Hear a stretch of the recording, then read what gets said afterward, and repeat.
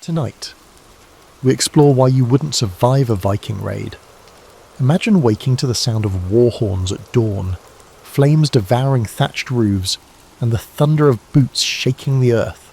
With no warning, the raiders descend, merciless, swift, and unstoppable.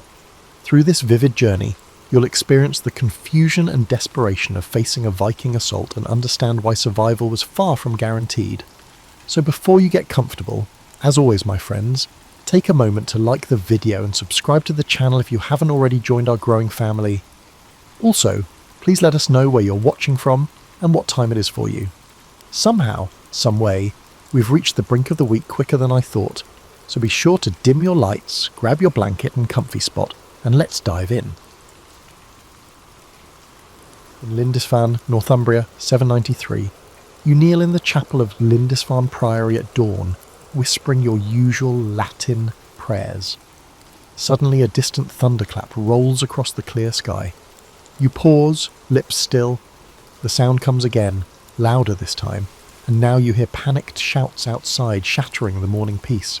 Brother Aelfric bursts through the oak door, eyes wild. "Raiders, on the shore," he gasps. In an instant, your world overturns. You leap up, heart hammering, and follow him out of the chapel into chaos. At the top of the grassy dune overlooking the Priory's beach, you stumble to a halt. The sand, where there was nothing moments ago, draws up long, dragon-prowed ships. Dozens of armed Northmen are swarming ashore. Sunlight glints off iron swords and axes in their fists. They move with a terrifying purpose, spreading across Holy Island akin to a plague. A chill of unreality washes over you.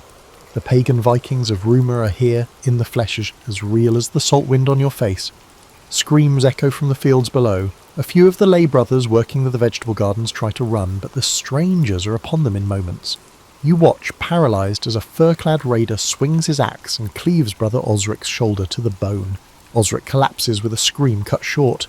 Another monk is caught by two Vikings. They pinion his arms and drag him toward the shore, ignoring his pleas. You think, God help us, this can't be real, not on this sacred island. "They're coming! Inside! Inside!" Abbot Edbert bellows from the courtyard. At last your legs unlock. You tear down the slope toward the stone church, sand slipping under your feet. Monks in woolen habits scatter in every direction, some toward the hills, others, like you, toward the only refuge you have, the stout church of St. Cuthbert. You dash through the arched doorway, and several brothers shove the heavy doors closed behind you. Dozens of you huddle in the dim sanctuary, chests heaving. Candlelight flickers over pale, terrified faces. Outside, the guttural shouts of the Vikings grow closer. The wooden doors shudder as the axe blades begin to chop through them. A moment later, the portal splinters apart. Vikings flood into God's house and pandemonium erupts. You are shoved back against a cold stone column as panic and slaughter fill the nave. One invader lunges at a monk near the entrance and splits his skull with an iron sword. Another snatches a golden chalice from the altar, spilling holy wine across the flagstones. A third Viking flips open the enormous Bible and casually rips out its illuminated pages, laughing. You cry out in wordless anguish at this desecration, but your voice is lost in the cacophony. The sacred sanctuary is transformed into a battleground. A wiry Northman with a braided beard grabs you by the robe. He reeks of sweat and seawater. You raise your hands in a feeble plea, but he just bares his teeth and throws you to the floor. Your head strikes the stone tiles and stars explode in your vision. Before you can recover, he pounces on your chest, pinning you. Cold iron presses against your throat as he draws a knife along your neck. In that frozen moment, you glimpse Abbot Eadbert lying by the altar in a pool of blood. His throat cut, his eyes staring lifelessly at the ceiling. The house of prayer is filled with cries of the dying and wails of pain. The Northman snarls something in his harsh tongue and raises his blade. You squeeze your eyes shut and babble a final prayer. Steel flashes. Your prayer dies on your lips as the blade plunges down and everything goes dark. The scene unfolds on the Seine River, on the Frankish coast in 845. You are pulling weeds in your beanfield when the village church bell begins clanging furiously. It is a misty Easter morning, and that bell should be calling the faithful to Mass, not ringing in alarm. You straighten up, dirt on your hands, and see neighbours halting in their fields, heads turned toward the sound. Through the river fog a new sound rises, a deep war horn blast from downstream. Your blood runs cold. Northmen! A shout from the hill by Bernushod's goat pasture confirms it. Ships! On the river! Instantly the quiet Frankish hamlet erupts into panic. You drop your basket and sprint for your cottage, heart thudding. Your farm lies exposed on the open floodplain. There are no walls or soldiers to protect it. Rumours have whispered of Viking raids along the coast recently, but you never imagined their dragon-headed boats on your stretch of the Seine. Yet now, through the trees, you glimpse them, long sleek ships with striped sails gliding upriver, carved beasts adorning their prows. By the time you reach your yard, chaos has overtaken the village. Families scream and scatter, snatching up children and whatever belongings they can carry. You nearly collide with your wife as she rushes out of your cottage with your 2 young daughters clinging to her skirts. Into the woods, you pant, grabbing the girl's hands. The only hope is to hide in the oak forest beyond the fields. Together, you sprint across the furrows toward the tree line. Your littlest daughter wails in confusion. You scoop her into your arms and push onward. Behind you rises a cacophony of terror. The war horn blares again, and now you hear the blood-chilling howl of the Viking battle cry echoing down the Seine. As you reach the first trees, a handful of your braver neighbours rush in the opposite direction, clutching rusty swords and wood axes. They are determined to protect their homes at all costs.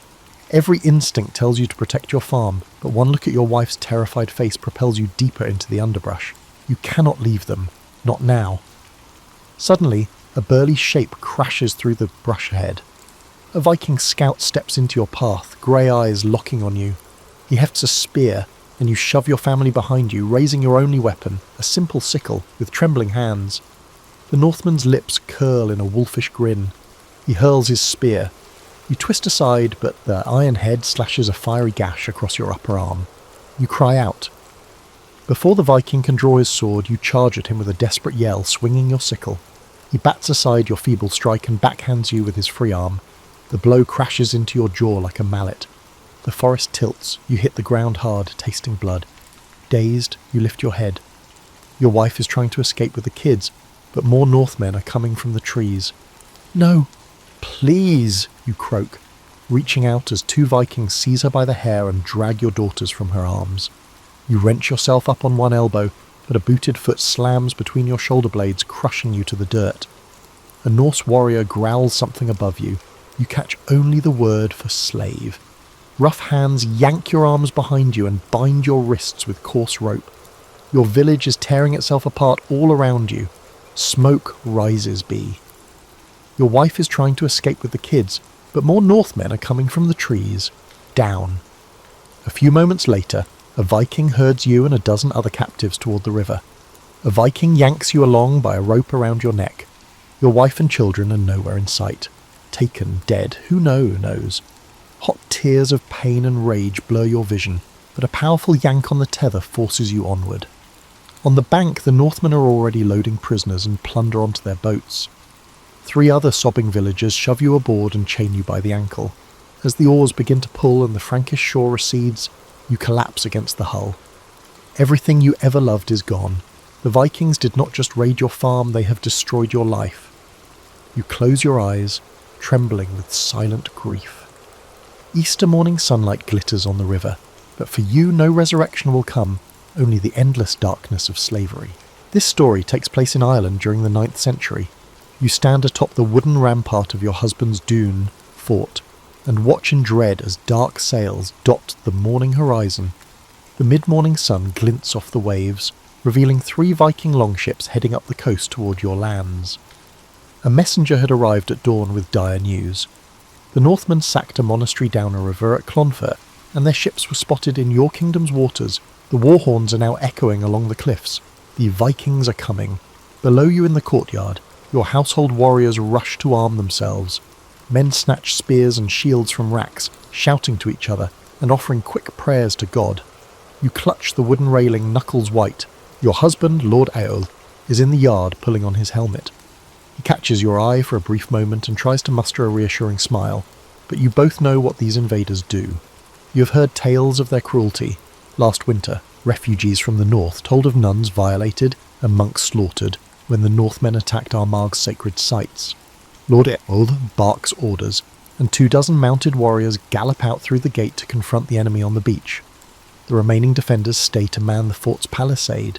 You send up a silent prayer for your husband and kinsmen as their war cries fade toward the surf. Minutes later, distant screams and the clash of metal carry on the sea breeze. You pace along the rampart, heart in your throat. The sounds of battle die out, and for a moment there is eerie silence. Suddenly, a lone figure, one of your warriors, comes sprinting over the sandy ridge toward the fort.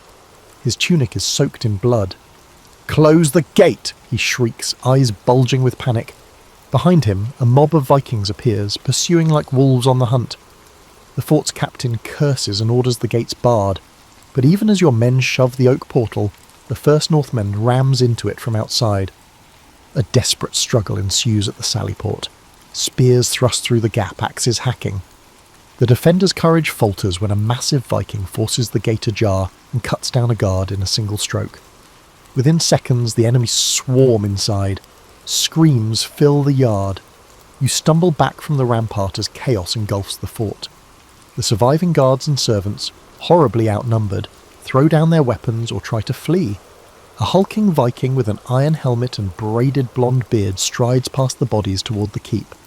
He kicks open the doors of your hall. You are still on the steps when he spots you. His hard eyes flick over your silk dress and the gold brooch at your shoulder, marking you as a noble woman. "Take her," he grunts to two of his men. You step backward, trembling with rage and fear. "I am Lady Muirin of the Nail. We can pay ransom," you cry, trying to sound commanding. One of the Vikings answers by swinging the back of his axe into your guardsman's skull as if swatting a fly. Blood splashes your gown. You scream. An instant later, the blonde giant closes the distance and strikes you across the face with a mailed hand. The world flashes white. You find yourself sprawled on the ground, ears ringing. Before you can move, two Vikings haul you up by your arms. One roughly yanks off your jewelled brooch and belt. The other binds your wrists with rawhide. Around you, the courtyard is a nightmare made real. Your husband's corpse lies in the gateway, nearly beheaded. Flames consume the thatched roof of the chapel. All around the fort lie the bodies of those who tried to defend it. The stable boy, the cook, and even the old bard who were cut down without mercy. Hot tears of anger fill your eyes. With a surge of defiance, you spit at the Viking chief's face as he approaches. A hush falls over the raiders. The blonde giant wipes your spittle from his cheek, then grabs you by the throat. Effortlessly, he lifts you until only your toes scrape the bloody mud. You gag, the edges of your vision dimming.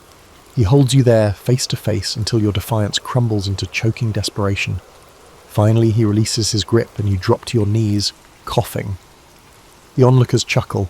Ropes are leashed around your neck and the necks of a handful of other captives, mostly young women who survived the slaughter.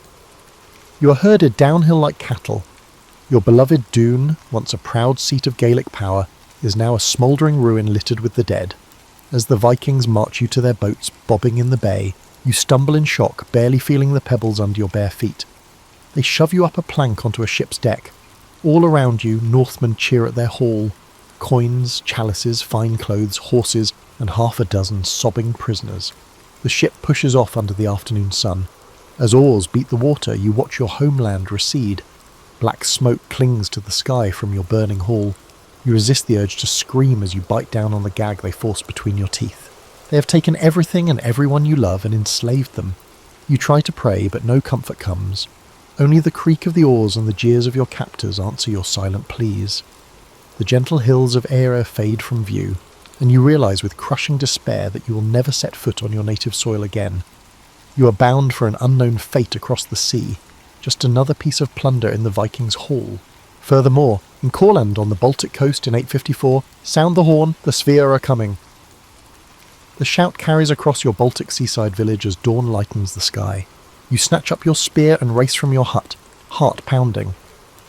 From the cliff top you see them, a fleet of longships with striped sails crowding the bay. Olaf, the Swedish king, has returned. A year after your people drove off his Danish allies in a previous raid, this time he's brought a much larger force, dozens of ships, hundreds of warriors. A chill knot of fear forms in your gut. Despite being fierce pirates themselves, the Curonians vastly outnumber you today. Around you, villagers scream and scramble. Men grab weapons, mothers hastily usher children toward the woods inland. You spot your younger brother throwing a sack of grain onto an ox cart where your mother and little nieces huddle. He's preparing to evacuate the family. You clasp his arm and thrust your hunting knife into his hand. "Go! Get them to the marshes! Go!" you urge. He hesitates, hairs in his eyes. Neither of you wants to part. A distant blast of the enemy's horn jolts him into action. With a crack of the reins, he drives the cart toward the forest as fast as the ox can pull it. You send a brief prayer to Pecunus, god of thunder, to guard them and to give you strength now. Inside the timber fort that crowns the hill, the remaining men form up. You join a knot of stout farmers and fishermen on the palisade, spear and bow in hand. Your father, the militia chief, limps past, wounded in last year's battle, shouting final orders. Down the slope, the first wave of Sphere Vikings lands on the beach. Tall figures in mail and helmets advance in disciplined lines behind a wall of shields. Their war leader, likely King Olaf himself, marches at the front in a blue cloak, his sword raised. The ragged handful of Coronian defenders around you exchange nervous glances. This will undoubtedly be a battle to the end. With a thunder of boots, the Viking host charges up the hillside toward your walls. "Loose arrows!" someone cries. You raise your bow and let fly. The sky darkens with a brief volley from your side. A few of the enemy fall, pierced by lucky shots, but an answering storm of arrows whistles back at once. A barbed shaft thuds into the throat of the man beside you. He gurgles and collapses from the rampart. A sling stone smashes into your wooden shield with a heavy. The sound of a crack nearly knocks the object from your grip. Before you can blink, the sphere are at the ditch, hurling grappling hooks and axes. The palisade shudders as dozens of blades chop and pry at the logs. "They've breached the gate! Fall back!" comes a scream from your right. You spin to see the main gate hanging in splinters and Vikings pouring through the gap. Your father hurls a spear into an onrushing raider, but a Nordic axe hacks into his side, and he goes down with a cry. Rage and panic surge through you. You've lost control of the walls. "Back to there! Keep!" you bellow, helping your wounded father to his feet. A handful of you retreat from the rampart, sprinting toward the old stone storehouse at the fort's centre, the closest thing to shelter remaining. The Swedes flood into the courtyard unopposed. You half drag, half carry your father toward the storehouse doorway. A glance over your shoulder reveals utter carnage. Our Curonian warriors are being butchered where they stand. The blacksmith Irma swings his axe desperately, but 3 Vikings set upon him at once, swords flashing. He falls in a spray of blood. Others drop their weapons and beg for quarter, only to be cut down without mercy. We have completed the fort. Just steps from the storehouse, a powerful blow from behind knocks you sprawling. A red-bearded Viking looms over you. He had sprinted silently behind and struck you with a club. Your spear falls from your hands. You roll onto your back, gasping in pain. The Redbeard snarls something you don't understand and raises his sword to end you. Behind him, through the haze of smoke and dust, you see a knot of Viking warriors forcing the last few captives, including a wounded, sobbing boy, to their knees at sword point. You know it's over for your village. The Viking's blade pauses in the air as he notices your fierce, unyielding glare. For an instant you see uncertainty in his eyes. Perhaps he expected pleading. Summoning your last strength, you spit a curse at him in your native tongue. The Redbeard's face hardens. With a swift, brutal stroke, his sword falls. Searing pain cleaves your skull. The world bursts into blinding light and agony, and then immediately fades to black. As your lifeblood seeps into the soil of your homeland, the last feeling you experience is a grim sense of satisfaction. You did not beg. The Northmen may have razed your village and enslaved your kin, but you would sooner die than live under their boot, and so you have. You crouch behind a stack of furs in the riverside market stall near Novgorod, Eastern Europe in 860, heart hammering against your ribs. Outside, by the wharf on the Volkhov River, frustrated voices erupt into screams. The Varangian Rus have come to Novgorod's trade post again, and this time they aren't leaving peacefully. Your people have been paying tribute in the form of goods and silver to these Rus Vikings for years, and it was never enough. Today their chieftain arrived with dozens of warriors and demanded double the usual tribute. You watched from a distance as the elders humbly offered furs, honey, and a chest of silver coins, hoping to appease the Northmen. The Varangian leader only sneered.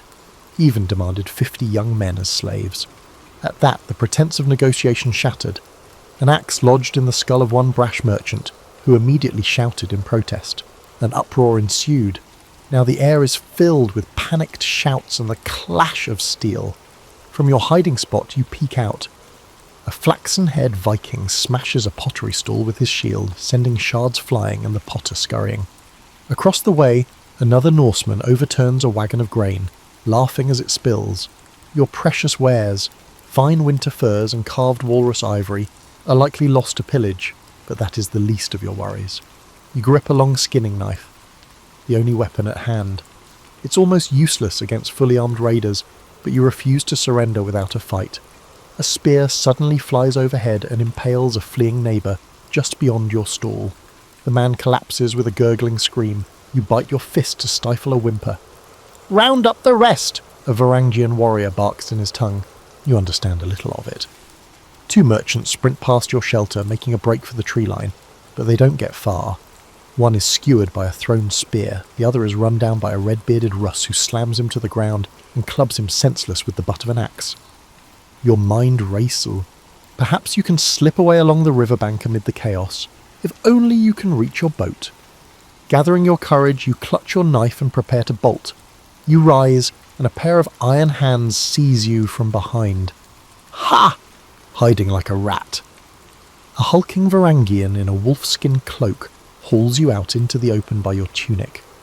You slash desperately with your knife, but he catches your wrist with contemptuous ease and twists until the blade drops from your numb fingers. "Let go of me!" you snarl in Slavonic, kicking at his shin. In response, the Viking drives his knee into your stomach. All air rushes from your lungs. You double over, gagging. Rough laughter rings out. The wolf-cloaked warrior forces you to your knees. Another Northman strides over with a length of rope. Working efficiently, they bind your wrists behind you and loop another cord around your neck.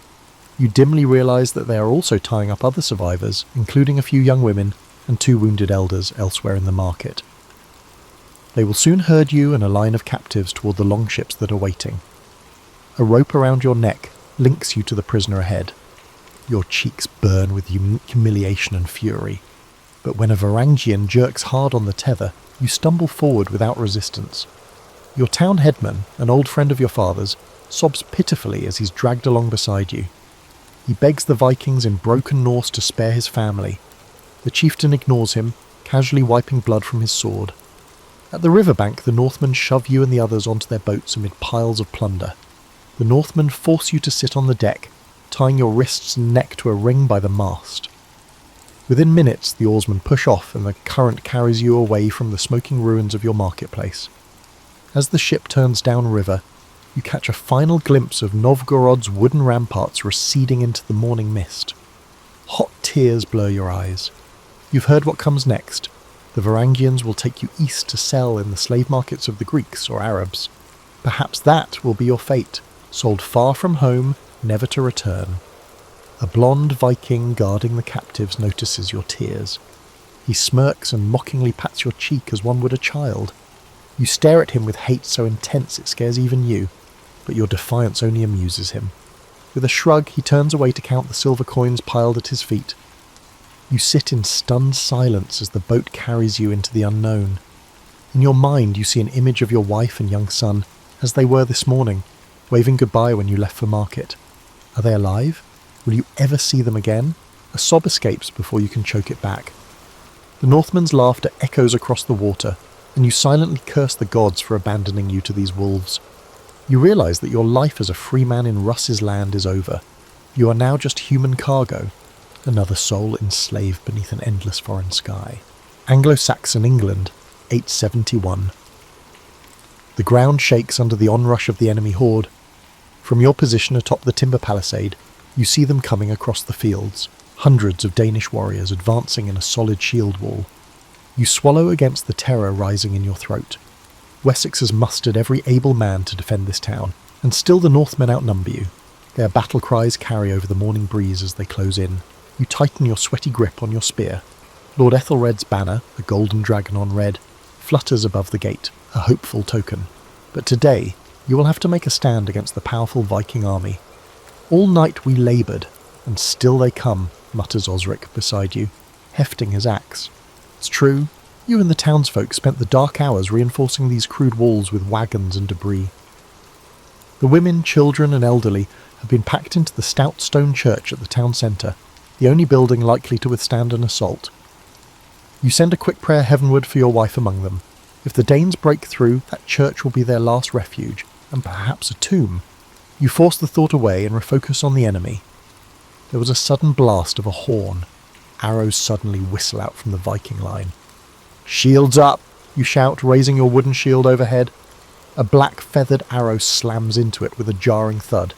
A heartbeat later, a javelin impales the comrade to your left. He slumps with a strangled groan. On your right, another Saxon's shield is shattered by a slung stone, staggering him. As you brace yourself, the Danes suddenly appear at the ditch, their roars akin to those of beasts. Axes bite into the palisade timbers with furious force. The whole wall quivers under the onslaught. You jab your spear downward through a gap. Below, a wild-bearded raider is chopping madly at the logs. Before you can strike him, the palisade buckles. "They're through! Fall back!" someone screams behind you. You whirl. The main gate has been smashed open. The Vikings inundate the town with a torrent of steel and rage. "Retreat to the church!" comes the order. You fly down the ladder, along with the few still living defenders, and sprint toward the stone church at the centre of town. Around you, all is bedlam.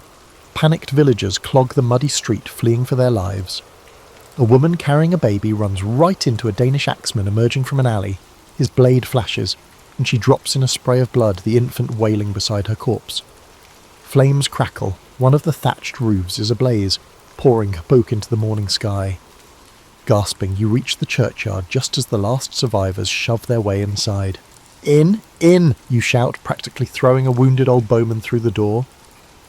The heavy oak doors boom shut a second later. Dim, dusty candlelight illuminates the packed sanctuary. Terrified faces of women and children. A few bloodied men from the wall, all huddled together. The stout doors shudder under blows from outside. You plant your feet among a half-dozen others, forming a ragged line at the entrance. You grip your spear with both hands. There is nowhere else to run. With a splintering crack, the church doors explode inward.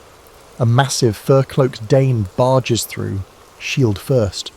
You and two others thrust your spears. One pierces his thigh. The Viking roars in pain as he falls, but more push into the breach, dark shapes flooding the sacred space. Northman lunges at you, swinging a sword. You parry with your spear's haft, but the force shears it in two. He raises his weapon for a killing blow when Osric, your neighbour, tackles him from the side. They crash to the floor, grappling. You seize the jagged broken end of your spear and stab it into another Viking's belly as he rushes past. The invader collapses, shrieking. All around the church, brutal close-quarters combat rages. Pew benches overturn, screams and the clash of steel echo against stone walls. A Viking axe cleaves into old Father Wilfred, who is clutching a processional cross. He drops without a sound. Near the altar, two Danes corner a cluster of cowering children. You see one raise his sword and a small boy crumples, blood spreading across the flagstones. The scene is hellish. A wild slash catches you across the side. White-hot pain sears your ribs. You cry out and fall against the altar, blood soaking your torn tunic. The big Dane with the fur cloak looms over you now, recovered from the earlier spear wound and bent on revenge. He lifts his two-handed sword, eyes alight with triumph. You know you are about to die. Summoning one last surge of strength, you lock eyes with him and snarl, "Ungodly heathen," as defiantly as your trembling voice allows. The Dane hesitates, momentarily surprised by your boldness.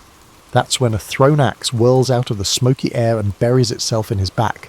The Viking's eyes bulge, he topples forward and crashes at your feet. Through swimming vision, you perceive Lord Alfred's red dragon banner suddenly amidst the melee. Saxon warriors pour into the church through the shattered doorway, yelling war cries of Wessex. Reinforcements. By some miracle, they arrived in time. The remaining Vikings, caught by surprise, falter and then break under the fresh assault. "Drive them out!" a familiar voice, your cousin Cuthbert's, bellows over the din. Within moments, the Northmen are fleeing back the way they came, cut down as they scramble through the doors. It's over. We have defeated them. You slump against the altar, vision blurred with tears of relief and pain. Despite all the odds, you have managed to survive this terrifying dawn. Alive, you slide down to sit on the blood-slick floor. All around are mingled sobs of joy and mourning, victory at dreadful cost. Cuthbert rushes to your side and presses a cloth to your bleeding wound. "Hold on, cousin," he urges. You manage a faint surmile. Outside, the Viking war horn sounds a retreat. Alfred's men shout in triumph atop the battered walls. Your town still stands.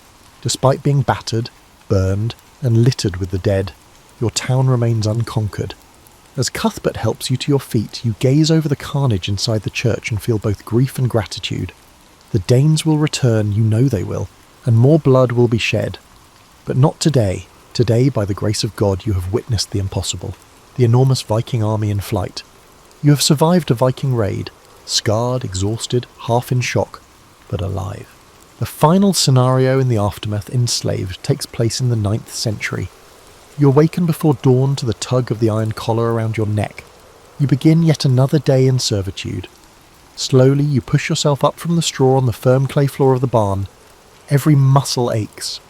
Years of back-breaking toil under the Norsemen have left your body knotted with pain. You move carefully so as not to rattle the short chain attached to your collar. The household still sleeps, and you dare not wake your masters. Grey, pre-dawn light seeps in through the wooden slats. You're a thrall, a slave in this Viking farming village far from your homeland. The cold iron ring riveted around your throat is the permanent mark of your bondage. Reaching up, you touch the metal collar and remember the day it was forged in place by your captors. Your hair is raggedly shorn, cut short as another sign of your servitude. Once you were a proud, free person with a family, land and hope for the future. Now you are property. Outside, roosters begin to crow. Your heart jumps. You must be at your chores before the Norse household awakens, or risk a beating. You shuffle out of the barn on bare feet. The morning air is damp and chill. As you hurry across the yard toward the well, two dark shapes suddenly sprint toward you, the guard dogs. You freeze, eyes down, and extend your empty hands. The dogs sniff and circle, then trot away. They recognize your scent by now. Still, your pulse races. You've seen those hounds tear into runaway slaves before. By first light, you're hauling water from the well to the longhouse. The routine of labour gives you a fragile sense of order. You fill the trough for the livestock, one bucket at a time. Next, you lug armfuls of firewood inside to rekindle the hearth. Your hands are a landscape of scars, burns, and calluses. Hard work has become your only constant. At times, you almost forget there was ever a life before it. Almost. While gathering kindling, you catch sight of your reflection in a puddle outside the kitchen shed. A gaunt, hollow-eyed face stares back, barely recognisable as you. Unbidden, memories flood in. You see the day of your village's fall. Flaming roofs, screaming loved ones, and sword-wielding figures storming through the chaos. Your knees buckle, and you grip the shed wall to steady yourself. Last night was the same as every night, haunted by nightmares of the raid. You relive the moment you were spared, if this existence can be called being spared, the moment a Viking shoved you into a chain instead of cutting you down. Awake, you can push these thoughts aside while you labour, but in sleep you see your family's faces again. You hear your little son's cry as the Northmen drag him from your arms. You smell the blood and smoke. A sharp voice jolts you from your reverie. "Get moving, thrall!" snaps Astrid, the farmer's wife, emerging from the longhouse with a clay pitcher. You cringe and lower your gaze. "Yes, mistress," you respond in Norse. Scurrying to hold the door open for her, she shoves the pitcher into your hands. "Fetch fresh water and be quick," she growls. You bow your head and rush back to the well, clutching the pitcher tightly to hide the tremor in your fingers. Even after 5 years of slavery, that tone of contempt still burns as hot as ever. Tears prick your eyes as you wind the well rope. You blink them away fiercely. A thrall's life depends on his master's goodwill. You've learned to show no hint of anger or grief, but inside your soul roils. Drawing up the heavy bucket, you mouth a silent prayer in your native tongue. To God? Are you praying to the old gods? You're no longer sure. You pray for strength to endure this living death, or the mercy of a quicker end. The sun crests the horizon, golden light spilling over the farm. You pause a moment, squinting toward the eastern glow. In your old life, sunrise meant warmth and promise. Now it just marks another day of chains. Still feeling the sun's rays on your face revives something in you, a distant memory of freedom. For a heartbeat, you recall walking your fields at dawn, your little boy on your shoulders.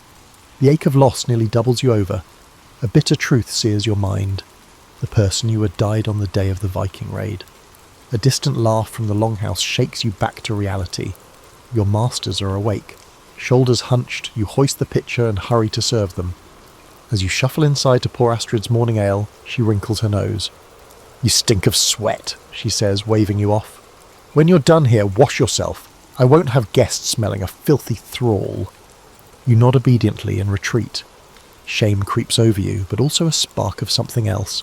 Indignation. Filthy? You spend hours each day scrubbing their floors and laundering their clothes. When would you even wash yourself? But you swallow the retort. A thrall with pride is a thrall with a death wish. Outside, you dutifully ladle water over your body at the trough. The icy splash makes you shiver. You stare down at the muddy ground and realise you feel nothing. None of the fire that once filled your heart. The Vikings took everything from you. They even took the person you used to be. In his place stands this empty shell performing tasks on command. Perhaps it would have been better to have died fighting like so many others. Perhaps you are the unlucky one for surviving. Hot tears well up and fall into the dirt. You allow yourself a few ragged breaths of sorrow under the morning sun, which by now hangs bright in the sky. Then you inhale, wipe your eyes, and gather the buckets for the next chore. As you hoist the yoke onto your shoulders, you catch a glimpse of the distant sea glittering beyond the cliffs. For one moment, a flicker of resolve cuts through your despair. One day, you think, one day I'll be free again. The thought is gone almost before it formed, chased away by years of brutal reality, but it lingers in your chest like an ember under ash. A harsh shout from the smokehouse jolts you back to duty. You lower your head and carry on with your burdens in the yard. This is your world now. Fear, toil and memories that hurt more than any whip. In a way, your captors did not spare your life at all, they simply claimed it. And so you labour on, a survivor in the Vikings' wake, living day to day in a fate worse than death. So, in retrospect, it is possible to survive a raid from the Vikings, but your chances, as heard in all kinds of different scenarios, seem to be weighed with luck. It broke down how brutal and disorienting these attacks really were, highlighting the terror, confusion, and historical realities from different parts. If you're still struggling to fall asleep, don't panic, we have more content lined up in this video, shuffled around old and new to help out the insomniacs tied up by endless mind energy. I hope to keep doing what I'm doing for you guys because I genuinely enjoy lulling you to sleep with my soothing voice. You all deserve rest no matter the circumstance. It's time to go sit by my fireplace and sip tea for the rest of the day. Sweet dreams, my friends, and as always, sleep tight and good night. In Ireland, 5:36, brother Kieran wakes to a half-light seeping through the shutters. Although it is dawn, the sky still wears the same grim shade as it did at dusk. In the monastery kitchen, the last of the winter barley has been ground. The coarse flour barely rises when baked, yielding a handful of firm flatbread. He offers a loaf to a gaunt villager at the gate. The man's trembling hands cradle it as though it were a feast. It is the only food Kieran can spare. All around Cloyne Moor the fields lie barren. By Beltane they should be green with new barley, but instead patches of stunted sprouts struggle from cold, blighted soil. A ragged woman clutching a silent, hollow-eyed child begs Kieran for help. He closes his eyes in pained prayer, knowing the monastery's granary is almost empty. All winter there were whispers that the sun's light had changed. Even now in spring, it glows weakly, more grey than gold, giving no warmth. At midday, the villagers found no shadows following their feet on the ground. Frosts came hard, even after Imbolc, blackening the early shoots. Kieran crosses himself, recalling tales of the biblical plague of darkness, but that lasted only 3 days, whereas this malaise drags on week after the week. Some of the older monks murmur that it's as though the sky itself is a hide stretched over the sun, a perpetual eclipse. At times a fine grey haze drifts through the air, carrying a bitter smell. It has brought hunger and despair to their land, regardless of its cause. To Kieran, it feels as like the very air has turned against them. In the village, cattle low with hunger, many were slaughtered months ago because there was no hay. The usual cheerful birdsong of spring is muted. Some mornings, thick dew lies frozen on the thatch, unheard of this late in the year. That afternoon, Kieran ventures to the village chapel. Inside, it is crowded with peasants seeking solace. The air is heavy with sweat and fear. He raises his hands and speaks of Job's trials, of keeping faith through hardship. As he prays, his voice wavers. He notices an old man in the back not genuflecting, one of the few who still cling to the old druidic ways. The old man's eyes are clouded with accusation. "Where is your god of light now?" the elder croaks when the prayers end. Nuada's silver hand would sooner bring back the sun than these Latin words. A few villagers nod, desperate for any remedy. Rumours swirl of ancient rites on the hill, offerings to appease whatever spirit has devoured the sun. Kieran feels a spark of anger, but mostly pity. In this dark time, people grasp at any hope. That evening, a thin rain falls, barely moistening the hard earth. In the scriptorium's candle glow, Brother Kieran opens the magnificent chronicle. His quill hovers above the page for the year. How to summarise this living nightmare? He dips in ink and writes in careful Latin script. Anno Domini 536, fame panis in Hibernia. The year 536 was marked by a shortage of bread. The words feel inadequate, mere scratchings to mark children dying in their mother's arms, and entire families wandering in search of food that does not exist.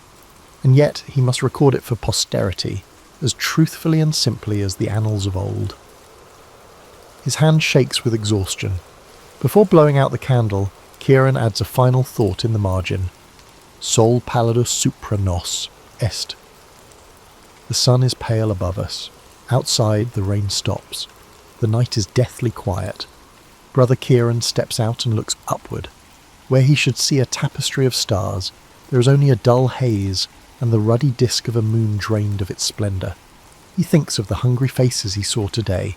In the morning he will venture farther, maybe to the next valley, to see if they fared any better. Perhaps there will be news from beyond the seas that could explain this pall, or is it the wrath of God? He does not know. Pulling his thin cloak tighter, the monk whispers a hymn into the gloom. His Latin words tremble with both doubt and hope, drifting upward in a world that has seemingly lost the sun. In Constantinople, Eastern Roman Empire, 536. Stephanos steps out of the granary and into an eerie midday gloom. The Forum of Constantine should be bright at this hour, but the sun hangs weak in the sky, its light pale and without brightness. Under the colonnade, a brazier has ignited, providing flickering light where the sun cannot. Normally at noon, the great column's shadow would slice across the marble pavement. Today there is none. Stephanos pauses, bread ledger in hand, and suppresses a shiver. In his 30 years in Constantinople, he has never seen the sun like this. It's as if the day has been swallowed by an endless eclipse. He hurries through the Forum, passing knots of anxious citizens. At the steps of the Hagia Sophia construction site, a knot of labourers kneel in prayer. Tools idle. Even the Patriarch has ordered continual prayers, for fear that God's anger is upon the empire. Stephanos does not stop. As a junior official of the grain dole, his duty is to assess the city's bread supply. And the news is grim. The wheat shipments from Egypt have dwindled. The harvests up the Nile were poor this year. Fields yielded scant grain. Although the imperial granaries remained full, the customary surpluses have vanished. In the bread market, he sees long queues of gaunt faces. An elderly woman clutches her stomach, muttering that famine now rides alongside war like the black horseman of the apocalypse. Stephanos silently crosses himself at that, quickening his pace. Inside the Augustaion, a cluster of senators argues in low voices. Stephanos catches fragments as he passes. One laments that the blighted sun, which began during Consul Belisarius's year, is a dire omen. Another frets that if the produce is destroyed by this bad time, the legions will starve. Men are free neither from war nor pestilence nor any other thing leading to death, an elderly senator concludes. No one disagrees.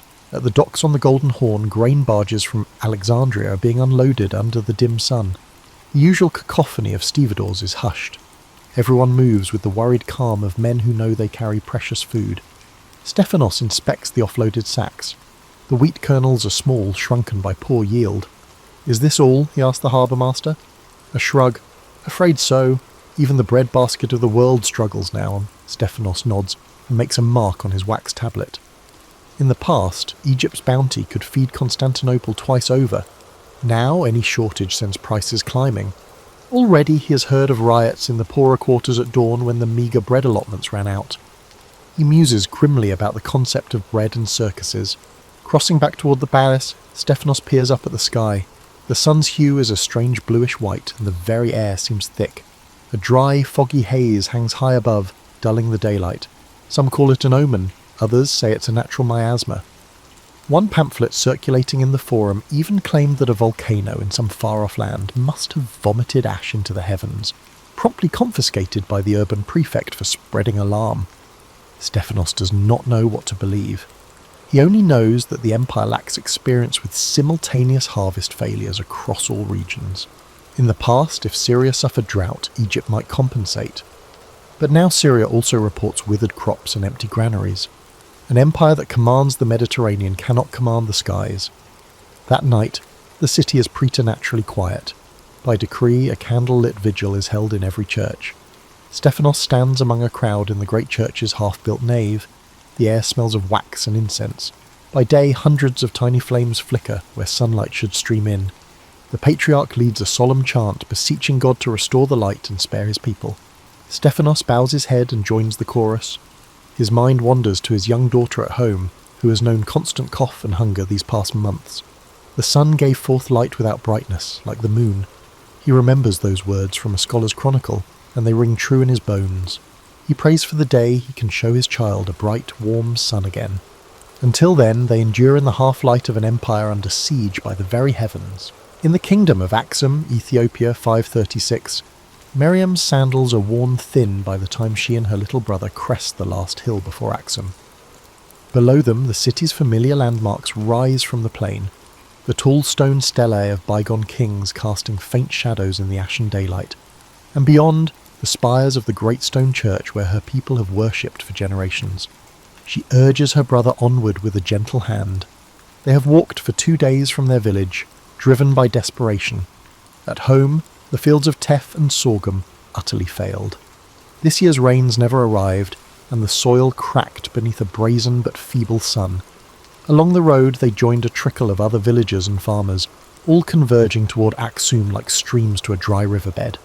They strolled past the abandoned ox carcasses by the roadside and the deserted farms with nothing left to harvest. At the city gates, Miriam feels a surge of relief. They have arrived. But the sight before her quickly tempers that hope. Axum's marketplace, usually vibrant with traders from far lands, has been transformed into an open-air soup kitchen. Cook fires gutter under large cauldrons of porridge. Hundreds of people gather in lines, clutching bowls or baskets, their faces gaunt. The smell of thin millet gruel mingles with the acrid scent of despair. Miriam clutches her brother's hand and finds a spot at the end of a line. Overhead, the sky is a flat, dull white, the sun's disk barely visible. A local deacon moves down the line, intoning prayers in Ge'ez. He sprinkles holy water on the crowd from a palm frond. Normally, people save such blessings for festivals, but now they perform them to combat hopelessness. A small caravan arrives with a few camels laden with grain from the coast, but after a brief exchange with officials, most of it turns away. Even the major trade routes bring no food now. In Axum's markets, one could once buy pepper from India, or wine from Nubia. Now even the humblest barley loaf is a treasure. As the line inches forward, Miriam passes by a group of nobles and priests gathered under an incense tree. She recognises Negus Caleb, King Caleb, among them by the gold-fringed cloth draped over his shoulders and the ornate processional cross he leans upon. Her ears catch an advisor reporting that the Nile's flood was weak, and even across the Red Sea no stores remain. The king's shoulders sag under his embroidered cloak. At last he raises his hands and calls out, "People of Axum, God is testing us. We will open the last of the royal granaries to feed the hungry, share what you receive, and trust that the Lord will provide." A murmur of gratitude ripples through the throng. Miriam finally reaches the front. A deacon ladles a scoop of watery porridge into her clay bowl. It is not much, barely a few mouthfuls for each of them, but she murmurs, "A mess agin lahu, thank you," with a deep bow. Her brother swallows his portion greedily, licking the bowl. She forces herself to eat slowly, savouring each drop. Around her, others huddle on the ground in silence, some weeping with relief for this small mercy. At sunset, King Caleb leads a candle-lit procession through the streets. Miriam and her brother stand among the faithful lining the route. The king walks barefoot, carrying the gilded cross, followed by priests bearing icons. Their chants of Kyrie eleison, Lord have mercy, echo off the towering stelae. As the procession passes, Miriam closes her eyes and joins the singing. Never has she felt the community so united. Nobles and peasants, priests and paupers, all imploring heaven for deliverance. In the failing light, the king lifts the cross to bless the entire land. Miriam tightens her arm around her brother. Though hunger gnaws and the darkness endures, in that moment she takes solace in their collective hope. Under the mournful sky of 536, the people of Axum face the long night together, their faith unbroken even as the world around them withers. Though hardship was far from over, a spark of hope persisted. Like dawn following the longest night, they trusted that better days would come again. In northern China, 536, the sky should have been a brilliant blue above the rice paddies, but today it is the colour of lead. Farmer Liang squints at the field where his family's livelihood lies. It is the 7th month of the year, high summer, yet a bitter wind rattles the stalks. Suddenly one of his sons cries out. Liang looks down in disbelief as snowflakes swirl onto the green rice shoots. Within minutes, a rare summer snowfall dusts the paddies, bending the young rice. The villagers stand helplessly by. Such a thing has never happened in living memory. Autumn brings no relief. The harvest is paltry and stunted, weeks late in ripening. By the 8th month, the famine is undeniable, the granaries are nearly empty. Liang's family begins mixing chaff and acorns into their rice to make it stretch. His youngest daughter stops growing. Her cheeks are sunken and grey. One afternoon, a yellow powder drifts down from the sky, coating the village roofs in a film like ash. Villagers fear it is a curse from heaven. Whatever the cause, the crops are ruined, and hunger stalks the land. In the village temple, the headman burns incense before the altar of the earth god. The air is thick with smoke and the murmured prayers of desperate farmers. "We must appease heaven to now," the headman declares, sweat beading on his brow despite the cold. As night falls, the villagers carry an offering of their last millet and a slaughtered goat to the hill shrine. Liang watches as the small procession winds up the slope with lanterns bobbing. He holds his shivering daughter close. They set the offerings and bow until their foreheads touch the ground, begging for mercy, good weather, a decent harvest, anything. But the night sky offers no reply, only a faint glow where the moon hides behind a strange haze. The offering remains untouched by any deity. Weeks pass and starvation sets in. Liang feeds his children thin congee made from wild herbs and tree bark. His elderly mother quietly refuses her portion, pretending she has eaten so that the little ones might have more. Soon she grows too frail to leave her bed. One cold morning, Liang finds that her breathing has stopped. With shaking hands, he covers her body with a woven mat. There is no energy or grain to spare for proper funeral rites. Before her death, his mother had whispered that perhaps the emperor had lost heaven's mandate. How else to explain the son's betrayal? In grief, Liang wonders if the distant court's sins have brought on heaven's wrath. They hear of hungry folk in nearby provinces attacking granaries, but in Liang's village, though desperation grows, order holds for now. By early winter, bandits roam the countryside, stealing what little remains. One night, a gang of starving young men, once farmers from a nearby hamlet, break into Liang's storehouse, seizing the meagre sack of millet he had hidden. There are scuffles in the dark. His eldest son is struck with a staff while trying to defend their food. The thieves flee into the night, leaving the family bruised and without a single grain of food. When dawn breaks, Liang makes a decision. He gathers his family and tells them they can stay no longer. If they remain in the village, they will surely die. Rumours suggest that the harvests were better further south. Perhaps they could find food and employment there. That day, the family packs what little they have left. Liang hoists his weakened daughter onto his back. He takes one last look at the fields of their ancestors, now barren, dusted with frost. Together, the family joins a small band of neighbours on the road heading south, leaving behind their village to whatever fate the heavens had decreed. As they vanished into the white distance, their footprints were swiftly blanketed by the new snow, one family among countless others on the road that winter, all seeking a land where the sun still shone and grain could be found. It was the second year without a summer in Scandinavia, 536. In a seaside village of what would one day be called Sweden, Jarl Einar stood on the frozen shore at noon and saw no sun above, only a dim glow behind the grey sky. The world felt stuck in twilight. Fishermen had to chip through ice where the bay had frozen solid, hoping to catch a few starved cod. Inland, the fields lay under dirty snow even in what should have been the growing season. Einar's people had slaughtered most of their livestock last autumn. There was no fodder to keep them alive through another barren year. Half the benches in the hall were now empty. The strong had ventured south to gentler climates, and the frail had perished in the first famine winter. Inside the Jarl's longhouse, a small fire flickered weakly. Einar passed a hand over the embers and thought of the sun, once the great fire in the sky now vanished. His gut clenched with a mix of sorrow and dread. The village's priestess, Volva, had warned that they could be living through Fimbulvetur, the legendary great winter of Norse prophecy. 3 winters with no summer between, a prelude to Ragnarok, the end of the gods. Einar had scoffed at the time, but now he was not so sure. To placate the gods, they had tried everything. The previous fall, they sacrificed their finest ram and a pair of oxen to Freyr at harvest, yet the snows came early and stayed. In the spring, Einar himself cast a gold arm ring into the peat bog as an offering. Many nobles were said to be abandoning their treasures to the earth in hopes of buying back the sun. Still, the gods remained silent, and the sun's chariot did not return. By midwinter of that second sunless year, desperation hung like a fog. The village elders grimly agreed that only a human sacrifice might break the curse. That night, they offered up a captured thrall under the frost-covered ash tree, spilling his blood in Odin's name. But when dawn broke in yet another leaden sky, they knew even that was not enough. As spring of the 3rd year approached with little change, whispers began in the village. Some said that the Jarl's bloodline was cursed, that Odin and Freyr would accept nothing less than the life of the chieftain himself to set things right, just as in ancient tales a king had once been sacrificed to end a blight. Einar heard these murmurs and knew in his heart what had to be done. The next day he called an assembly at the sacred grove. Mustering his remaining strength, he addressed the tribe.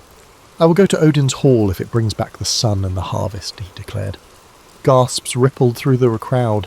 His wife wailed, but he raised a hand gently. "We have all lost loved ones. If my life buys the dawn for those who remain, I give it freely." That evening, under the steel-grey sky, Jarl Einar knelt before the old oak tree in the grove. The Volva and 2 elders stood solemnly by with ceremonial knives. Einar's breath rose in white puffs. He felt no fear now, only a strange peace, as though he were already halfway to Valhalla. In a clear voice he chanted a final prayer, a plea for Thor to smash the dark clouds and for Freyr to make the fields green once more. As the blade touched his skin, he closed his eyes and pictured golden summer sunlight. The knives did their work, and Einar slumped forward, life leaching into the frozen ground. A low moan of grief and hope rose from the villagers. After laying his body on a pyre with his cloak and shield, they ignited it, causing the flames to roar upwards. Throughout the long night they kept vigil, and then, in the early hours, a pale glow appeared in the eastern sky, stronger than any in months. As the sky lightened from black to murky blue, the villagers saw the outline of the sun, wan but emerging at last through a break in the haze. A murmur of awe swept over the crowd. They wept with joy, lifting their faces to feel its faint warmth. Whether it was Jarl Einar's noble sacrifice or simply the turning of fate, none could say, but the endless winter was finally loosening its grip. In the coming days, as the snows began to recede, the people raised a mound for their chieftain, honouring him as the saviour who gave himself so that spring could return. In the massive city of Chac Rouge, in modern El Salvador, or what we call Mesoamerica, in 536, the high priest Itzamnaj knelt before the temple's altar at midday. All around him, hundreds of people crowded the plaza in tense silence. For months the sun had hidden its face. A strange chill hung over the usually hot lands of the Maya. Crops of maize and cacao wilted in the unseasonal cool and dim light. The priests had consulted their calendars and made offerings of incense and jade, but nothing availed. Today they would entreat Kinich Ajor, the sun god, with the most precious offering of all, human blood. Itzamnaj rose to his feet and stretched his arms to the sky. On the altar stone before him lay a bound captive, painted blue for sacrifice. "O Lord of the sun, rise and eat, that you may shine upon us again," the priest cried out. A murmur of desperation rippled through the crowd. Using an obsidian blade, Itzamnaj swiftly opened the victim's chest. The crowd gasped as he raised the still-beating heart toward the heavens. "May this blood nourish you, O gods!" he shouted, his voice cracking. At that instant the ground shuddered violently. The ritual chant died on every tongue. Itzamnaj staggered, dropping the heart. A low rumble rolled through the earth. Suddenly the western horizon ignited with a pillar of fire. A volcano in the distance had exploded with unimaginable force. A massive plume of black ash rose, turning day into night in an instant. People screamed and scattered. Itzamnaj stood frozen atop the temple as he watched a wall of ash and rock hurtle toward the city, illuminated by eerie orange flames. The gods had answered, not with salvation, but with catastrophe. Within minutes, searing hot ash rained down upon Chakrouj. Thatch roofs and wooden beams burst into flame. Men, women and children ran desperately for shelter. But there was none. Itzamnaj barely managed to scramble down the temple steps when a blast of furnace-hot wind knocked him flat. The air itself burned. He could not draw a breath without scorching his lungs. A torrent of pumice and ash buried temples and huts within hours. Those who did not die under falling debris succumbed to the suffocating soot and toxic gases. The proud city, its palaces, its ball courts, its altars, was being entombed in grey powder. Itzamnaj crawled, coughing, into the shelter of the temple courtyard wall. Through eyes stinging with ash, he beheld a scene from the darkest underworld. The sacred ceiba trees around the plaza were ablaze, and charred bodies lay strewn where moments ago the faithful had gathered. He clutched his obsidian dagger to his chest, numb with shock and guilt. Was this cataclysm the sun god's wrath for their offerings, or had the death of the sacrificial victim somehow unleashed a greater curse? His mind swam as the very ground continued to heave. Over the roar of the volcano, he thought he heard the distant, cruel laughter of the death gods. Hours later, a thick, unnatural darkness cloaked the land. The eruption's fury had finally ceased, leaving an eerie silence. Where the thriving city of Chakrouj had stood was now a mouldering grey wasteland, buried under layers of ash. Itzamnaj, miraculously still alive, pulled himself from the ashen debris. The once clear river ran black with volcanic dust. He limped through the ruins, calling out the names of his wife and son, but heard no answer, only the faint crackle of cooling cinders. His sandals sank into the hot ash covering the plaza. The once grand temple lay in shattered ruins, half-buried corpses strewn everywhere. Overhead, the sky remained as dark as midnight, though it was long past noon. Itzamnaj stumbled to the edge of the city where the fields began. Nothing remained of the maize rows, only a ghostly landscape of ash dunes. The sun was completely veiled, and fine grey particles drifted through the air like deadly snow. The priest sank to his knees and raised trembling hands to the unseen sky. "Why?" he croaked, voice broken. There was no one left to hear his questions. In that moment, it seemed to Itzamnaj that the gods had abandoned the world entirely. He looked up at the churning darkness above, knowing that beyond this poisoned sky the sun still existed, but its light might not return for a long, long time. As the lone survivor began to wail amid the desolation, the suffocating ash cloud spread far beyond, ensuring that 536 would be remembered as a year of unparalleled darkness and sorrow, even in lands far from this doomed city. Across the world, as I have covered, the year 536 left a scar on the human story. In its wake, kingdoms faltered and populations were decimated. Chroniclers from Ireland to China recorded unusual cold summer snow, failed crops and famine. They wrote of a dry fog dimming the sun's light, of skies coloured with ash, and of hunger stalking the land. For 18 long months, much of the earth lay under a pall of gloom. In Europe and the Near East, people looked for divine meaning in the calamity. Christian writers wondered if Revelation's apocalyptic horsemen were unleashed. War, famine, pestilence, and death all seemed present at once. Indeed, the historian Procopius wrote that men were free neither from war nor pestilence nor any other thing leading to death during those dark days. The plague of Justinian, which followed the famine, soon checked Emperor Justinian's ambitions in the Eastern Roman Empire. In the British Isles, Celtic monks noted a failure of bread.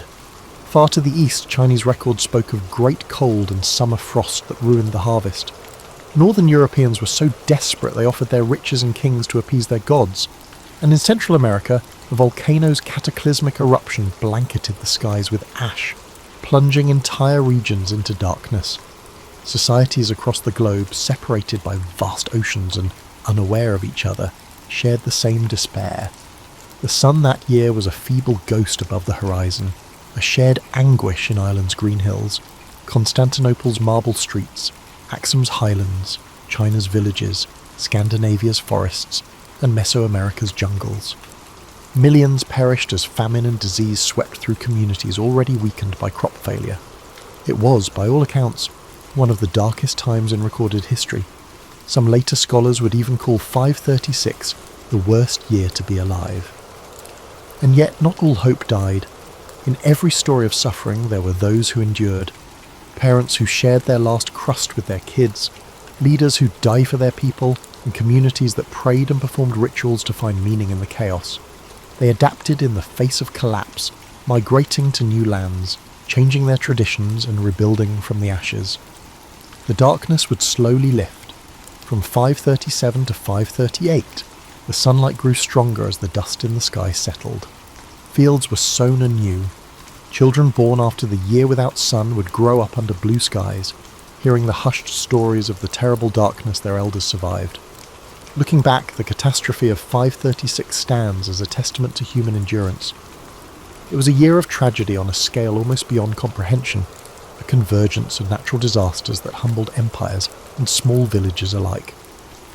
But it was also a year that showed the resilience of the human spirit. In Ireland, monks kept the flame of learning alive through the long winter. In Byzantium, officials and neighbours shared what food they could to keep the starving alive. In Axum, faith and charity helped a kingdom pull through its worst famine. In Scandinavia, a people's devotion to their gods, however grim, kept their community united until the sun's return. Despite the loss of the Maya city in our story, other cities in Mesoamerica continued to exist, safeguarding knowledge and culture for future generations. Eventually the sun did return, brighter and warmer, as it always had before. The year 536 passed into history, its horrors softened by time, but those who lived through it would never forget how fragile their world could be. For a year it felt like night had fallen and the gods had abandoned humanity. Why wouldn't you last a day in 536? The people of that era faced unimaginable challenges, a sun that never shone, unfulfilled harvests, and a darkness that pushed the boundaries of hope. They persevered through faith, courage, and the fragile bonds of community, demonstrating that despite the most challenging year, humanity's determination to survive remained unwavering. In the end, dawn broke through the darkness, and life prevailed, scarred, changed, but ever hopeful beneath the returning light of the sun. In 1158, a 7-year-old noble boy named Conrad leaves his family manor to serve as a page in the castle of Duke Otto in the Holy Roman Empire. This experience is the beginning of his path to knighthood. Wide-eyed and anxious, Conrad enters the castle's enormous hall and quickly becomes immersed in castle life. As a page, he is kept busy from dawn until dusk. He must learn to sing hymns, serve at table with proper etiquette, and even assist in the castle's hunts and falconry sessions.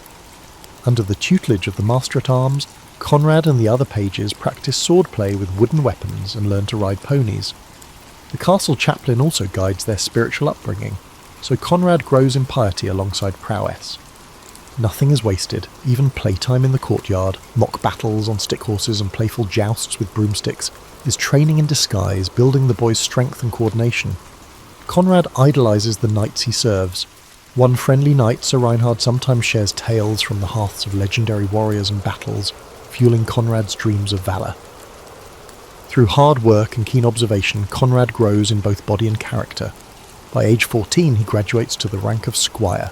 He is now assigned as Sir Reinhard's personal attendant and protégé. His duties intensify. Conrad rises at dawn to help Sir Reinhard don his mail armour and spurs, tends to the knight's horse, and accompanies him everywhere. Being a squire resembles an apprenticeship. Conrad learns by doing, cleaning armour, sharpening swords, and practising jousts with real lances under Sir Reinhard's guidance. In the afternoons he practices falconry, or joins Sir Reinhard in weapons training, aiming his lance at the quintain, a spinning target, to hone his accuracy on horseback. Mistakes earn stern correction, but also patient instruction. In quiet moments, Sir Reinhard stresses the code of chivalry. A knight must be brave, but also just and merciful. Conrad takes these lessons to heart, determined to one day embody those ideals. His first taste of real conflict comes at 16. While escorting a supply convoy through a forest, Sir Reinhard's party is ambushed by bandits. Conrad's heart pounds as he sticks close to his mentor. Amid the chaos, he uses his training reflexively. At one point, he even knocks a bandit off a horse with a well-timed lance thrust. Sir Reinhard proudly claps Conrad's shoulder after driving the bandits off. The young squire has demonstrated his bravery in the face of danger. This brief skirmish shows Conrad the stark reality of combat. Terrifying and brutal, yet his duty is to face it with courage.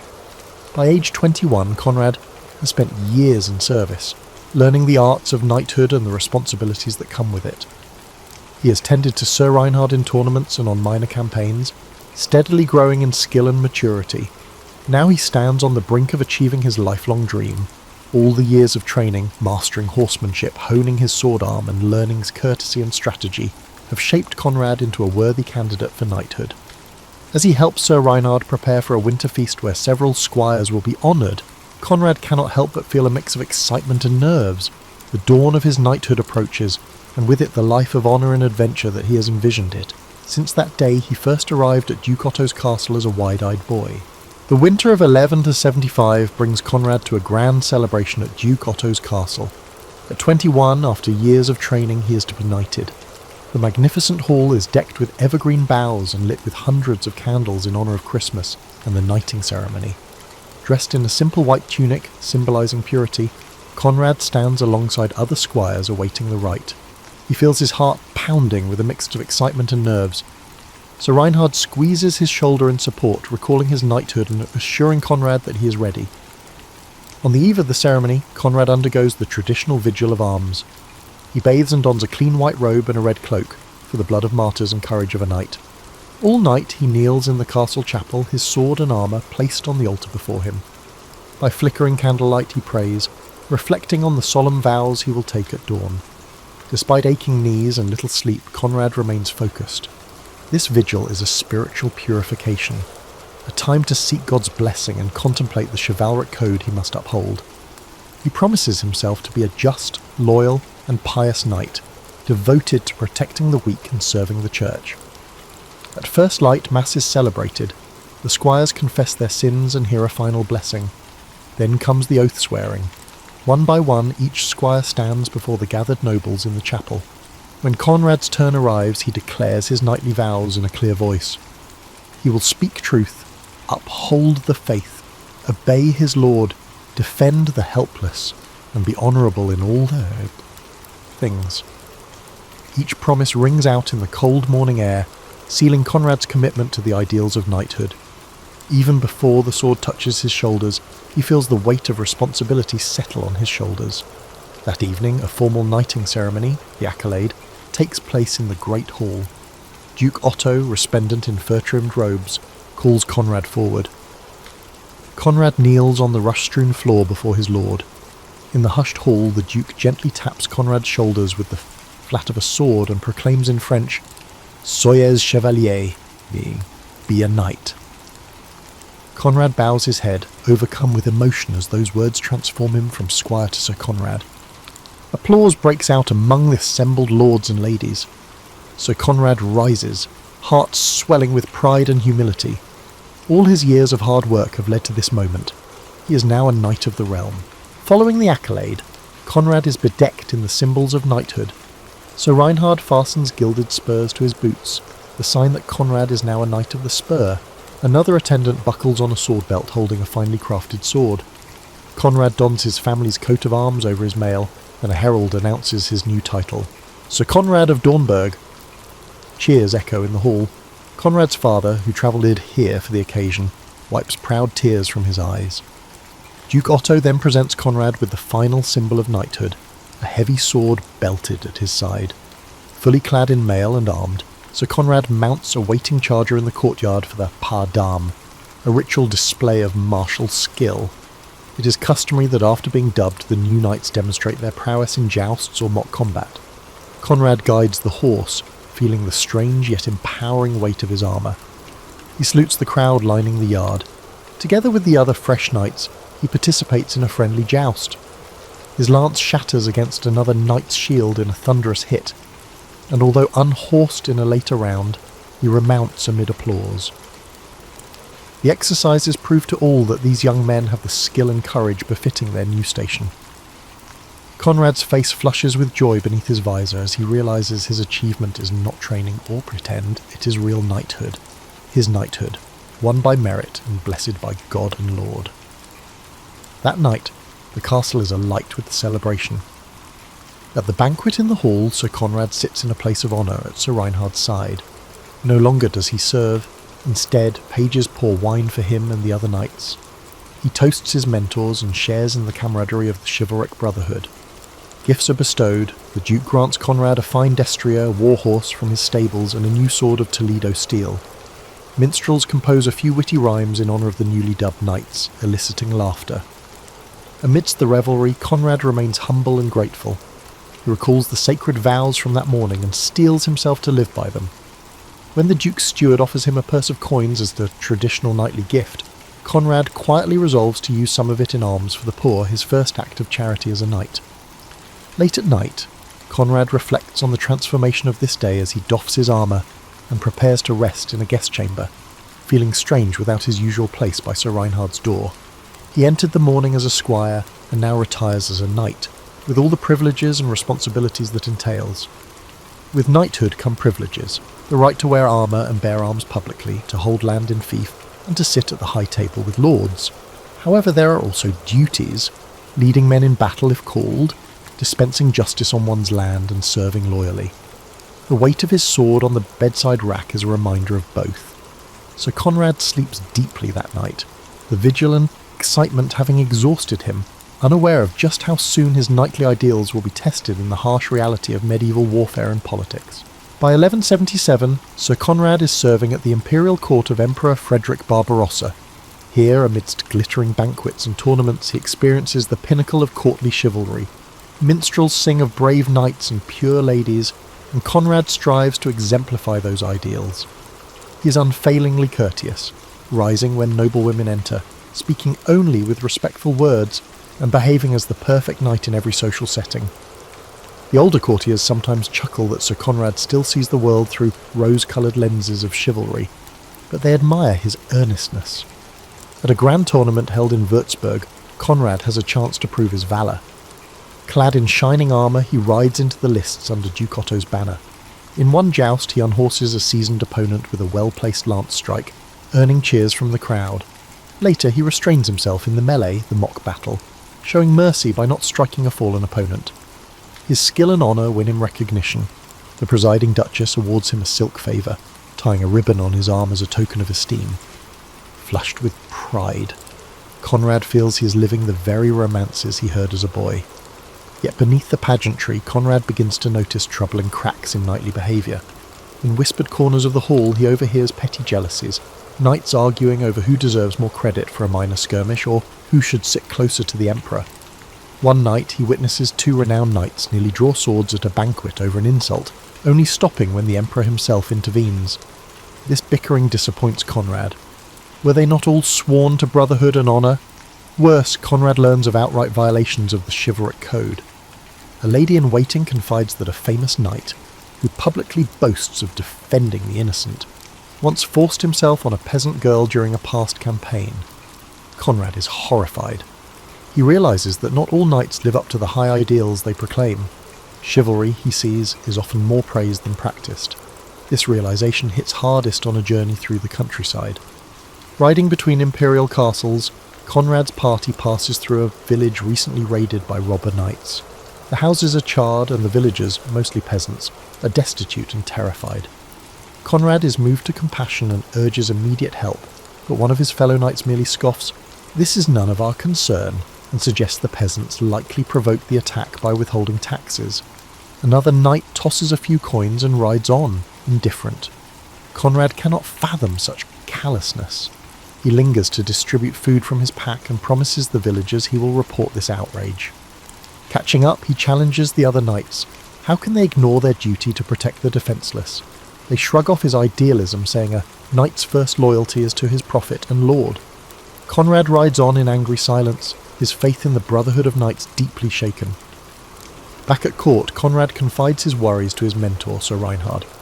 The older knight, now retired from battle, smiles sadly and says, "The world is flawed, lad. Be the knight that others fail to be. Hold yourself to the code, even if others fall short." Taking this advice to heart, Conrad intensifies his virtue.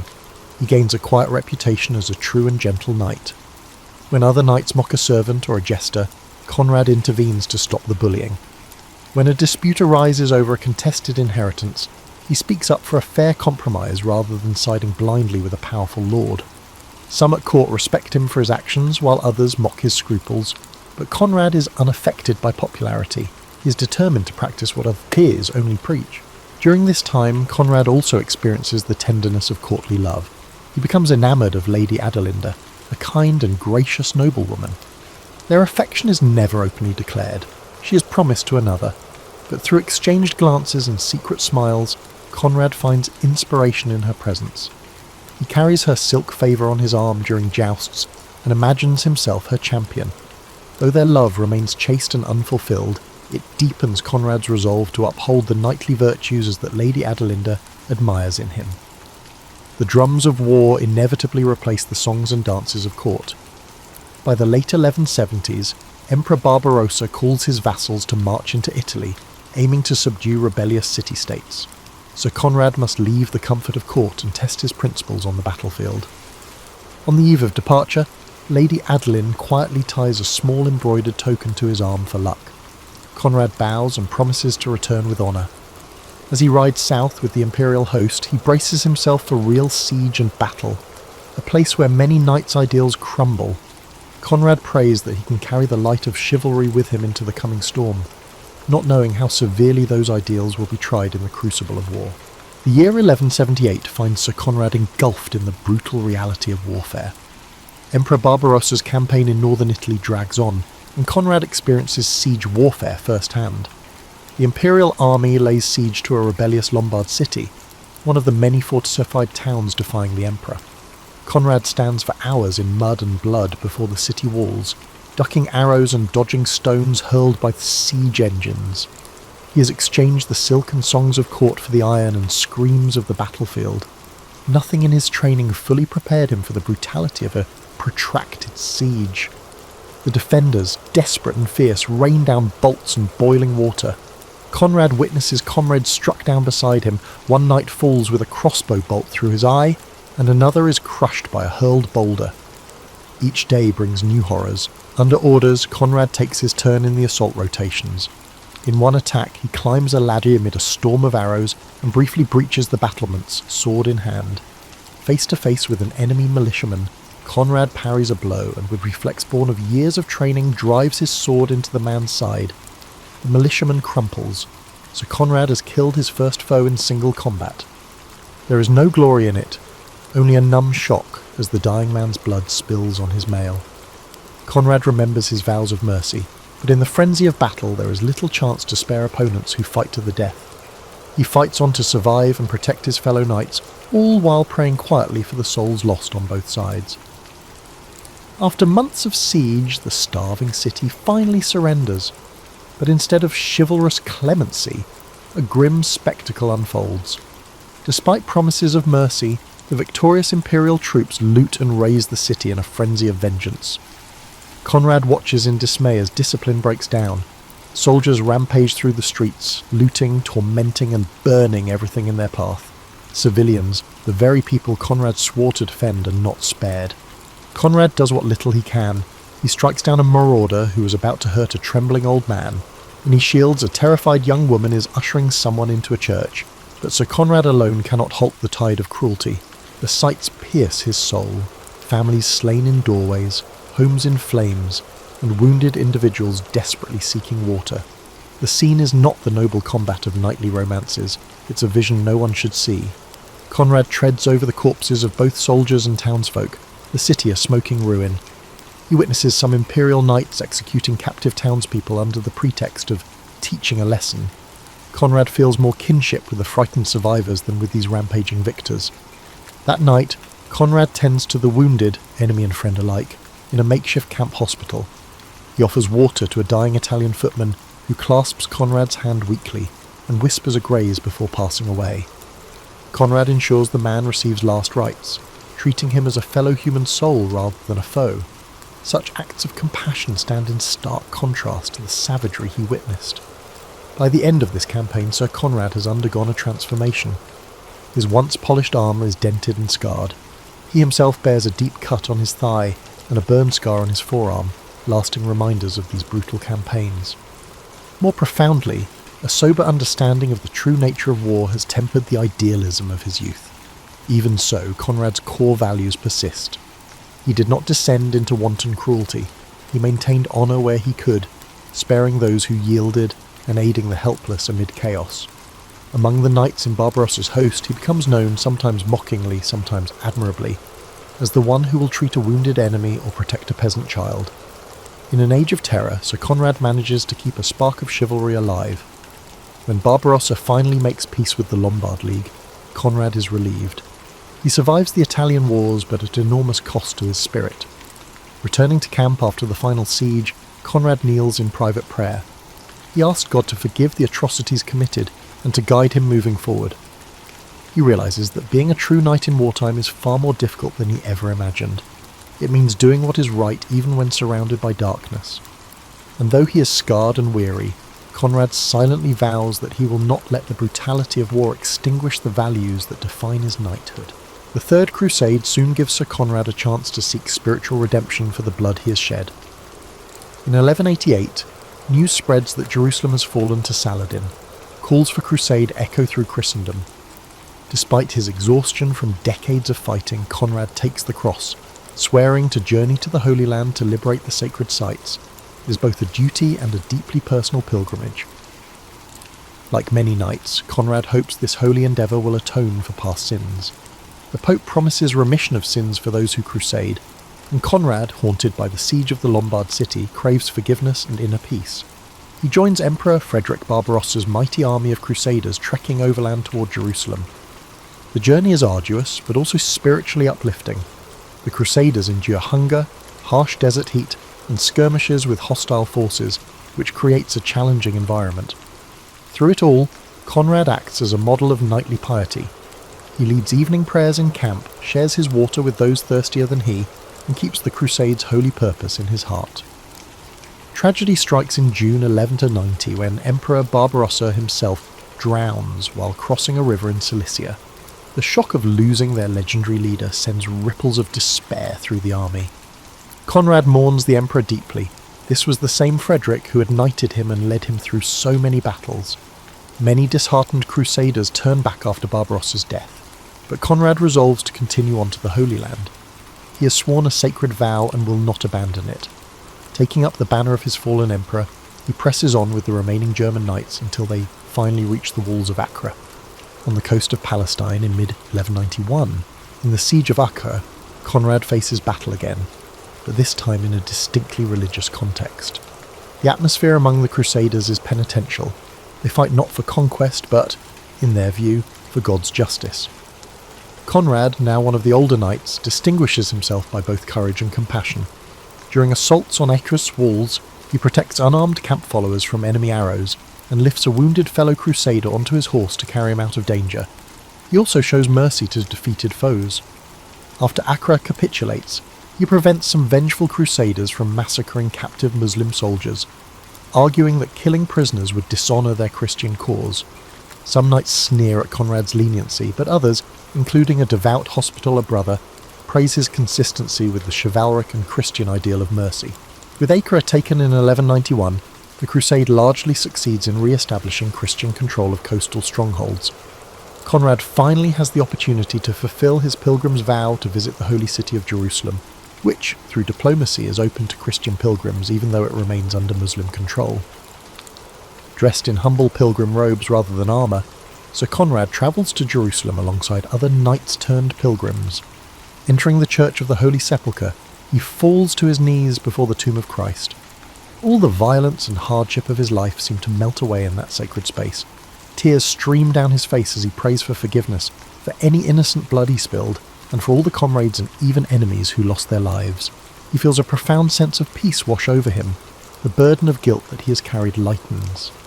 Conrad reverently touches what is believed to be the nativity site in Bethlehem.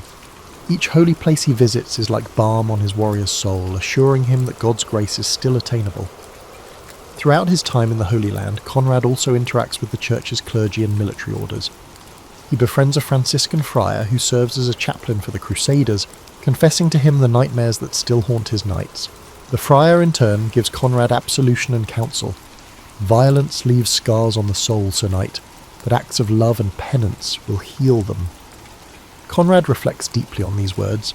He spends part of his Crusader days helping at a field hospital run by the Knights Hospitaller, tending sick pilgrims. Although this humble service of washing wounds and distributing bread is far from the glory of battle, Conrad finds it deeply fulfilling. In caring for others, he reconnects with the core Christian virtues of charity and humility that are sometimes lost in a knight's life.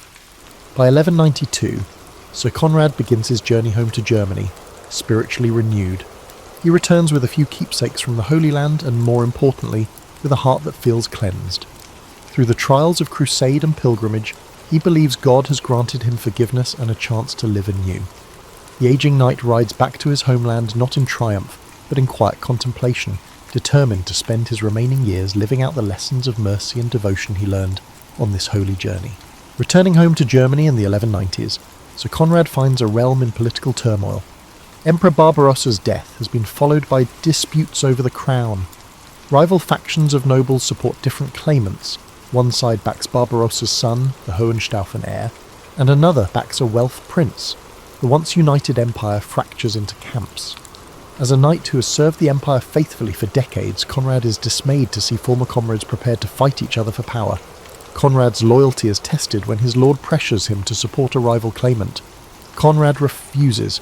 He will not betray the oath he swore to what he sees as the rightful king. His principled stand nearly costs him his lands and makes him powerful enemies, but Conrad holds fast while many other knights compromise their honour.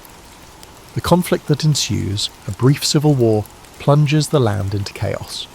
Without a strong central authority, robber barons spring up across Germany, taking advantage of the disorder. Bands of rogue knights fortify castles and extort travellers and peasants. People say that Germany descends into a state of near anarchy, where robber barons operate without opposition. Sir Conrad, now in his 50s, can do little to influence imperial politics, but he becomes a pillar of stability in his district. When local knights feud or prey on merchant caravans, Conrad intervenes as a mediator. His reputation for honesty is well established by this point. Both commoners and nobles trust his counsel. On more than one occasion, Conrad rides out to confront a marauding Raubritter, robber knight, who has been terrorising villages. On one occasion, a rash young robber knight challenges him, only to be swiftly disarmed and shamed into repentance by the veteran. Word of Sir Conrad's fearless stand against lawlessness spreads. To peasants, he becomes something of a folk hero, the ageing knight who still protects them when others exploit them. Despite the chaos, Conrad never loses sight of the chivalric code. He advises the local abbey and town council on how to fortify against brigands without themselves committing excess. He hosts peace talks between quarrelling minor lords, invoking the old ideals of knighthood to shame them for shedding the blood of fellow Christians, while heathens nearly conquered the Holy Land not long ago. Some heed his words, others do not.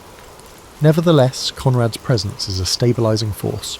Sir Conrad's conduct shines all the more brightly in an era where many knights tarnish their name with greed or cruelty.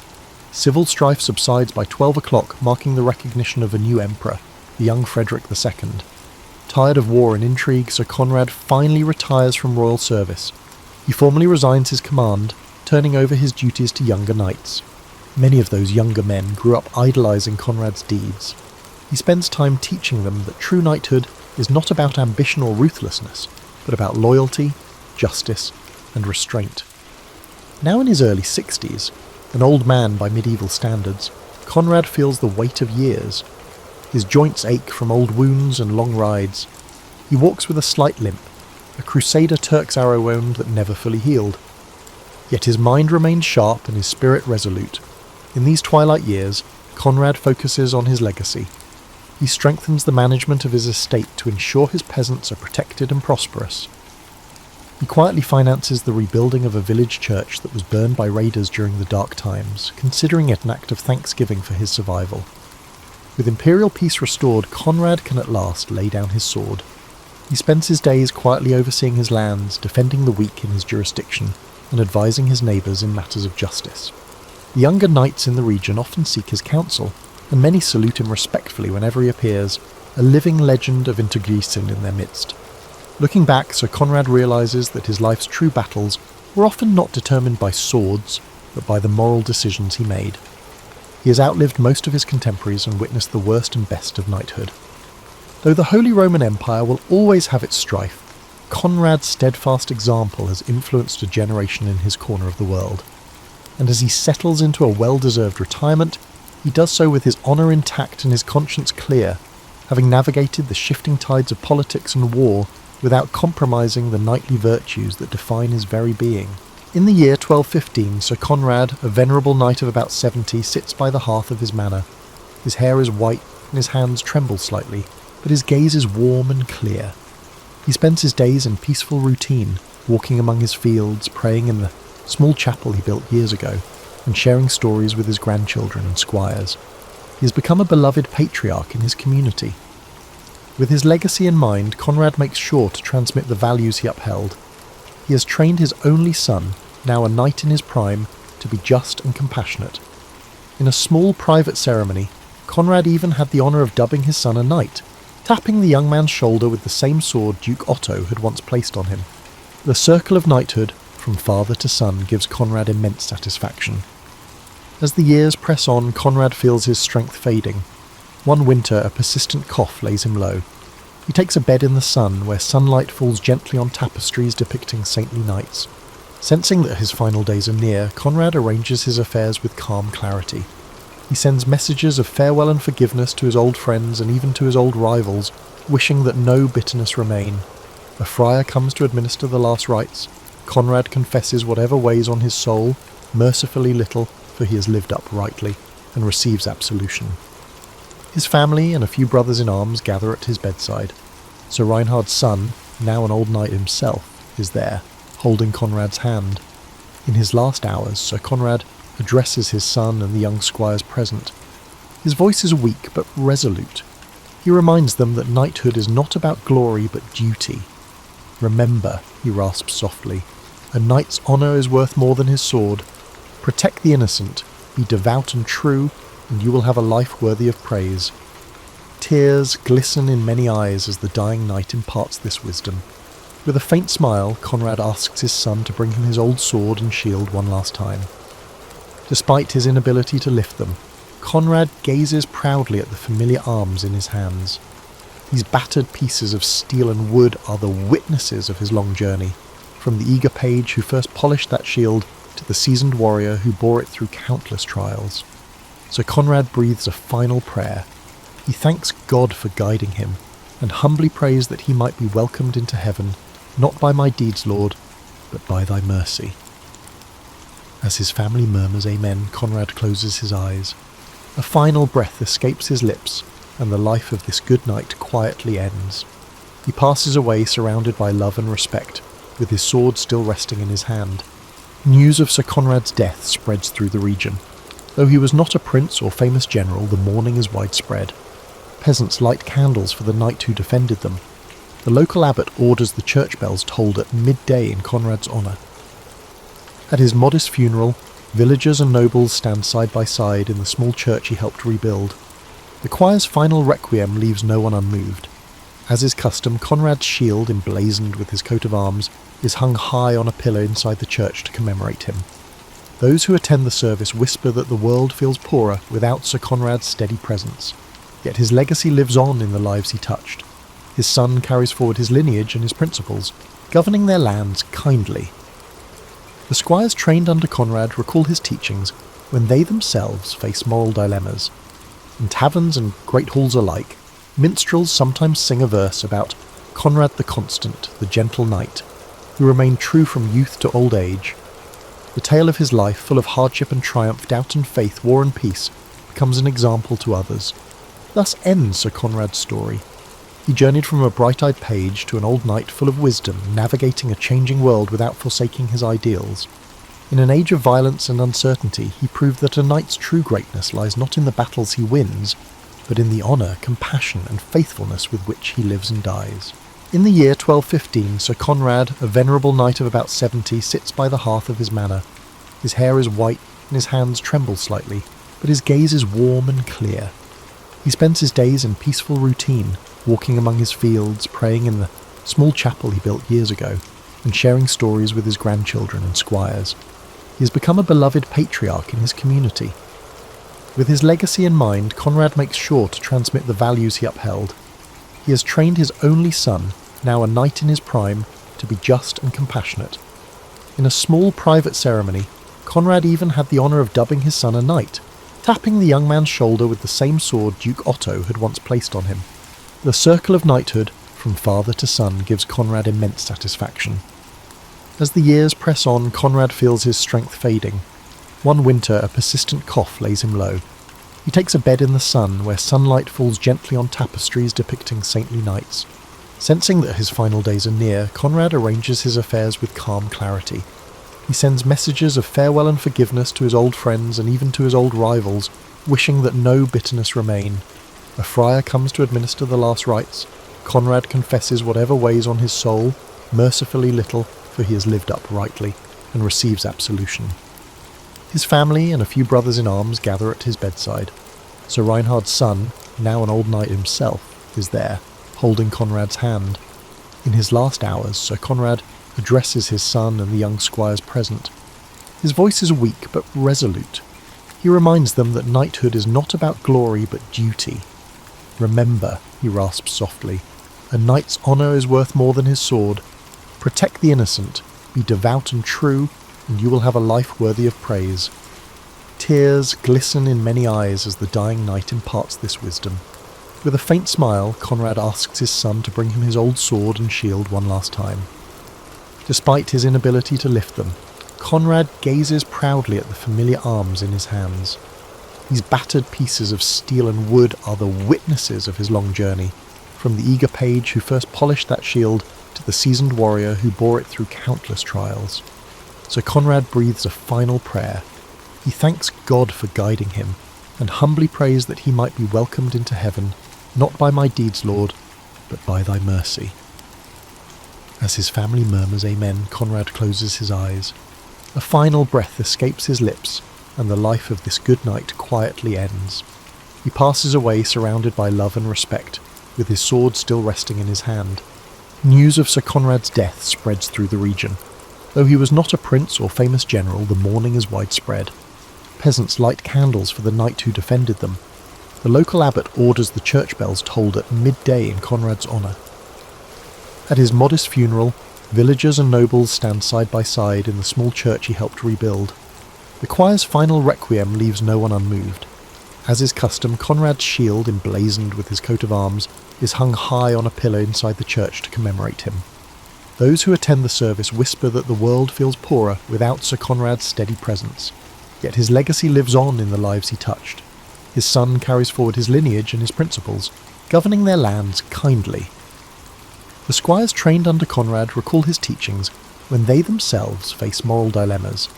In taverns and great halls alike, minstrels sometimes sing a verse about Conrad the Constant, the gentle knight, who remained true from youth to old age.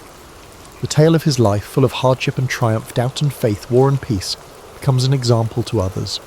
Thus ends Sir Conrad's story. He journeyed from a bright-eyed page to an old knight full of wisdom, navigating a changing world without forsaking his ideals. In an age of violence and uncertainty, he proved that a knight's true greatness lies not in the battles he wins, but in the honour, compassion and faithfulness with which he lives and dies.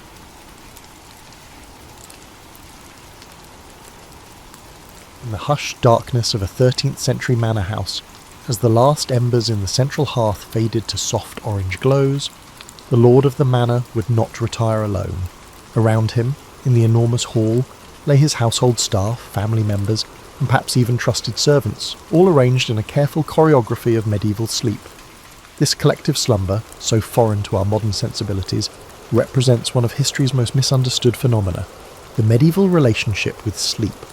Contrary to popular assumptions about the discomforts of pre-industrial life, medieval Europeans may have enjoyed sleep patterns more aligned with human biology than our current regimens. The sleep of the Middle Ages wasn't merely a functional necessity squeezed between brutal days of toil. It was an elaborate practice infused with ritual, social significance, and a profound understanding of human needs that modern science is only now rediscovering. The medieval night began not with the flick of a light switch, but with the gradual recession of daylight. As twilight descended across Europe's countryside and burgs, a natural wind-down period commenced. Without the harsh blue light of electronic devices to disrupt melatonin production, medieval bodies responded naturally to environmental cues. The dimming of the day triggered sleep hormones in perfect synchronicity with the body's circadian rhythm.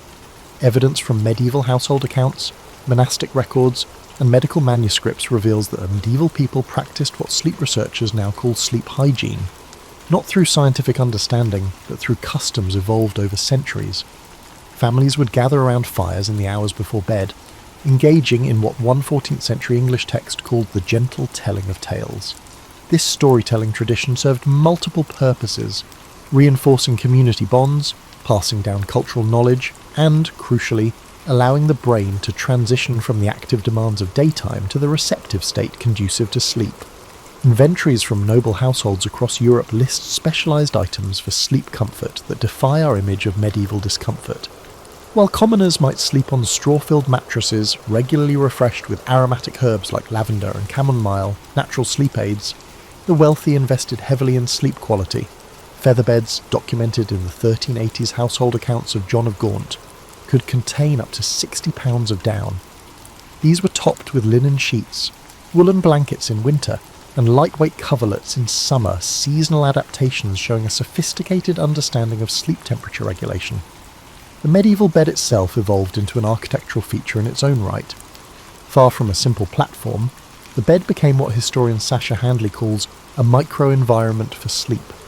High bedsteads kept sleepers above drafts, while bed curtains created microclimates that preserved body heat. Particularly in northern regions, these enclosed bed spaces maintained optimal sleeping temperatures through bitter winters without central heating.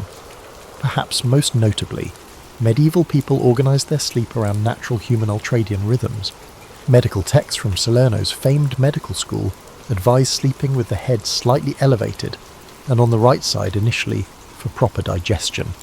Then turning to the left side in deep sleep, advice that echoes modern recommendations for optimizing airway positioning during sleep. Despite the absence of memory foam or adjustable bases, medieval sleepers customized their experience through ingenious means. Illuminated manuscripts show various pillow configurations, from cylindrical bolsters supporting the neck to smaller cushions tucked under elbows or knees. Personalized comfort adaptations we've rediscovered through ergonomic design. Archaeological findings from cesspits in London and York have revealed remains of medicinal herbs commonly used for sleep, including valerian root and passion flower, showing sophisticated pharmacological approaches to sleep management. The physical arrangements for sleep extended beyond beds. Manor houses and even modest dwellings were designed with sleeping areas positioned to maximize morning light exposure. An architectural feature that modern chronobiologists recognize for its importance in maintaining healthy circadian rhythms. East-facing bedchambers allowed sleepers to wake naturally with the sunrise, reinforcing their internal body clocks in ways that modern blackout curtains and alarm clocks disrupt. What truly distinguished medieval sleep, however, was its social nature. Unlike our privatized, individualized approach to sleep, medieval slumber was communal. This behaviour wasn't merely for practical reasons like shared warmth or protection, although these benefits were real, but reflected a fundamentally different conception of sleep as a vulnerable yet shared human experience. Even kings were rarely alone while sleeping, attended by trusted chamberlains who slept at the foot of the royal bed, creating a sleep culture where the boundaries between private and public were permeable in ways we might find uncomfortable, but that provided unique psychological benefits. People didn't expect to sleep all night in medieval Europe when darkness fell. The idea that people should sleep 8 hours is post-industrial. Medieval medical records, diaries, household histories, and literary sources show a quite distinct pattern. First sleep and second sleep separated by a nighttime wakeful quiet. This biphasic sleep pattern was common throughout social strata. After going to bed at nightfall, medieval people had a 4-hour first sleep or dead sleep. After waking up naturally for 1 to 2 hours, they went back to second sleep until daybreak. Medieval folks used this midnight awakening as a natural window of consciousness, not sleeplessness.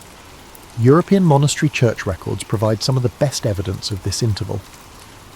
The monastic rule of St. Benedict scheduled midnight prayers, matins, during the wakeful hour to accommodate this natural sleep divide.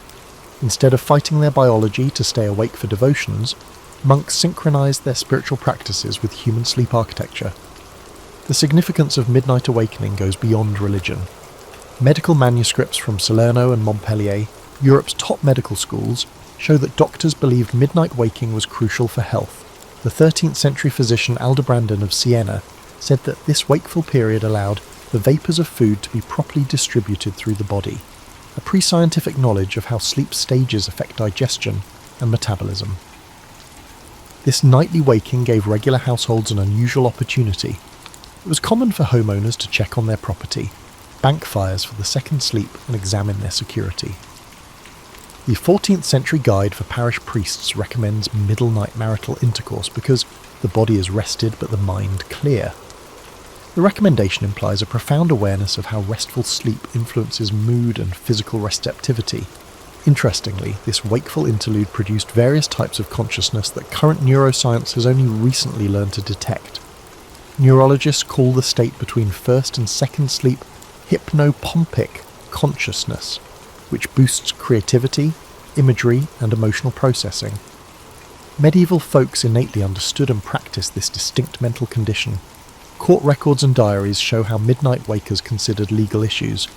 A 15th century Ghent judge said he made his toughest decisions after consulting his thoughts in the watch between sleeps, believing it provided deeper moral insight than daylight deliberation. Craftspeople conceived new designs, farmers planned seasonal rotations, and merchants planned business initiatives during this contemplative period. Wakefulness had emotional and social benefits. Larger medieval households described night talking, intimate chats during midnight waking. These nighttime conversations allowed for exceptional emotional honesty, unlike daytime contacts confined by societal hierarchy and public presentation. A 14th century English noblewoman's diary says she learned her husband's innermost worries only in the watch between sleeps, when souls speak more truly. This split sleep pattern boosted creativity. Chaucer writes poetry during his watching times, and illuminated manuscripts often state they were written in the midnight thinking time. Medieval dream interpretation guides distinguished between dreams during first sleep, processing daily events, and those during second sleep, prophetic or insight-bearing, due to the quality of thoughts during this period. Archaeology confirms this practice's prevalence. Medieval home excavations sometimes reveal little oil lamps for nighttime activities. In household inventories across social classes, night tables with writing tools, miniature prayer books, and meditation tools are common. When modern researchers removed artificial light from test subject settings for several weeks, they automatically reverted to biphasic sleep. Strong proof that segmented sleep is our biological rhythm. Medieval people honoured this cycle rather than pushing continuous sleep, aligning with their evolved sleep architecture in ways modern civilization rarely allows. Psychological benefits make segmented sleep valuable. The midnight wake-up allowed memory consolidation and emotional processing. Modern sleep science shows that disrupted sleep can improve memory formation. A 15th century French physician advised pupils to reread difficult material before bed and allow the mind to work upon it in the midnight watching. Medieval folks knew the value of this processing time. Medieval sleep environments were more complex and deliberate than popular belief. Medieval sleeping arrangements were frequently utilitarian marvels that represented considerable household investments and years of comfort technology, unlike the crude, unpleasant platforms depicted in modern media. Archaeology from intact medieval households shows that sleep quality was important. Excavated 13th century merchant homes in London showed specialised floor designs with insulating materials packed beneath sleeping areas, including wool, straw, and even feathers in wealthier homes, to block the cold from stone or packed earth floors. This intelligent underfloor insulation shows heat transmission concepts that affect sleep quality.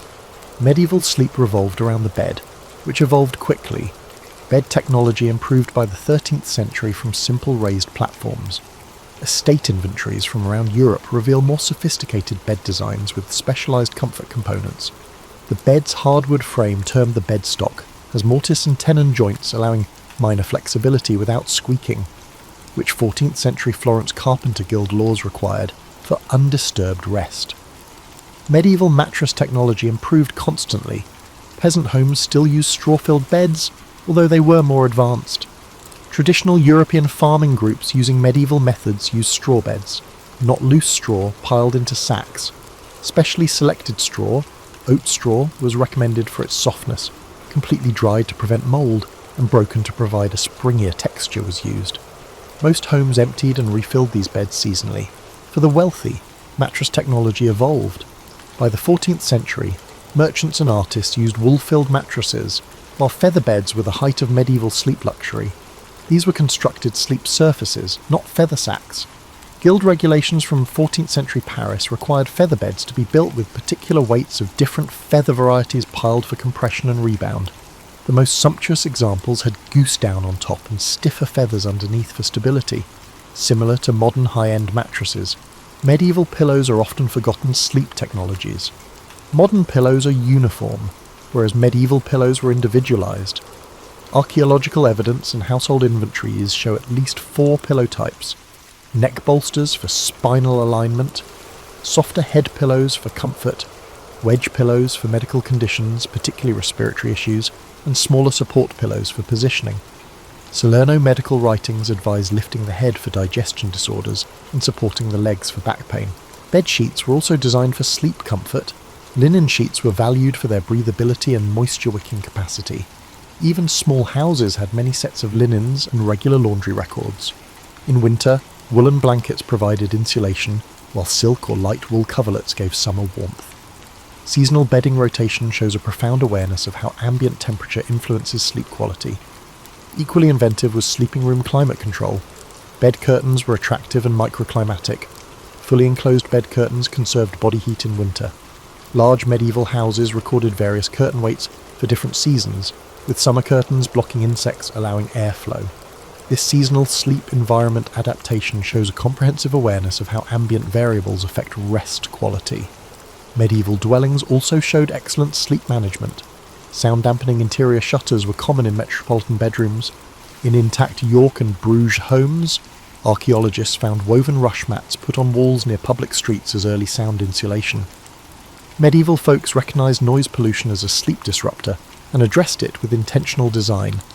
Medieval sleep was influenced by aromatherapy. Domestic and archaeological records show aromatic herbs in bedding. These were lavender and chamomile for relaxation, mint and rosemary for insect repellent, and dried rose petals for fragrance. For decades, home manuals have recommended inserting little herb-filled sachets into pillowcases to improve sleep. Researchers even reviewed illumination for its impact on sleep quality. Medieval dwellings used candles or rushlights in bedrooms for specific purposes. When affordable, beeswax candles were recommended near beds because they smoke less than tallow.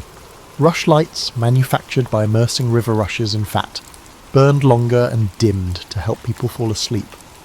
These thoughtful evening light selections follow recent advice to avoid bright light before bed. Medieval sleep environments were sophisticated enough to regulate nighttime temperature. Bed warming technologies improved in Northern Europe. Early medieval hot stones evolved into warming pans equipped with adjustable handles and ventilated lids, which diffused heat evenly without causing burns. These gadgets were used in houses of all social strata, demonstrating the importance of ideal sleeping temperatures. Medieval Europe saw a number of systematic sleep hygiene activities when the sun set. These were centuries-old practices that prepared body and mind for repose. The intricacy of these pre-sleep practices undermines the idea that scientific sleep optimization is new. The transition to night began with day-shutting rituals that separated waking and sleeping. Closing shutters or drawing curtains were symbolic thresholds. Even humble 14th century French households had practices for closing the day, typically with brief spoken phrases or prayers to signal that labour was over and rest could begin. Medieval Europeans intuitively knew the necessity of light reduction before sleep, according to archaeology. Medieval dwelling excavations reveal clever shutter designs that blocked light more completely. Rich urban homes had exterior shutters for security and inside fabric hangings to exclude remaining light by the 15th century. These dark generation investments showed how much society valued sleep. Staged light reduction was notable in medieval times. As darkness approached, homes switched from brilliant central fireplaces to dim lights. Church and monastic records show that different candle types were used for different evening activities, leading to rush dips at bedtime. Our modern abrupt shifts from brightness to darkness impede melatonin production, but this progressive dimming naturally signalled sleep. Evening meals were part of sleep preparation. Despite expectations about primitive medieval diets, household records and medical writings show sophisticated sleep nutrition. Evening meals were eaten at least 2 hours before bed to allow for partial digestion.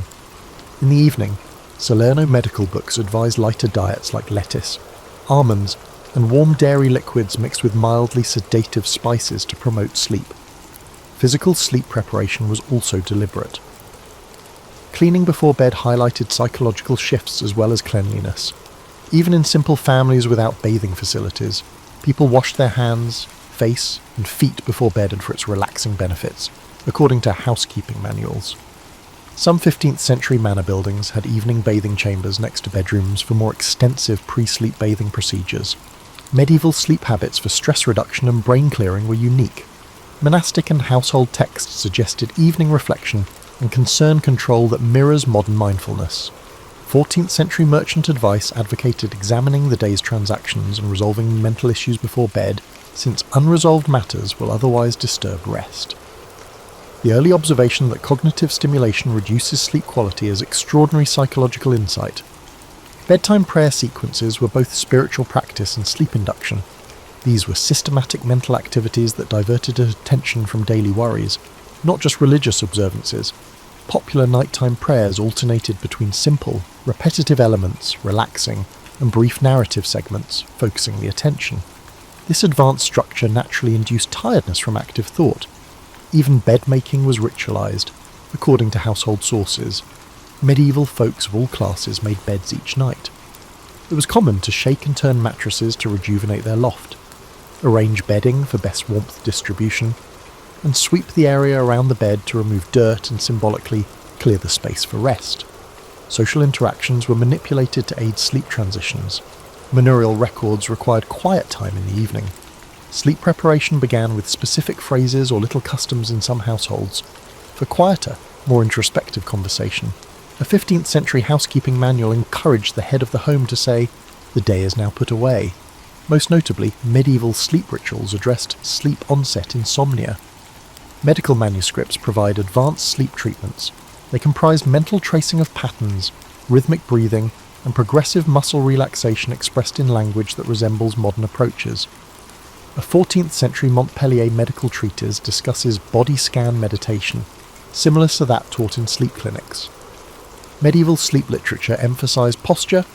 Medical texts outlined ideal sleep postures for different body types and health issues. Modern understanding of how body position influences digestive processes during sleep suggests commencing sleep on the right side to help digestion before turning to the left. This was not common wisdom, but scientific observation of sleep quality. Auditory practices helped wakefulness transition. Night watch calls the hours in villages and cities, providing temporal grounding. These repetitive sound patterns may have helped maintain sleep rather than disrupt it. People say the familiar calls comforted and oriented them during brief overnight awakenings without disturbing sleep architecture. The social structure of sleep may be the biggest distinction between medieval and modern sleep. Medieval sleep was a shared, vulnerable state entrenched in well-arranged social ties that offered distinct psychological benefits not found in modern, isolated sleep. European household archaeology shows sleep arrangements that challenge privacy notions. From humble farmhouses to royal palaces, medieval sleeping places were shared. This sharing wasn't just for economic reasons, it represented attitudes about sleep vulnerability and communal protection. It started in childhood. Medieval children slept with family, unlike modern Westerners. Household inventories and architectural evidence demonstrate that wealthy people rarely had separate nurseries until the late medieval period. Young children usually slept on communal beds near parents or caregivers. This arrangement provided physical warmth and safety as well as auditory and olfactory cues from trusted people to promote sleep. Children continued to sleep together as they grew. Household and guild records show service children, apprentices, and biological children sleeping together by age. Young people slept 2 or 3 to a bed, clustered by gender and age, establishing sleep communities, groups that share sleep vulnerability and build sleep standards. The psychological benefits of these arrangements were significant. Medieval medical literature says youngsters who sleep together have fewer night terrors and sleep disturbance. Medieval folks intuitively knew that trusted persons' sensory awareness triggers parasympathetic nerve system reactions that deepen sleep. Modern sleep science has just lately recognised this. Adults slept together beyond family. Medieval residences had a central hall where servants, apprentices, and extended family slept. This setup gave psychological security rather than disrupting sleep. Household accounts provide methods for grouping sleepers to accommodate individual needs and relationships. Even the rich, who could afford separate sleeping chambers by the later medieval period, rarely slept alone.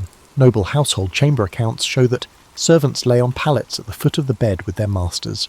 Medieval nobility preferred reliable companions during vulnerable sleep phases over loneliness. This communal sleep design had several psychological benefits that modern sleep experts are now recognising. Shared sleep rooms corrected sleep patterns, reducing anxiety over perceived sleep anomalies. When brief nightly awakenings occurred, the noises and presence of other sleepers reassured and reduced anxiety-induced sleeplessness. Medieval travel tales show how rooted these communal sleep obligations were. One 15th century merchant called private sleeping unnatural and disquieting to the mind.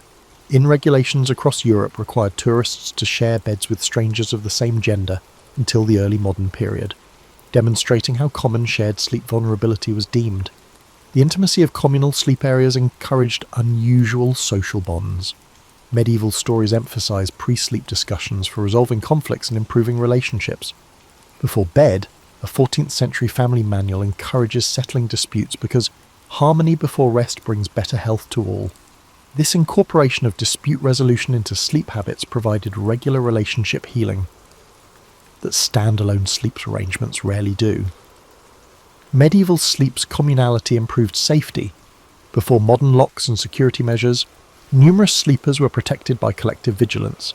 Medieval households generally placed younger, lighter sleepers, usually apprentices or younger servants, near doorways, establishing a natural surveillance system. Household accounts recommend having different grades of sleepers with different awakening thresholds across the sleeping area. Social levelling was also achieved through sleep vulnerability. Daytime activities were hierarchical, but sleep momentarily lowered status. Snoring, shifting postures, and the universal weakness of unconsciousness made even high-status people seem more real to their subordinates, according to historical reports. This periodic reminder of shared humanity softened medieval social hierarchies. The communal sleep environment helped vulnerable populations more than our private sleep arrangements. Shared sleeping arrangements helped new mothers care for their babies at night. Village records and household narratives show that nursing mothers slept near other women who could help with evening feedings and child calming. Instead of being separated, older people were included in home sleeping arrangements, allowing the collective to adapt their natural sleep habits. Community sleep normalized nightly distress, which was important for psychological wellness. Nightmares and anxiousness were immediately relieved. Medical writings from the time prescribe a trusted sleeping companion's voice to comfort people awakening from terrible dreams, which is easier in shared sleep places than in our secluded bedrooms. Sleep historians now recognize the shift from communal to privatized sleeping, which began among the wealthy in the late medieval period, but didn't reach most communities until much later. This shift had mixed effects on human psychology. While privatizing sleep increased individual control, it eliminated many of the security and social benefits of communal sleep. Medieval understanding of dreams and nighttime consciousness was highly developed, predicting modern findings concerning dreams' effects on emotion, creativity, and problem-solving. Medieval civilization developed intricate frameworks for identifying dream varieties and promoting positive dream experiences. Medieval dream theory classified dreams by psychological cause and meaning. Medical books from Salerno and Montpellier distinguished digestive dreams, those influenced by nutrition and physical conditions, from spirit dreams, those originating from deeper psychic processes. This distinction acknowledges dreams' psychological purposes and modern awareness of how physical variables affect dream content. Medieval understanding of how sleep absorbed everyday events was sophisticated. The 13th century encyclopedist Bartholomeus Anglicus observed that the mind sorts through the day's events while the body rests, foreshadowing REM sleep memory consolidation research. Household instructions advise quickly revisiting important daily events before bed to aid this processing function, which sleep researchers now know improves memory integration. Medieval dream notebooks show that people actively engaged with their dreams. Several preserved monastic and noble household dream diaries document dream content with attention to repeating themes and emotional patterns. A 14th century Florentine merchant kept a thorough book about how he tracked dream symbols, linking them to his waking concerns and using dreams to make commercial decisions. Medieval dream practice used complex dream incubation techniques to actively influence dream material to answer specific inquiries or difficulties. The monastic records describe focusing on certain questions before sleep and utilizing visualization to bring them into dream consciousness. This goal was practical cognitive training, not just spiritual. Multiple craft guild records mention masters telling trainees to consult their dreams when designing. Archaeology supports medieval dream practice. Excavations found dream-related objects near beds.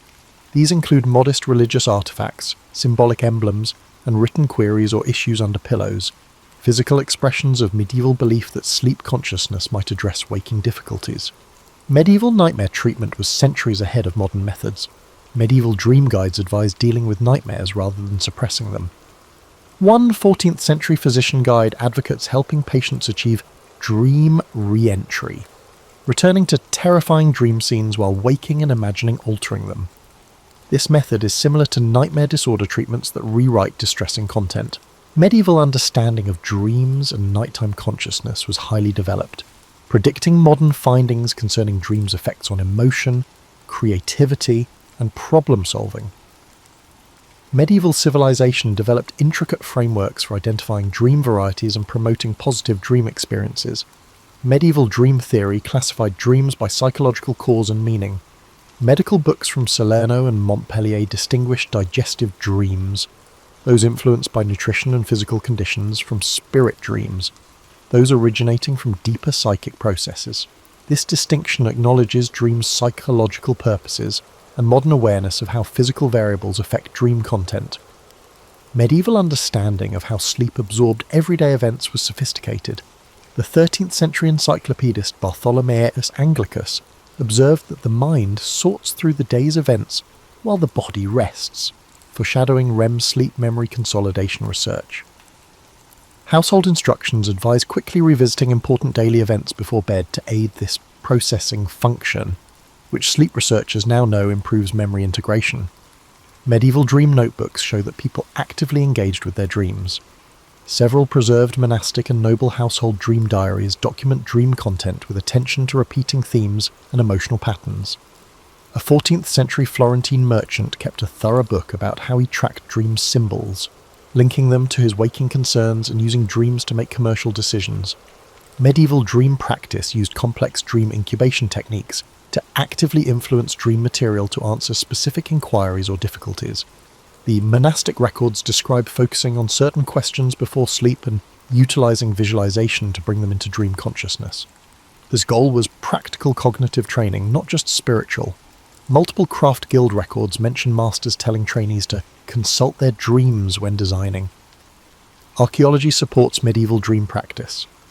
Excavations found dream-related objects near beds. These include modest religious artifacts, symbolic emblems, and written queries or issues under pillows, physical expressions of medieval belief that sleep consciousness might address waking difficulties. Medieval nightmare treatment was centuries ahead of modern methods. Medieval dream guides advised dealing with nightmares rather than suppressing them. One 14th century physician guide advocates helping patients achieve dream re-entry, returning to terrifying dream scenes while waking and imagining altering them. This method is similar to nightmare disorder treatments that rewrite distressing content. Due to historical changes in sleep interactions, medieval Europeans' excellent sleep quality slowly declined. Understanding this decline helps us apply medieval sleep advice today. Late medieval European towns installed public mechanical clocks, changing sleep patterns. Early watches didn't affect sleep, but they did change the attention from environmental cues to time. Town records from the 15th century show the gradual adoption of clock time instead of sunrise and sunset as daily reference points, the first step toward divorcing human timetables from natural light cycles. Archaeology shows this window design change. Later medieval homes prioritized privacy and heat retention over natural light, although early medieval bedrooms contained windows that let in morning light. This architectural change devalues sleep-natural light alignment, which is increasingly critical for circadian rhythms. Industrialization and artificial lighting most affected medieval sleep. Although early 19th century gas illumination extended productive hours into the evening, industry schedules demanded standardized waking times unaffected by seasonal light. Early industrial society documents reveal plant owners fighting inefficient sleep patterns. In 1883, a factory manual warned against workers' persistent habit of night waking between sleep phases due to industrial schedules eliminating biphasic sleep. Sleep conditions changed. The 18th and 19th centuries saw single-family residences and individual beds replace medieval communal slumber. The architectural change increased solitude but removed shared sleep's social security and closeness. Medical records from this transitional era show rising claims of sleep difficulties due to unusual solitude at night from the new sleeping arrangements. Changes in labour habits eroded medieval notions of sleep as a transition. Natural cycles and moderate activity shifts characterised pre-industrial work. Industrial time discipline destroyed the natural wind-down time of medieval sleep patterns. Industrial and office timetables created guillotine waking, sharp alarm-driven transitions. Many found sleep uncomfortable during this change. Early mass production homogenized sleeping surfaces without regard for comfort. Yet medieval people of all classes had devised sophisticated bedding systems that met bodily demands. Historical records indicate that workshop dwellings had crude beds, unlike medieval peasants. Over centuries, sleep comfort technologies would improve. These changes lead to consolidated sleep culture, the idea that normal sleep is a single, unbroken period rather than the centuries-old biphasic pattern. Medical texts of the late 19th century pathologized nocturnal waking as a disorder. This medical reinterpretation replaced medieval sleep wisdom with modern norms. This historical transformation goes beyond discomfort. Medieval sleep practice was physically and psychologically advantageous, according to modern studies. With unprecedented rates of insomnia, sleep-disordered breathing, and circadian rhythm issues, sleep professionals call the global sleep crisis caused by suppression of natural sleep patterns. The loss of medieval sleep's midnight waking period is notable. A normal sleep break was essential biologically and psychologically. Neurological research found this interval had brainwave patterns that supported creativity and emotional processing. Industrial and post-industrial sleep practices eliminated this cognitive state by requiring continuous sleep. Medieval slumber societies offered psychological stability that modern ones lack. Modern sleep experts have established that trusted people reduce sleep delay and stress hormones. Modern sleep arrangements eliminate these benefits, creating anxiety-related sleep disruptions. Even in medieval times, seasonal sleep duration fluctuations were biologically good. Pre-industrial civilizations and historical sources show that medieval people slept longer in winter due to natural melatonin synthesis. Modern sleep schedules ignore seasonal changes, creating winter circadian misalignment. Medieval and pre-industrial sleep traditions are being rediscovered despite these losses. Sleep medicine now admits that medieval sleep practice was sophisticated and biologically sound, so we should revisit it. New sleep transition. Understanding is the best rehabilitation. After centuries of alarm clocks disrupting sleep, sleep professionals emphasize pre-sleep wind-down, reclaiming the medieval idea of sleep as a transitional activity. Modern sleep hygiene follows medieval practices of gradually reducing light exposure, quieter evening activities, and systematic pre-sleep routines. Modern technology harms and helps sleep. Screen usage influences melatonin production, yet apps and devices measure sleep and support circadian cycles.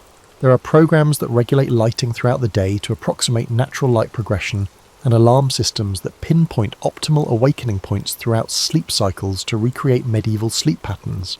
Architecture honours sleep wisdom. After decades of decreasing natural light in bedrooms, modern sleep-focused architecture prioritises Eastern exposure for morning wake-ups, reverting to medieval design. Some creative neighbourhoods are investigating communal sleep solutions for uneasy sleepers. Researchers and sleep experts studied medieval segmented sleep. Biphasic sleep patterns like first and second sleep improve sleep, mood, and cognition in long-term studies. Sleep clinics increasingly recommend this routine for insomniacs who believe their sleep disorder is their body re-establishing its natural cycle. Medieval sleep surroundings were rediscovered. Modern designers emphasise natural materials, temperature regulation, and personalised support similar to those used in medieval bedding systems, following years dominated by artificial sleep environments. Adjustable firmness mattresses and weighted blankets are inadvertent homages to medieval sleepers' custom bedding.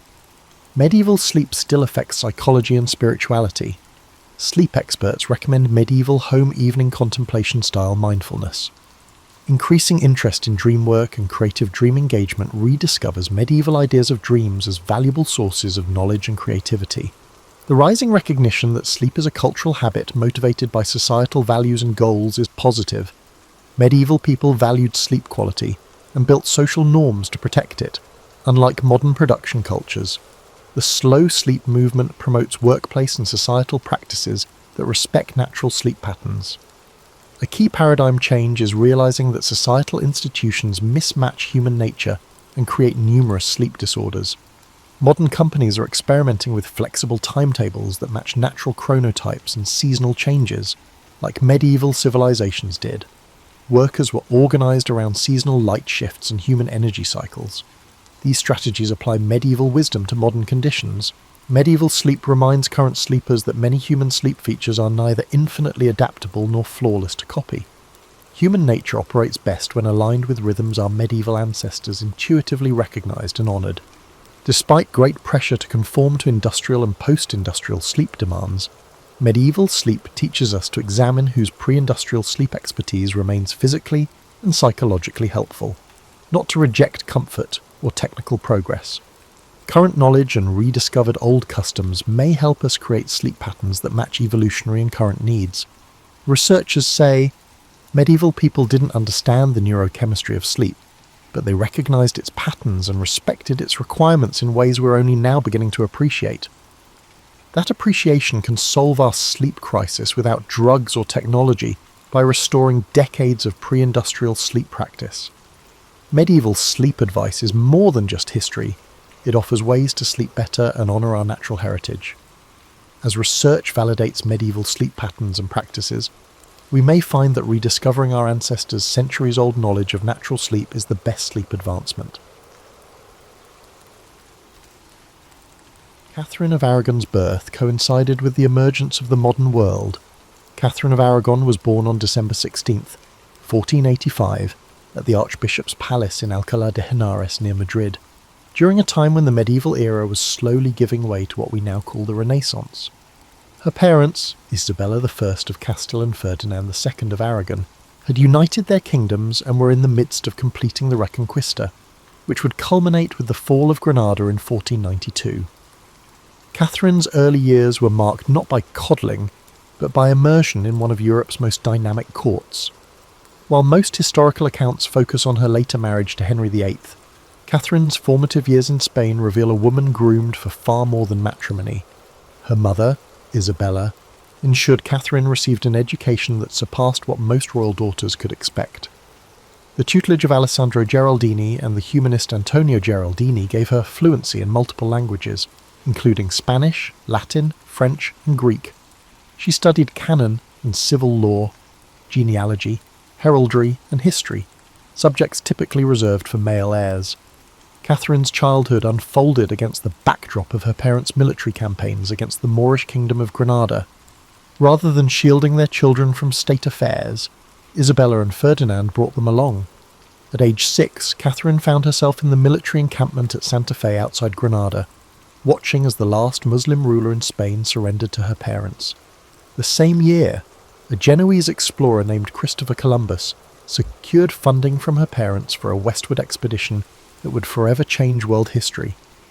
What distinguished Catherine's upbringing from that of other royal daughters was her mother's insistence that she understand the mechanics of governance. Isabella of Castile was no ornamental queen, but ruled in her own right. Under her example, Catherine observed council meetings, diplomatic receptions, and looked into the delicate dance of statecraft. Her mother's confessor, the reforming Cardinal Jimenez de Cisneros, instilled in her a devout but intellectually rigorous Catholicism that emphasized personal piety alongside institutional reform. By age 15, Catherine had absorbed more practical knowledge of rulership than most royal sons twice her age. Yet the Spanish court that shaped her remained largely invisible in later English accounts, which preferred to cast her as a passive victim of Henry VIII's marital machinations rather than acknowledge the sophisticated political actor who arrived on English shores. When Catherine sailed from Spain in 1501, she brought with her not just a trousseau and dowry, but a distinctly Iberian worldview. Her household included 50 Spanish attendants, including her lady-in-waiting, Doña Elvira Manuel, who would serve as both companion and cultural bridge. These Spaniards brought with them customs and practices that would seem alien to English courtiers, different standards of personal hygiene, so Spaniards bathed more frequently than the English, different dining habits, and different musical traditions. The journey itself, frequently reduced to a footnote in historical accounts, proved harrowing. Records from her fleet commander, Admiral Don Pedro de Ayala, reveal that Catherine's ship nearly sank in a ferocious Bay of Biscay storm. For 3 days, the princess remained in her cabin praying while waves threatened to overturn the vessel. When land was finally sighted, Catherine insisted on recording her impressions of her new country. Her letters home described the English countryside as verdant but melancholy, and noted the curious custom of commoners approaching the royal party to present petitions directly, something unthinkable in the more rigid Spanish court hierarchy. What awaited her in England was not her future husband, Henry, but his brother Arthur, Prince of Wales, a slender 15-year-old whose frail health stood in stark contrast to Catherine's robust constitution. Their first meeting at Dogmersfield in Hampshire became legendary for Catherine's insistence on Spanish protocol despite English objections. When the Earl of Surrey demanded to see her face before she proceeded to London, Catherine refused, maintaining that only her betrothed would first glimpse her uncovered countenance, a stance that revealed both her adherence to Spanish custom and her early determination to assert herself in an unfamiliar land.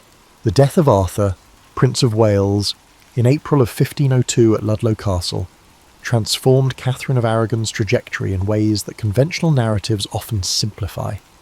The 17-year-old widow faced not just grief but a political quagmire that would shape the next 7 years of her life.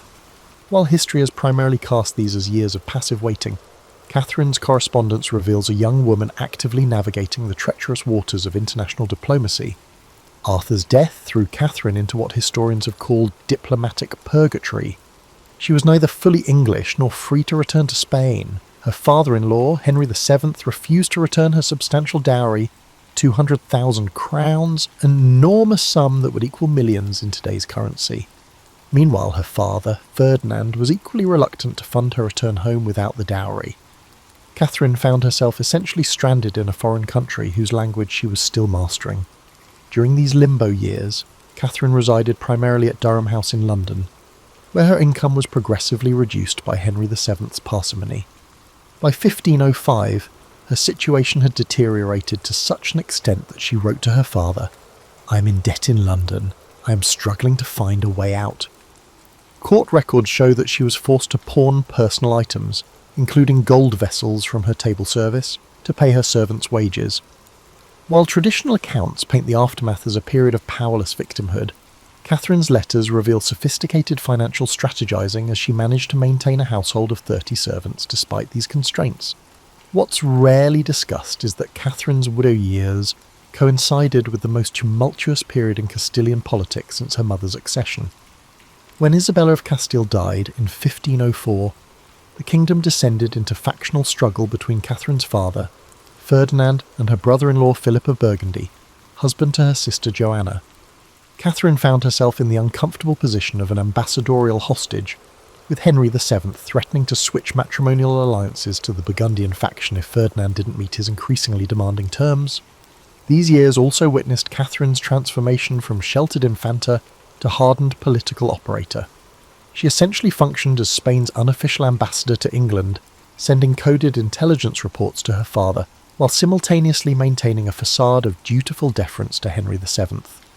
Court records show that she cultivated relationships with key English nobles, particularly the Howard and Stafford families, building a network that would later prove invaluable during her queenship. Most accounts overlook Catherine's intellectual development during this period. Inventories of her possessions show she acquired over 40 books between 1502 and 1509, including works by Erasmus and Thomas More. Her correspondence with the Spanish humanist Juan Luis Vives suggests she was engaged with the latest currents in Renaissance thought. Far from languishing in isolated misery, Catherine was participating in the intellectual ferment that would later characterise the early Tudor court. People have similarly misrepresented her religious life during these years. While Catherine's piety is well documented, it has often been caricatured as rigid and medieval. In reality, her spiritual practice aligned with the Devotio Moderna movement sweeping Europe, which emphasised personal, interior devotion over elaborate external rituals. Her confessor, the observant Franciscan Alessandro Barclay, introduced her to contemplative prayer practices that would later influence English spiritual writing. Catherine's relationship with the young Prince Henry, later Henry VIII, during this period deserves re-examination. Court records indicate regular contact between them, including shared musical performances and participation in court festivities. The future king, 6 years her junior, appears to have genuinely enjoyed Catherine's company, particularly her knowledge of Spanish literature and her skill at the virginals, a keyboard instrument she had mastered. When court chronicler Edward Hall later wrote that Henry had cast eyes of affection on Catherine before their marriage, he was likely recording more than propaganda. By 1507, Catherine had become adept at managing not just her reduced circumstances, but the complex diplomatic machinations swirling around her. When Henry VII attempted to create a pretext for breaking the betrothal by demanding Catherine confess whether her marriage to Arthur had been consummated, she outmanoeuvred him with a carefully worded response that satisfied Spanish honour while preserving the possibility of marriage to the younger Henry. When Henry VIII ascended the throne in April of 1509, one of his first acts was to marry Catherine of Aragon, a decision that historical accounts have variously attributed to youthful infatuation, political expediency, or simple duty. However, contemporary sources reveal a more nuanced reality. The 18-year-old King's Council was initially divided on the match, with some favouring a French alliance instead. Henry's decision to marry Catherine represented his first significant assertion of royal will against advisory opinion, a pattern that would characterise his reign. Catherine's transformation from marginalised widow to queen consort was swift and deliberate. Their joint coronation on June 24th, 1509, broke with tradition by according Catherine equal ceremonial prominence with Henry. She insisted on wearing her hair loose, a Spanish symbol of virginity, to publicly emphasise that her first marriage was unconsummated. Londoners, treated to pageants portraying Dame Catherine as the embodiment of truth triumphing over adversity, understood the symbolism. The early years of Catherine's queenship reveal a woman whose political influence extended far beyond conventional narratives that focus exclusively on her reproductive struggles. As early as 1510, diplomatic correspondence shows Catherine serving as an informal member of the King's Council, particularly on matters relating to Spanish and imperial relations. The Venetian ambassador reported with surprise that the Queen attends all council meetings and exerts considerable influence. Perhaps Catherine's most overlooked contribution to Tudor governance came in 1513, when Henry appointed her Governor of the Realm and Captain General of the Armed Forces during his absence in France. This regency granted Catherine powers that went beyond ceremonial authority. She could sign documents with the king's authority, issue proclamations, and even raise armies. When James IV of Scotland invaded while Henry was abroad, Catherine organised the English defence with remarkable efficiency. She commissioned ships, ordered troop movements, and sent a stirring letter to the Earl of Surrey before he defeated and killed the Scottish king at Flodden Field. After the victory, Catherine sent James's bloodied coat to Henry in France as a battle trophy, writing with martial pride that she would have sent the king's body too, but English soil would not bear a traitor's burial. This action, rarely emphasised in popular accounts, demonstrates Catherine's embrace of Tudor political culture and her evolution from Spanish infanta to English queen. Catherine's domestic policy during her regency revealed priorities that would shape her later patronage. She issued orders relaxing enforcement of sumptuary laws that disproportionately punished working-class women for dressing above their station. Court records indicate she personally intervened in at least 14 cases where women faced prosecution under these statutes, arguing that female industry shouldn't be penalised by archaic restrictions. Her intellectual patronage has been similarly underappreciated.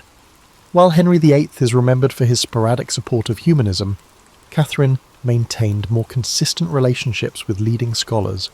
She commissioned translations of devotional texts from Spanish into English, supported Richard Hurdy's arguments for women's education, and maintained correspondence with Erasmus, who dedicated his commentary on the Gospel of Matthew to her. When Juan Luis Vives published The Education of a Christian Woman in 1523, he acknowledged Catherine's influence on his thinking about female intellectual capacity. Catherine's queenly authority extended to cultural diplomacy as well. She introduced Spanish theatrical traditions to the English court, particularly the morality plays known as autos sacramentals. Court records document her commissioning performances that blended English and Spanish performance styles, creating hybridized entertainments that historian Sidney Anglo has termed the first truly cosmopolitan court culture in English history. Even her religious patronage defies simple characterization. While Catherine's Catholicism was sincere, she advocated for church reforms that aligned with humanist critiques. She supported Cardinal Wolsey's suppression of corrupt monasteries nearly 2 decades before Henry's more famous dissolution. Edward Lee, the reformist scholar who served as her personal chaplain, delivered sermons that criticised clerical abuses while upholding orthodox doctrine, a delicate balance that mirrors Catherine's own complex religious beliefs. By 1525, before the divorce crisis erupted, Catherine had constructed a queenly identity that skillfully balanced her Spanish heritage with her adopted English role. She wore English fashions but maintained Spanish eating habits. She spoke English fluently but continued to write personal devotions in Spanish. She honoured English Sacerdotal saints while introducing Spanish religious customs like the 40-hour devotion. This cultural hybridity made her popular with both courtiers and commoners, who affectionately called her Queen Caterina, in a blend of her Spanish name and English title. The unravelling of Catherine's marriage to Henry VIII, who was euphemistically called the King's Great Matter, has traditionally been presented as a contest between an increasingly desperate king and a stubbornly principled queen. This narrative, while not entirely false, obscures the sophisticated legal battle Catherine waged to defend her position. Far from being a passive victim of Henry's machinations, Catherine mounted a defence that utilised every legal and diplomatic weapon at her disposal. When Henry first raised doubts about their marriage in 1527, citing Leviticus 20:21 as evidence that he had sinned by marrying his brother's widow, Catherine responded not with mere emotional appeals, but with precise canonical arguments. Her initial legal position rested on 3 points: that her marriage to Arthur had never been consummated, that Pope Julius II's dispensation had specifically addressed and overridden any impediment, and that the passage in Leviticus was contradicted by the levirate principle in Deuteronomy 21:5, which actually commanded a man to marry his brother's widow. Document evidence from Spanish archives reveals that Catherine personally drafted many of the legal arguments her representatives would later present. Her annotated copy of the decretals, papal legal pronouncements, shows her meticulous research into precedent cases. She identified 13 prior instances where papal dispensations for affinity had been granted and never subsequently revoked, creating a legal pattern that strengthened her case. Catherine's legal team, assembled through her personal connections rather than royal resources, represented an impressive coalition of canonical expertise.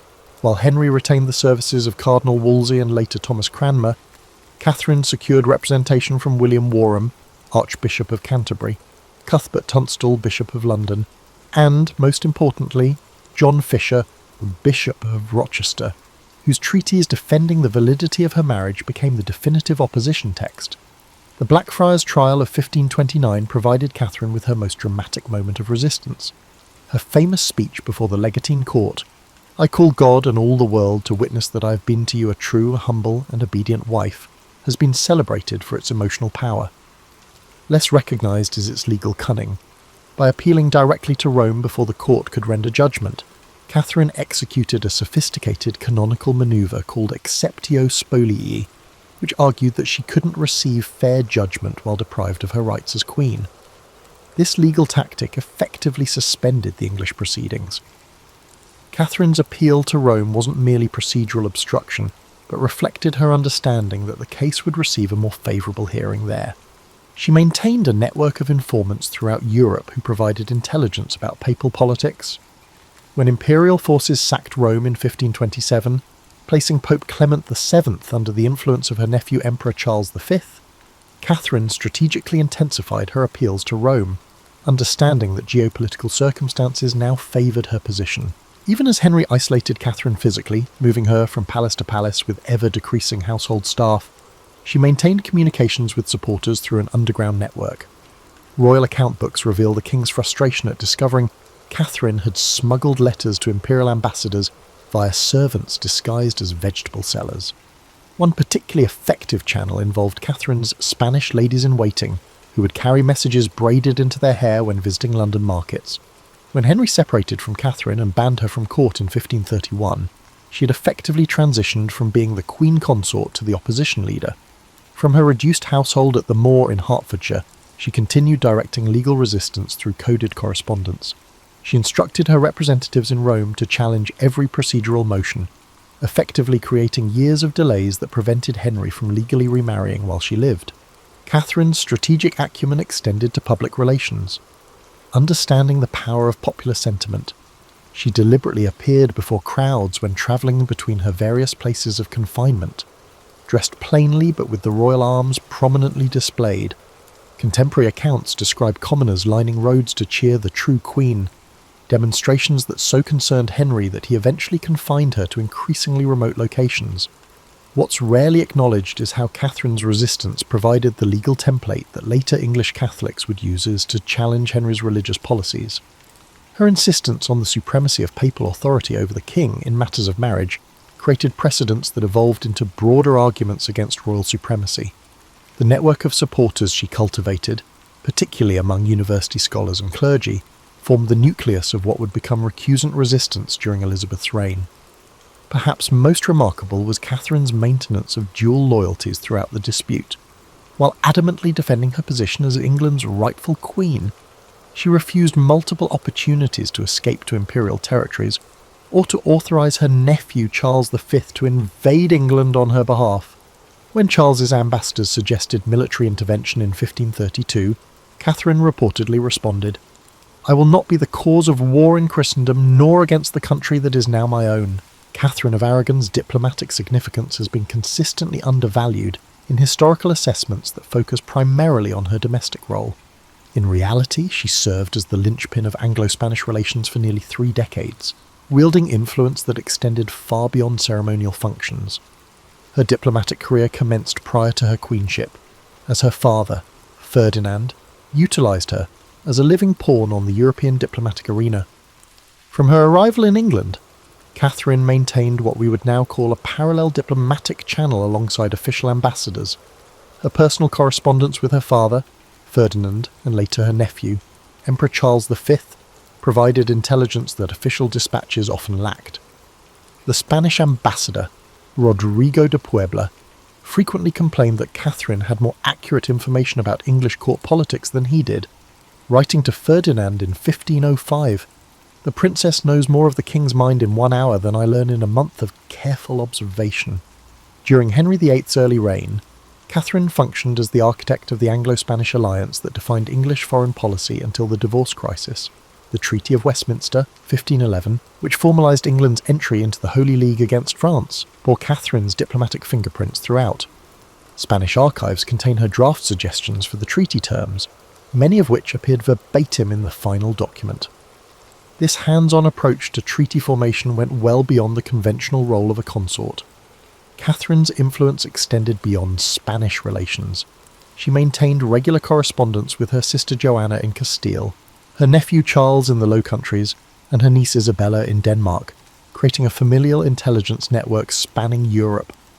When Margaret of Austria, Regent of the Netherlands, needed her to communicate sensitive information to England without alerting French spies, she often routed messages through Catherine rather than formal diplomatic channels.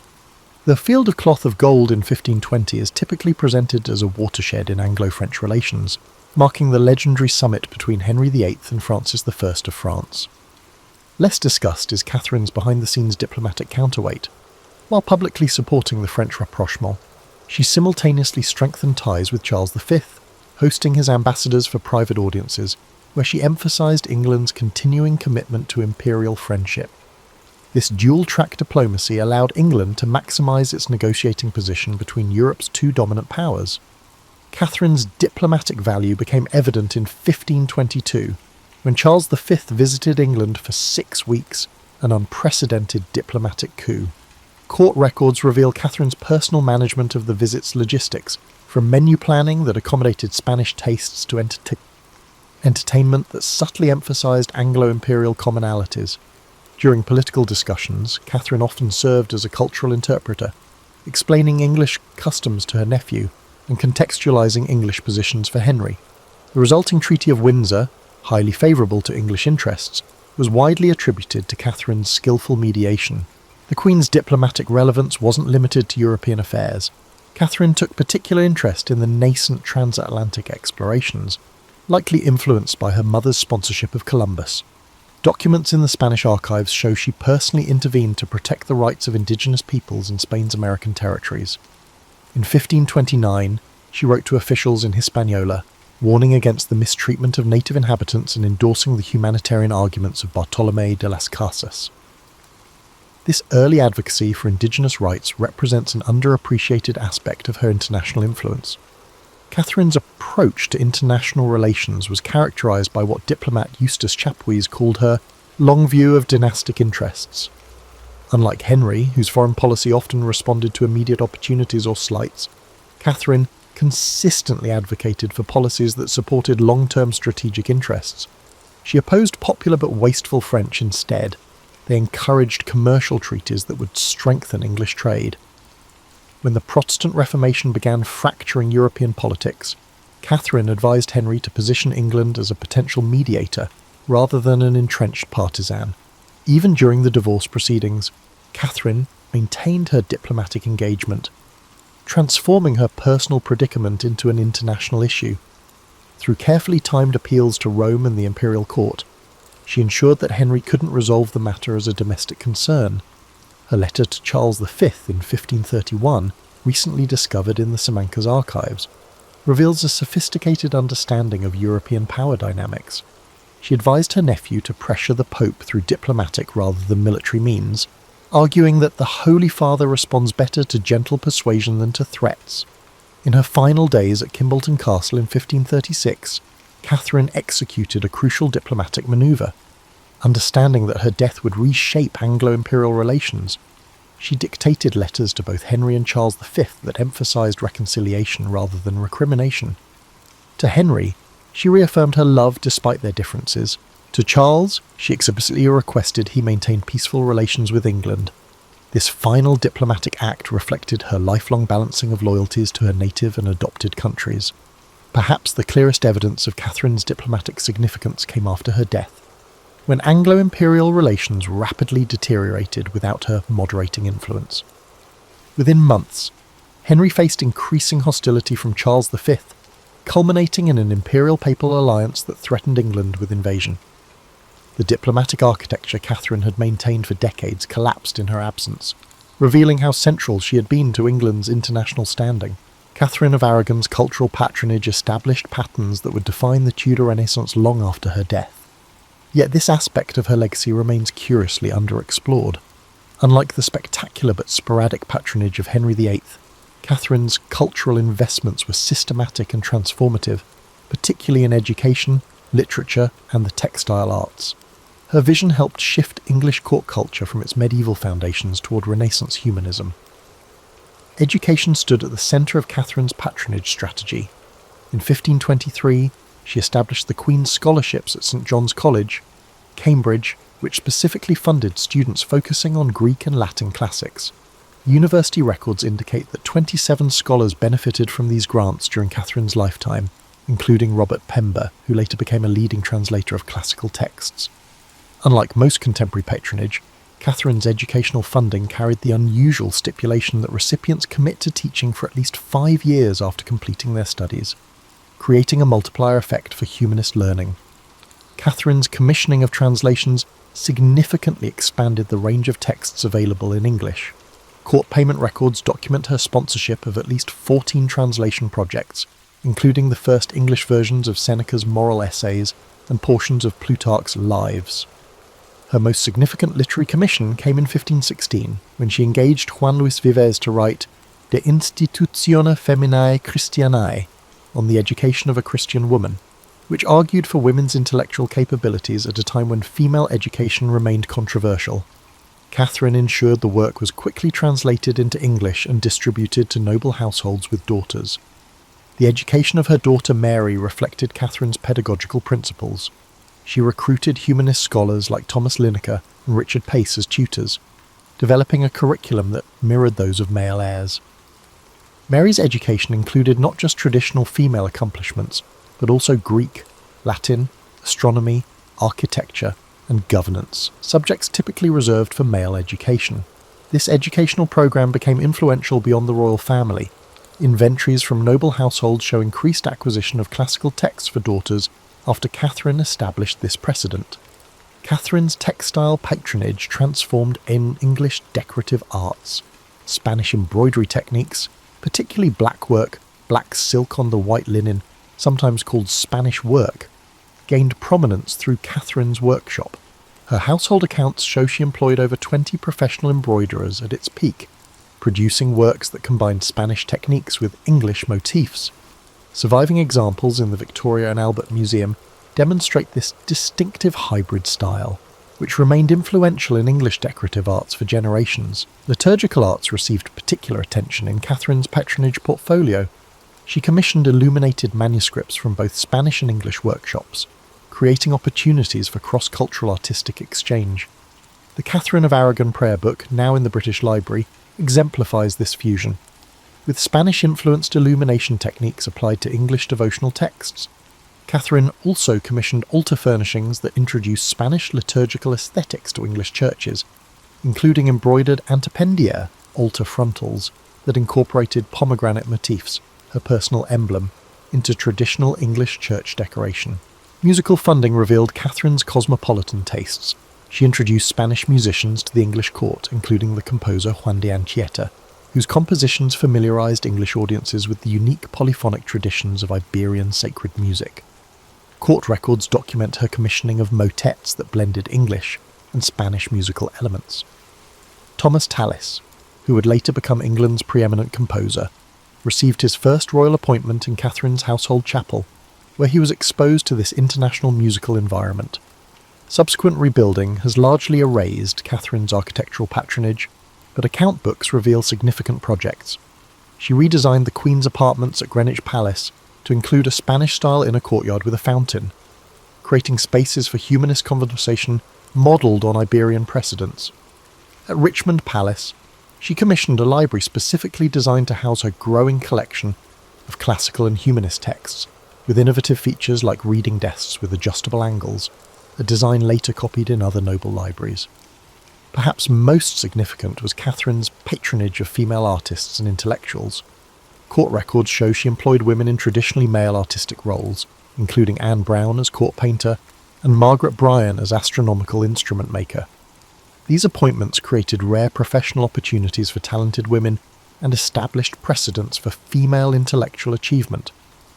When Catherine established her daughter Mary's household at Ludlow Castle in 1525, she deliberately recruited educated women as attendants, creating what historian Maria Dowling has called the first female humanist circle in England. Catherine's cultural patronage established a distinctively English Renaissance identity that outlived her personal downfall. The educational institutions she funded continued producing scholars long after her death. The artistic styles she introduced became naturalized as traditional English forms. Even her architectural innovations influenced subsequent royal building projects. When Elizabeth I later positioned herself as a Renaissance monarch, she drew upon cultural foundations that her mother's rival had established. Catherine of Aragon died at Kimbolton Castle on January 7th, 1536, officially downgrading her to Princess Dowager, despite her insistence on her royal title until the end. Traditional narratives often conclude her story here, presenting her as a tragic figure whose significance waned after Anne Boleyn's ascension. This interpretation fundamentally misunderstands Catherine's enduring influence on Tudor England and beyond. Her legacy operated through multiple channels, some obvious and others more subtle, shaping English history long after her physical presence had ended. The most immediate aspect of Catherine's legacy manifested in popular resistance to Henry's religious policies. Her steadfast defence of papal authority provided both intellectual framework and emotional inspiration for those opposing the nascent English Reformation. The Pilgrimage of Grace, the largest uprising of Henry's reign, explicitly invoked Catherine's cause among its grievances. Northern rebels carried banners depicting her royal arms alongside traditional religious images, symbolically linking loyalty to Rome with loyalty to the displaced queen. Catherine's influence persisted through networks of scholars and clerics she had patronised. John Fisher, Bishop of Rochester and her most prominent defender, became a martyr for rejecting royal supremacy. Less-known figures like Nicholas Wilson and Richard Featherstone, both former chaplains in Catherine's household, joined the ranks of religious exiles who maintained opposition from continental havens. These Catherinian loyalists, as historian Eamon Duffy termed them, preserved alternative visions of English Catholicism that would influence later recusant communities. Through her daughter Mary, Catherine's political and religious values gained renewed expression during Mary's brief reign, 1553 to 1558. Mary's restoration of Catholicism represented not just personal conviction, but conscious continuation of her mother's stance. Royal proclamations during Mary's reign frequently referenced the virtuous example of our most noble mother, explicitly connecting government policies to Catherine's principles. Mary's efforts to restore diplomatic relations with Spain similarly reflected Catherine's lifelong commitment to an Anglo-Spanish alliance. Catherine's educational philosophy proved remarkably durable. The curriculum she developed for Princess Mary, emphasising classical languages, history, and governance alongside religious instruction, became influential in noble female education. Household accounts from families like the Howards, Percys, and Seymours show daughters receiving increasingly substantial educations modelled on Catherinian principles. By Elizabeth's reign, a generation of noble women had benefited from this educational transformation, creating what scholar Lisa Jardine called a female intellectual elite unprecedented in English history. The legal arguments Catherine mounted in her defence established precedents that resonated far beyond her personal case. Her insistence that valid marriages could not be retroactively invalidated by royal decree established important protections for aristocratic marriages, and by extension, aristocratic property settlements. When Elizabeth I faced parliamentary pressure to clarify the succession in the 1560s, her resistance partly reflected awareness that questioning her parents' marriage would reopen the controversial legal principles Catherine had fought to uphold. Catherine's diplomatic legacy operated in complex ways. While Anglo-Spanish relations deteriorated after her death, the diplomatic networks she had cultivated provided channels for continued communication even during periods of official hostility. Spanish diplomats used contacts they had made in Catherine's home to stay in touch with English Catholics during Edward VI's rule. These unofficial channels proved crucial during Mary's accession crisis in 1553, when Spanish diplomatic support, arranged through Catherine's former ladies-in-waiting, helped secure Mary's throne. In cultural terms, Catherine's influence remained visible for generations. The distinctive blackwork embroidery she introduced remained fashionable throughout the 16th century, with Elizabeth I herself wearing garments decorated in this Spanish work, despite her political opposition to Spain. Architectural elements Catherine had introduced, particularly the enclosed private garden and the humanist study, became standard features in elite English homes. Even her innovations in court ceremony, like the Spanish-influenced reverence that replaced the medieval nebo, persisted as elements of English court protocol. Perhaps most significantly, Catherine established enduring principles of queenship that influenced subsequent royal women. Her example demonstrated that queens could exercise substantial political authority while maintaining popular affection. She proved that consorts could serve as effective diplomatic agents and cultural patrons. Even in adversity, she established that queens possessed distinct rights that could not be arbitrarily revoked. Elizabeth I, despite her complicated relationship with Catherine's memory, adopted many aspects of Catherine's queenly performance, particularly her careful balance of foreign and domestic identities. The culmination of Catherine's legacy arrived with the accession of James I in 1603, which reunited the English and Scottish crowns and restored peaceful relations with Spain. The 1604 Treaty of London, ending nearly 2 decades of Anglo-Spanish conflict, explicitly referenced Catherine's earlier diplomatic work as a model for renewed friendship. When Philip III's ambassador presented James with Catherine's portrait as the diplomatic gift, he symbolically acknowledged what historians have often overlooked, that Catherine of Aragon's vision of England's place in Europe had ultimately prevailed. Catherine's story extended far beyond the divorce crisis that dominates popular perceptions. She was not merely Henry VIII's discarded first wife, but a consequential historical figure whose influence shaped Tudor England in profound and lasting ways. Her legacy encompassed religious principles, educational innovations, diplomatic relationships, legal precedents, and cultural transformations that continued influencing English society long after her death. The true measure of Catherine's historical significance lies not in the marriage that ended, but in the many ways her life's work continued shaping the nation she had adopted as her own. Born on January 4th, 1643, in Woolsthorpe, Lincolnshire, England, Isaac Newton arrived into the world during a time of great upheaval. The English Civil War was in full swing, and the country was caught between monarchies, republics, and revolution. But Newton's arrival wasn't anything extraordinary. He was born prematurely and was so small and fragile that his mother reportedly said he could have fit inside a small mug. In fact, it's said that Newton was not expected to survive his early days, yet he defied those odds, growing up to become one of the most influential figures in science and mathematics. As a child, Newton's family life was complicated. His father, also named Isaac Newton, passed away 3 months before he was born, leaving his mother, Hannah A. Scow, to raise him alone. Hannah remarried when Newton was 3 years old, and he was sent to live with his maternal grandmother, while his mother moved away with her new husband. This early separation from his mother would have a lasting impact on Newton's emotional development, leading to periods of intense loneliness throughout his life. Despite his emotional struggles, Newton's intellectual gifts began to shine early on. As a young boy, he attended the King's School in Grantham, where he was known for being solitary and deeply engrossed in his studies. In fact, he was not much of a socializer, preferring to read and experiment on his own. It was during these early school years that Newton began to show an aptitude for invention. One of his most famous childhood experiments was creating a small water clock using a round-bottomed flask, which was one of the earliest signs of his curiosity about the physical world. At the age of 12, Newton's mother brought him back to live with her and her new husband in Woolsthorpe. It was at this time that he began his education at Cambridge University, enrolling at Trinity College in 1661. Cambridge was a world away from the rural life Newton had known, but it would serve as the place where he began his extraordinary journey in the world of science. In the first few years at Cambridge, Newton was fascinated by the works of the great scholars of the time, particularly René Descartes, Galileo Galilei, and Johannes Kepler. These men had made groundbreaking contributions to mathematics, physics, and astronomy, and Newton was eager to learn from their ideas. He was particularly drawn to the study of mathematics and soon became obsessed with solving problems in geometry, algebra, and calculus. However, Newton's journey wasn't without its challenges. The world was entering a tumultuous period during Newton's years at Cambridge. The Great Plague of 1665 struck London, causing the university to close temporarily.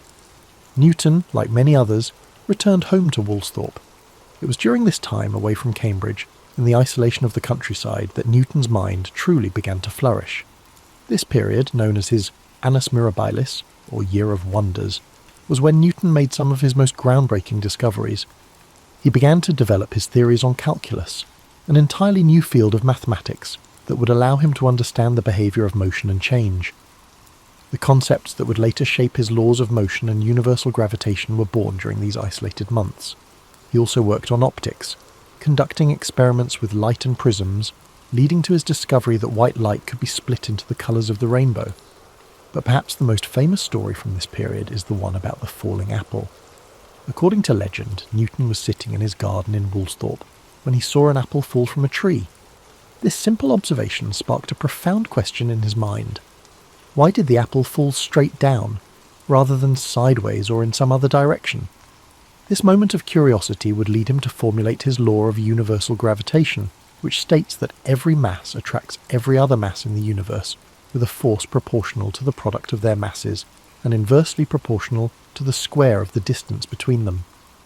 Returning to Cambridge in 1667, Newton's reputation as a mathematician and physicist began to grow. He soon became a fellow at Trinity College, and over the next several years he began to refine his ideas. In 1687, he published his groundbreaking work, Philosophia Naturalis Principia Mathematica, or simply the Principia. In this book, Newton introduced his 3 laws of motion and the law of universal gravitation. These laws laid the foundation for classical mechanics and transformed the understanding of how the universe works. Newton's first law, often referred to as the law of inertia, states that an object at rest will stay at rest, and an object in motion will stay in motion unless acted upon by an external force. His second law relates the force applied to an object to its mass and acceleration, essentially stating that force equals mass times acceleration, F equals ma.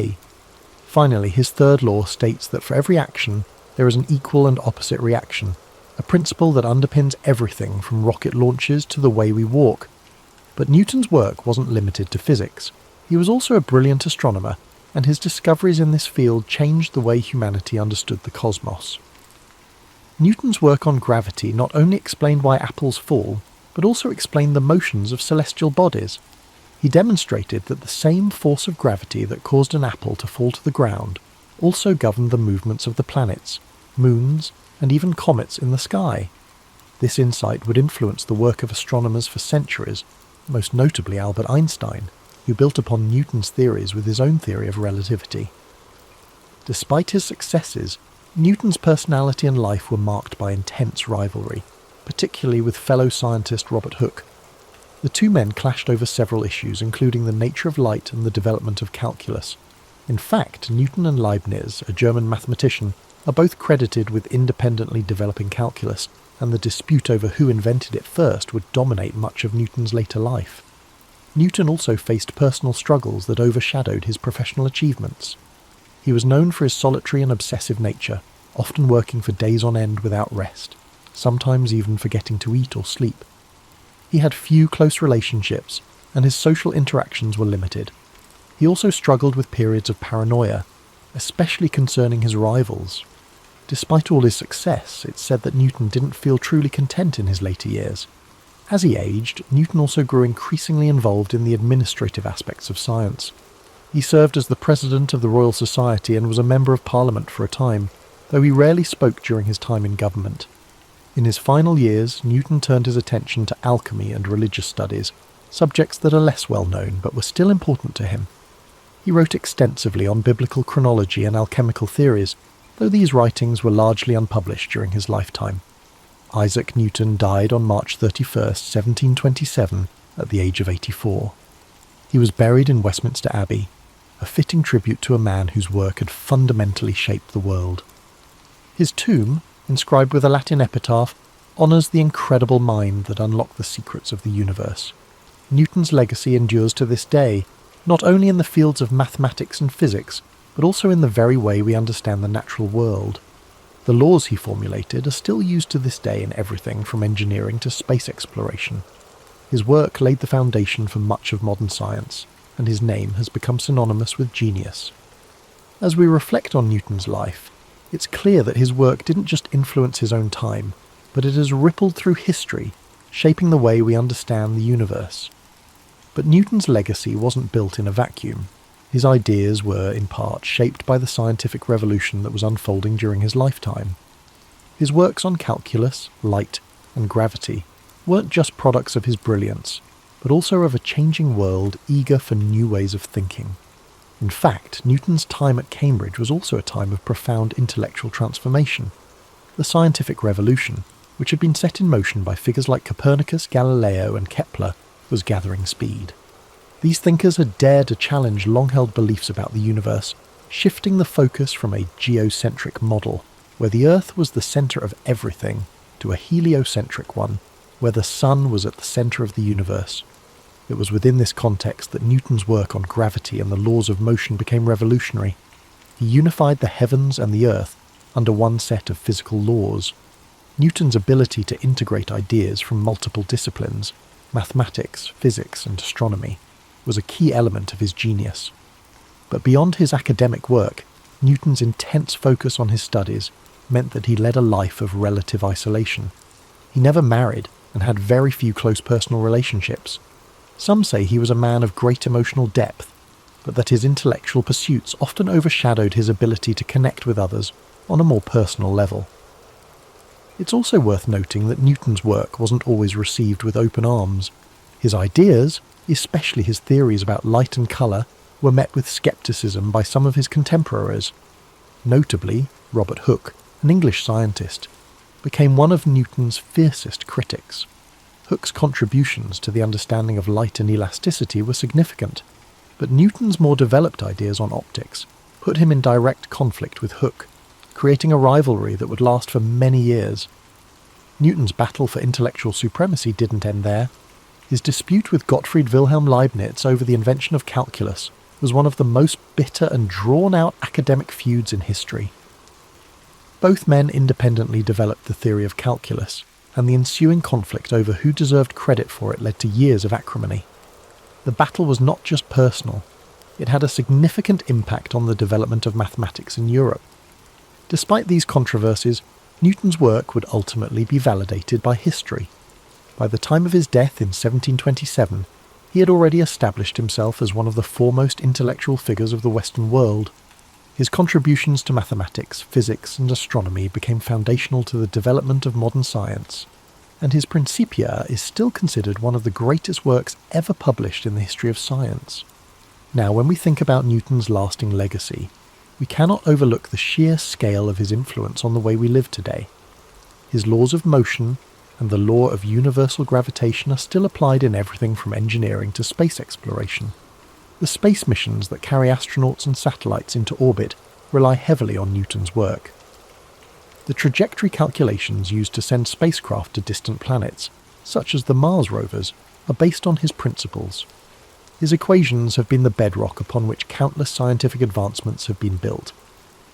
And even though Newton's theories on gravity have been refined and expanded upon by later scientists, such as Albert Einstein with his theory of general relativity, the core ideas about the forces that govern motion and the behaviour of celestial bodies are still grounded in Newtonian mechanics. In a sense, Newton's work provides the framework within which later theories are tested and developed. In addition to his scientific contributions, Newton's influence extended into philosophy, religion, and even the political sphere. As president of the Royal Society, he played a significant role in shaping the direction of scientific research in England. Newton's work helped elevate science to a position of great prestige, laying the groundwork for the Enlightenment, a period in history marked by an emphasis on reason, logic, and scientific inquiry. But despite his global fame, Newton remained a man of contradictions. He was intensely private and could be quite bitter towards those who challenged his ideas. He was known to be secretive, often withholding his work until he felt it was perfect, and sometimes even to the point of being paranoid about rivals. There are stories of him working for days on end without sleep, consumed by his theories, losing touch with reality. This obsessive nature also manifested in his work on alchemy and biblical chronology, fields which seem unrelated to his scientific work but were important to him nonetheless. His pursuit of alchemy, for instance, is one of the lesser-known aspects of his life. Alchemy, an ancient practice that combined elements of chemistry, metallurgy, and mystical thought, was a passion of Newton's. He wrote hundreds of thousands of words on the subject, but his alchemical works remained largely unpublished during his lifetime. It's said that he viewed the pursuit of alchemy as a way to unlock deeper truths about the universe, but this side of his personality was overshadowed by his more well-known scientific work. In the realm of religion, Newton spent considerable time studying the Bible, attempting to decode its messages and understand the natural world through a spiritual lens.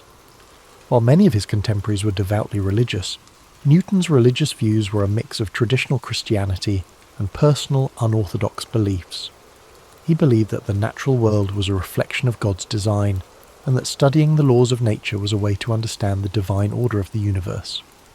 Newton's later years were marked by a mixture of public service and intense personal reflection. After spending much of his life in academia, Newton was appointed Warden of the Royal Mint in 1696, where he was tasked with reforming England's coinage system. His work in this role was diligent and successful, and he eventually became Master of the Mint, overseeing the minting of all the country's coins. This role added a new layer to Newton's legacy, proving that his skills extended beyond the academic world into the practical affairs of state. When Isaac Newton passed away in 1727, he left behind a legacy that would change the world forever. He had transformed our understanding of the physical universe and set the stage for centuries of scientific progress. His discoveries continue to be celebrated and studied to this day, with his laws of motion and universal gravitation forming the backbone of much of modern physics and engineering. Today, we remember Newton not just as a scientist, but as a symbol of human curiosity and determination. He was a man who sought to understand the fundamental laws of nature, and in doing so, changed the way humanity sees the world. His story is a reminder that one person, no matter how humble their beginnings, can leave an indelible mark on history. As we draw this exploration of Isaac Newton's life to a close, it's important to reflect on the profound impact he has had on the world we live in today. Though centuries have passed since his death, his contributions continue to shape our understanding of the universe.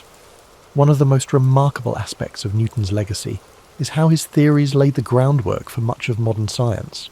His laws of motion, for example, are still foundational to fields like engineering, aerospace, and robotics. Every time a rocket is launched into space, scientists and engineers rely on Newton's understanding of forces and motion to chart its course. His ideas allow us to send satellites to orbit, predict the trajectory of asteroids, and calculate the velocity of objects moving at incredible speeds. Without his work, our modern technological advancements, especially in fields like space exploration, would not have been possible. Even beyond physics, Newton's influence extends to a variety of other disciplines. His work in mathematics led to the development of calculus, a tool that's now used in everything from economics to medicine. Calculus is indispensable in understanding rates of change, making it essential in fields like biology, chemistry, and even social sciences. It's amazing to think that these equations, developed over 3 centuries ago, are still used by scientists, mathematicians, and economists to solve real-world problems. Newton's discoveries about light and optics, too, paved the way for our modern understanding of vision, colour, and even the development of technologies like telescopes and microscopes. His experiments with prisms demonstrated that light is made up of different colours, fundamentally changing our approach to the study of light waves. His theories on optics played a key role in the development of modern physics, and they still inform cutting-edge research in areas like quantum mechanics and wave theory. But Newton's influence isn't confined to the realm of science and mathematics. His work in establishing a more rigorous, methodical approach to inquiry laid the foundations for the scientific method we rely on today. The idea that the universe operates according to predictable, natural laws that can be understood through observation, experimentation, and reasoning is something we take for granted now, but it was revolutionary in Newton's time. We can also see Newton's impact in the way we approach intellectual problems. His relentless drive to solve complex questions, his commitment to challenging the status quo, and his deep curiosity about the world around him have inspired countless individuals throughout history. Newton's life serves as a reminder that sometimes the pursuit of knowledge requires patience, perseverance, and an unshakable belief that there are answers to be found. Yet, for all of his groundbreaking discoveries, Newton's life was far from perfect. He lived in an era that was often hostile to new ideas, and his own struggles with isolation and personal conflict are a testament to the challenges that even the greatest minds face. Newton was deeply introspective, sometimes to the point of obsession. He had a tendency to push people away, focusing all his energy on his work, which left him with few close relationships. Even in his personal life, Newton found that achieving greatness often came at the cost of emotional fulfillment. In many ways, though, Newton's journey can offer us comfort. His story reminds us that greatness is not always defined by ease or popularity. Sometimes it's the quiet, solitary pursuit of understanding that leads to the most profound discoveries. Newton's legacy teaches us that the road to success is often winding and full of obstacles, but those who stay dedicated to their vision can leave a mark on history. As you reflect on Newton's life tonight, consider how his story connects to your own. We all have our own struggles, and sometimes the world may not understand us right away. But like Newton, we can find solace in our curiosity and passion. We may not discover the laws of motion or unlock the secrets of the cosmos, but we all have something to contribute to the world in our own unique way. And just like Newton, we must embrace the process of discovery, whether it's scientific, personal, or emotional. Every question we ask, every challenge we face, is part of a larger journey, one that connects us to the great minds who have shaped history and the ones who will come after us. Zig, a city reeling from the aftermath of the 30 Years' War. In that era of upheaval, few would have predicted that this sickly, inquisitive child would mature into one of the most versatile minds of the 17th century. His father, Friedrich Leibniz, served as a moral philosophy professor, and though he died when Gottfried was only 6, his library lingered as a silent mentor. The boy, solitary and introspective, roamed among musty volumes, absorbing knowledge both classical and contemporary. Leibniz's early education diverged from the strict rote memorization typical of his age. Largely self-taught, he devoured texts on ancient history, geometry, theology, and logic. He cultivated a fascination with how systems of thought fit together, a prelude to the encyclopedic breadth he would later display. Adolescence found him rummaging in obscure Latin works and assembling his compendium of philosophical snippets. By 14, he had embarked on advanced studies at Leipzig University, an anomaly for someone barely in his teens. This precocious youth carried a restless energy. While classmates regurgitated standard lectures, Leibniz pressed forward with questions of his own. Could there be a universal language of thought, bridging all disciplines? How did geometry and logic intertwine? Professors were both dazzled and unsettled by his challenges to established dogma. Although he soon completed the Bachelor of Philosophy, the faculty, wary of his age and ambition, resisted granting him a doctorate. Undeterred, he shifted to Altdorf University near Nuremberg.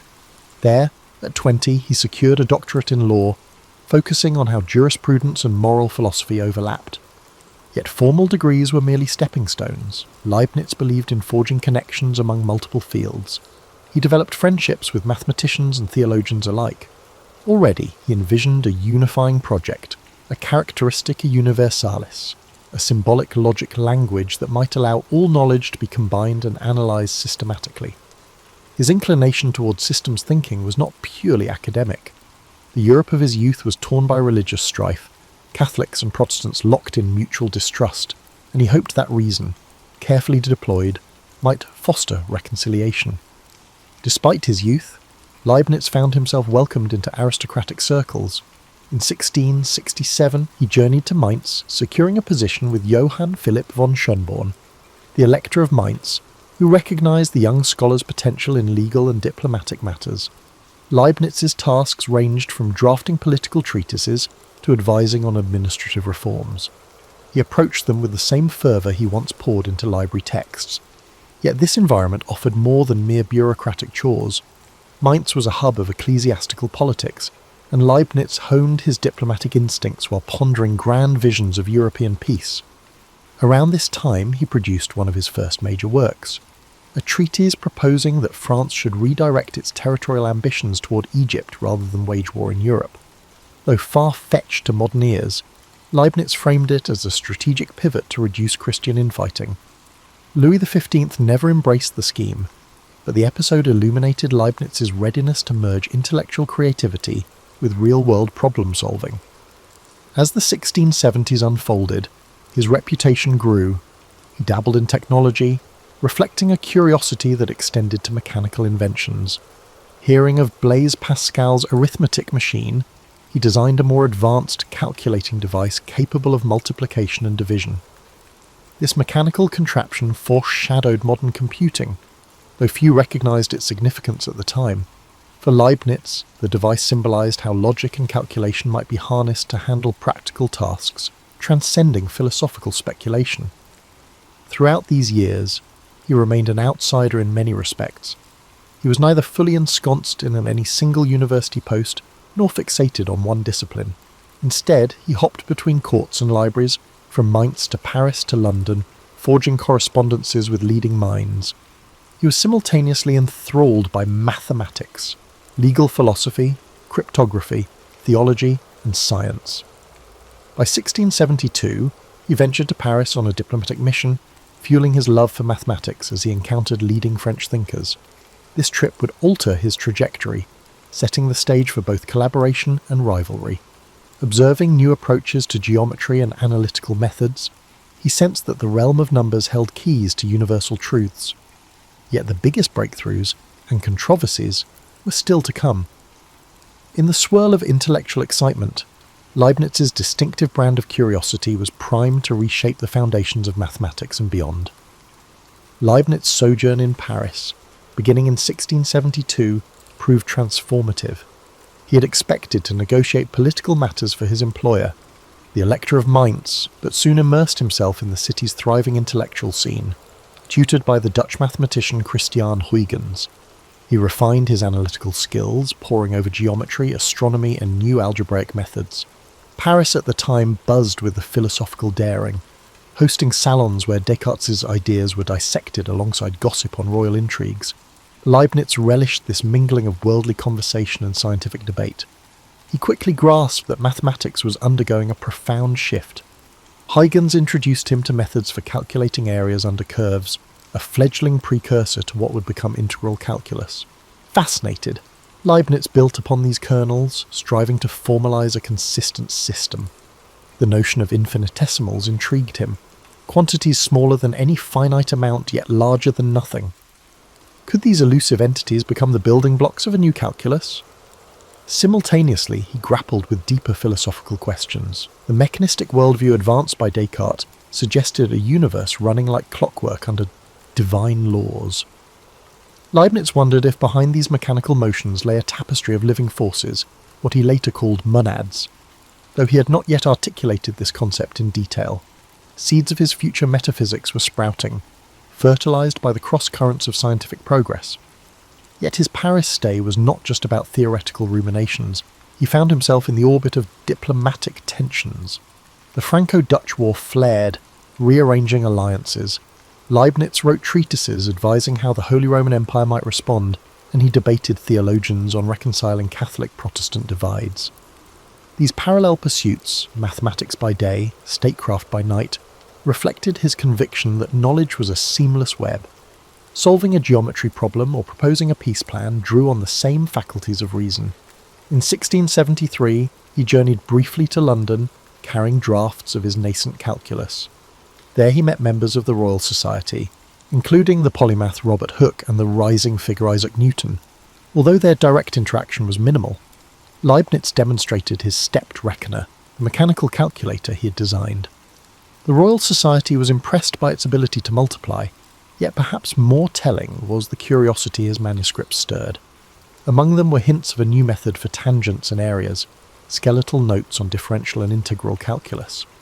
Some society members recognized these as significant strides, though details were still sketchy. Returning to Paris, Leibniz refined his techniques, systematically introducing symbols to represent differential operations. He introduced the notation d/dx for derivatives, a brilliant move that simplified complex concepts into easily manipulable symbols. Where geometry had spoken of conic sections and tangents in geometric language, Leibniz's approach turned them into algebraic manipulations. Yet as he worked feverishly, rumours circulated that Newton had already discovered similar methods. Indeed, Newton's private manuscripts from the mid-1660s indicated a deep mastery of calculus-like concepts, though he guarded them closely. This parallel discovery remained embryonic, with Newton hesitant to publish. Leibniz, in contrast, believed knowledge advanced through open dialogue and swiftly prepared some of his results for print. He published a brief account of his differential calculus in 1684, followed by integral calculus in 1686, beating Newton to public dissemination. In the meantime, diplomatic events forced him to leave Paris. His employer demanded he return north, eventually taking a position at the court of the Duke of Brunswick-Lüneburg in Hanover. Though reluctant to depart the Parisian salons, he accepted. By 1676 he was on the move again, stopping by London en route, where he glimpsed more of Newton's manuscripts, a fateful moment later invoked in accusations of plagiarism. The stage was set for a bitter calculus priority dispute, one that would dog him for decades. Back in Germany, Leibniz continued polishing his calculus. Letters flew across Europe, carrying his ideas to mathematicians intrigued by the new symbolic method. Yet beyond the realm of curves and tangents, he took on broader tasks, reorganising ducal libraries, penning genealogies, and planning scientific academies. This polymathic spree, though draining, illustrated his belief that reason could unify everything from princely succession to infinite series. He had no inkling how the Newton-Leibniz rivalry would erupt, overshadowing many of his achievements. For now, he focused on perfecting a language of infinitesimals, convinced that the future of mathematics hinged upon it. Leibniz transitioned from historiographer to political advisor at the ducal court in Hanover in 1676, a significant departure from the dynamic intellectual environment of Paris. Yet he embraced these responsibilities with typical zeal. Charged with writing a genealogical history of the House of Brunswick, he embarked on travels through archives and libraries across Germany and Italy, collecting reams of obscure documents. For him, rummaging in medieval charters or deciphering faded manuscripts echoed the same analytical spirit he applied to geometry. This historical research yielded surprises. Leibniz unearthed ancient claims that could bolster the prestige of his patron's lineage, fueling alliances with neighbouring courts. But the project took much longer than anticipated, partly because he approached it with scholarly rigour. He envisioned writing a sweeping, methodical history that linked genealogies to broader philosophical insights about human societies. Years would pass before his culminating volume, yet these forays shaped his sense of how knowledge intertwined. Mathematics, law, theology, and history were threads in the same grand tapestry. Meanwhile, he pressed forward with mathematical correspondence. In particular, the Bernoulli brothers, Jacob and Johann, became key collaborators. The Bernoullis recognized the power of Leibniz's differential notation, applying it to solve complex problems in fluid dynamics and infinite series. Encouraged, Leibniz refined his calculus further. He delighted in seeing how these intangible infinitesimals produced tangible results. Mechanical curves, ballistic trajectories, planetary motions, everything seemed ripe for re-expression in the language of die and dx. However, the shadow of Newton was always present. By the 1680s, rumours circulated that Newton's supporters believed Leibniz had plagiarised from the English mathematician's earlier, unpublished papers. Some pointed to Leibniz's 1676 visit to London, where he had briefly seen Newton's manuscripts, but many in Europe regarded Leibniz's publication as independent and methodically elegant. Newton himself remained silent publicly but nurtured private grudges, uneasy about sharing credit. During these years, Leibniz also delved into philosophy. He corresponded with thinkers like Antoine Arnauld, a prominent Cartesian theologian, debating the nature of substance and free will. Gradually, he formulated a conceptual framework that would culminate in works like The Discourse on Metaphysics, 1686. This text advanced the idea that reality consisted of an infinite array of monads, each a self-contained mirror of the universe. Though intangible, monads formed the true building blocks of existence, orchestrated by a divine harmony ensuring a best of all possible worlds. This optimism, later caricatured by Voltaire, was in fact deeply nuanced. Leibniz never claimed the world was free of evil, but insisted that creation represented a divine calculus, balancing maximum good with minimal necessary suffering. His theology and mathematics converged in a quest for universal harmony.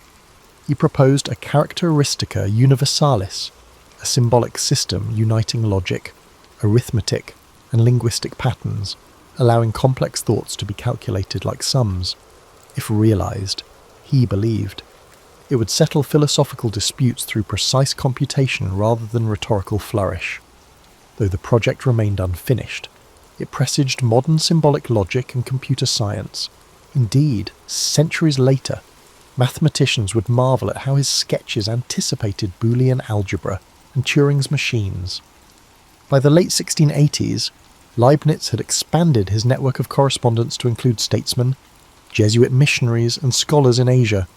He was intrigued by the Chinese civilization, particularly its symbolic writing system. Could Chinese characters hint at a universal script? Could Europe learn moral lessons from Confucian teachings? These reflections typified his boundary-crossing curiosity. He championed the idea that East and West might find unity through shared rational principles, a stance radical in a Europe often dismissive of non-Christian cultures. Of course, everyday life intruded. The Duke demanded results on that grand genealogical history, but Leibniz's drafts ballooned, collecting dust in crates. He proposed projects like draining local marshes, improving mining operations, and founding scientific societies. Not all found traction.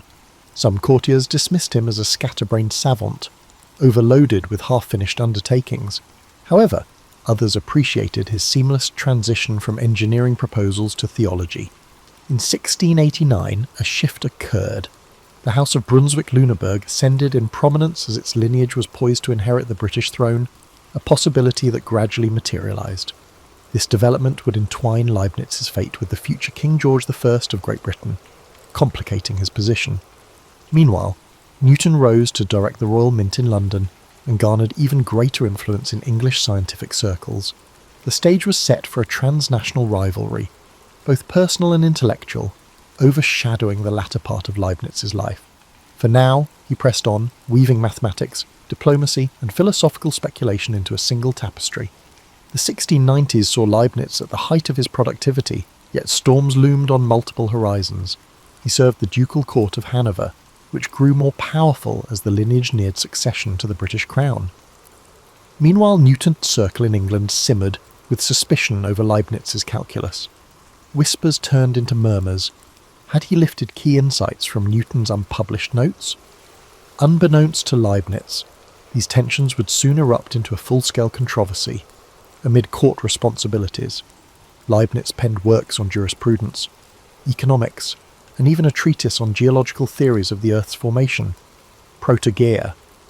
He systematically observed mineral formations, hypothesizing that the planet's layers recorded a hidden chronology. Although overshadowed by his mathematics, this interdisciplinary foray showed how he combined empirical observation with theoretical speculation. He insisted that theology, natural science, and history formed a continuum, each illuminating the others. One of his boldest philosophical statements emerged in Theodicy, published 1710, but conceived much earlier. There, he wrestled with the classic problem of evil. If God was all-powerful and all-good, why did suffering exist? Leibniz's resolution posited that ours was still the best possible world, shaped by the divine wisdom, balancing countless variables. Critics retorted that they minimized real horrors, but he believed human perception was too limited to grasp the cosmic calculus at play. This stance, while devout, also underscored his faith in rational analysis. Evil, in some measure, was necessary for the grand design. In mathematics, he advanced the discussion of series, engaging with the Bernoullis on infinite sums. The Basel problem, finding the sum of the reciprocals of squares, sparked fervent exchanges. Leibniz didn't solve it fully, that honour would go to Euler later, yet he contributed critical insights. Each letter to the Bernoullis was a miniature treatise, replete with breakthroughs like the series expansion for arctangent, which let him approximate P with surprising accuracy. He recognised that infinite processes, once purely philosophical puzzles, could be harnessed for real computations. His public life in Hanover took new turns. As personal secretary to Duke Ernst August and later his son Georg Ludwig, the future King George I of Great Britain, he orchestrated court ceremonials, crafted manifestos, and negotiated alliances. His dream of unifying European states under reason never fully vanished. He wrote proposals for a pan-European scientific league, hoping to quell religious strife through shared pursuit of knowledge. Realpolitik being what it was, these visions seldom materialised, overshadowed by power struggles. By the late 1690s, English mathematicians pressed Newton to reveal his calculus findings in print. Newton's Principia, 1687, had revolutionised physics but only hinted at his deeper fluxional methods. Sensing Leibniz's rising influence, they urged Newton to claim priority. Meanwhile, Leibniz had published widely, showcasing differential and integral calculus. The stage was set for a priority dispute that would soon overshadow both men's other achievements. The disagreement heated after 1700, particularly as the Royal Society became a hotbed of national pride. Leibniz found himself ridiculed in certain English pamphlets, which alleged he had spied on Newton's manuscripts. Leibniz retorted that his discoveries were independent, pointing to his meticulously dated notes. Polite private letters turned into acrimonious public statements. The irony was that both men respected each other's intellect, but were ensnared by partisans and patriotic zeal. Meanwhile, an unexpected complication. When King Charles II of Spain died in 1700, without an heir, European politics lurched into crisis. Hanover sought to position itself favourably in the shifting alliances. Leibniz juggled dispatches about the Spanish succession, while also defending his calculus in scholarly journals. The intensity wore on him. He lamented that petty national rivalries threatened the shared enterprise of science. However, he wasn't a passive observer. Occasionally, he wrote incisive responses that intensified the conflict. In quieter intervals, he nurtured his grand philosophical system. The notion of monad solidified. He penned letters to Nicolas Ramon, a French diplomat, explaining that monads were windowless, reflecting the cosmos from within. Everything was connected by pre-established harmony, orchestrated by a divine planner. Some saw the concept as too abstract, but to Leibniz, it meshed seamlessly with his faith in universal rational structure. Even as controversies flared, he anchored himself in the belief that reason would outlast squabbles. At the century's turn, Leibniz exuded a paradox, revered across Europe for his sweeping intellect, yet increasingly isolated by conflict. He hoped to finalise monumental projects, his universal language, the genealogical history, and a systematic metaphysics, but faced finite time and resources. Approaching his mid-50s, he pressed on, certain that posterity would vindicate his endeavours even if immediate circumstances proved fraught. In the early 1700s, Leibniz's personal fortunes wavered. The Duke of Hanover, Georg Ludwig, was poised to inherit the British throne, which he did in 1714 as King George I. The occasion should have spelled triumph for Leibniz, who had long served the House of Brunswick-Lüneburg. Yet ironically, it led to estrangement. Eager to secure British goodwill, Georg Ludwig relocated to London, leaving Leibniz behind in Hanover with an unfulfilled directive: finish that massive genealogical history. The royal court in England barred him from joining until he completed his massive genealogical history. This snub stung. Leibniz had spent decades in loyal service, orchestrating everything from diplomatic memos to scientific reforms. Now, overshadowed by rising British courtiers, he found himself effectively grounded. The genealogical project, begun years earlier, lay in sprawling disarray. Volume after volume of research existed, but it was nowhere near a neat conclusion. Recognising the changing trends, Leibniz intensified his efforts by delving into dusty archives once more. Yet the scale was daunting. Each day, he uncovered more documents. Each discovered clue hinted at new angles to explore. Meanwhile, calculus controversy festered. In 1712, the Royal Society formed a committee, dominated by Newton's allies, to investigate the Newton-Leibniz priority question. Predictably, it concluded that Newton had discovered calculus first and strongly implied that Leibniz was less than honest. The subsequent report, known as the Commercium Epistolicum, read like an indictment. Leibniz protested vigorously, labelling the inquiry biased. He pointed to dated manuscripts from 1675 showing his own independent progress. Newton's supporters dismissed his protestations as a cunning interloper. Outside England, many mathematicians still sided with Leibniz, or at least viewed the matter as a parallel discovery. However, his reputation suffered significant damage. Despite the challenges, he persevered. The Academy of Sciences in Berlin, which he had helped establish in 1700, provided a platform for his scientific ambitions. With the support of Sophie Charlotte of Hanover, mother of Georg Ludwig and a kindred intellectual spirit, he had co-founded this academy to nurture scientific collaboration in the German states. Even after Sophie Charlotte's death, Leibniz remained its figurehead, though financial struggles dogged the institution. He offered lectures on logic, mathematics, and moral philosophy, hoping to attract brilliant minds and forge a European network of savants. Results were mixed, but the dream persisted. Despite controversies, he found pockets of solace among younger mathematicians. In 1708, for instance, a Swiss genius named Leonhard Euler was born. Though still a child, Euler would one day become a champion of Leibniz's notation. The seeds of future vindication were quietly planted. Meanwhile, the Bernoulli family continued to produce advanced results using Leibnizian methods. Johann Bernoulli and his pupils solved differential equations that shaped mechanics, all under the conceptual umbrella Leibniz had fashioned. Philosophically, he refined his monadology, culminating in a short treatise known simply as the Monadology around 1714. Written in French, it outlined how each monade was a windowless centre of perception, synchronized by a divine plan. While abstract, it explained everything from the illusions of causality to the unity of the cosmos. To some, it read like mystical speculation, to others, it was a rigorous extension of his rational theology.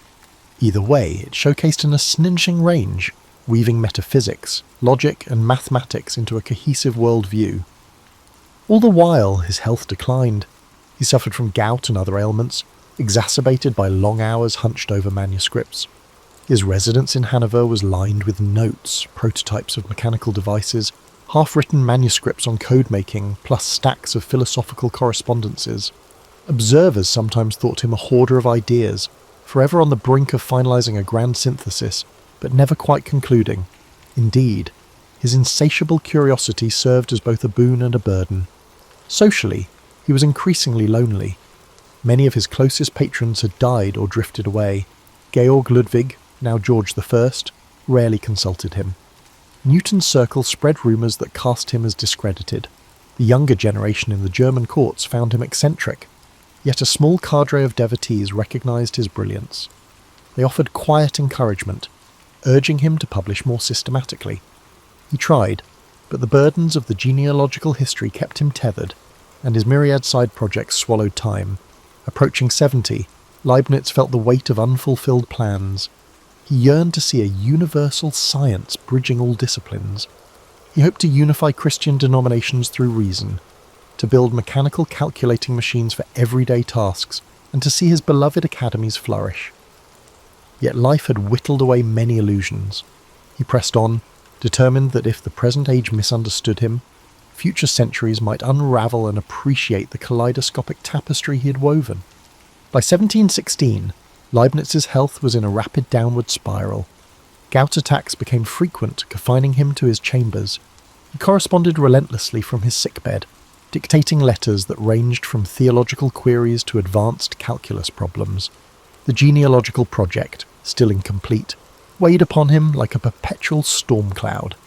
He fretted that his inability to deliver it kept him alienated from the court he once served so faithfully. Despite physical torment, his mind remained agile. In these final months, he drafted addenda to his philosophical works, clarifying the nature of God's interaction with monads and reaffirming his concept of pre-established harmony. He toyed with expansions to his universal logical calculus, though few around him grasped the depth of this notion. Occasionally, local visitors found him immersed in code-like symbols scrawled in the margins of pages, attempting to refine the universal language he had long championed. The watchful eye of the world, however, was directed elsewhere. In England, Newton's star shone bright. The Royal Society bustled with new discoveries in physics and astronomy, lionising Newton as the era's supreme intellect. Among continental mathematicians, Leibniz still had defenders, but many avoided the priority debate, seeking to maintain favourable relations with English patrons. The calm acceptance that both men had discovered calculus independently was overshadowed by patriotic fervour. It pained Leibniz to see scientific enterprise tainted by a nationalistic rivalry, but he was too frail to launch new campaigns for reconciliation. Meanwhile, in Hanover, the genealogical archives remained a labyrinth. Leibniz's assistant, Johann Georg von Eckhart, struggled to impose order. The scale of the research dwarfed any realistic timeline. Leibniz's critics within the court whispered that he was stalling or incompetent. He tried to explain that thorough scholarship couldn't be rushed, but such arguments fell flat. Even benevolent courtiers held the belief that his diverse interests had dispersed his efforts. condemning him to incomplete masterpieces. In a poignant twist, King George I visited Hanover briefly in 1716, but made no effort to see his once esteemed advisor.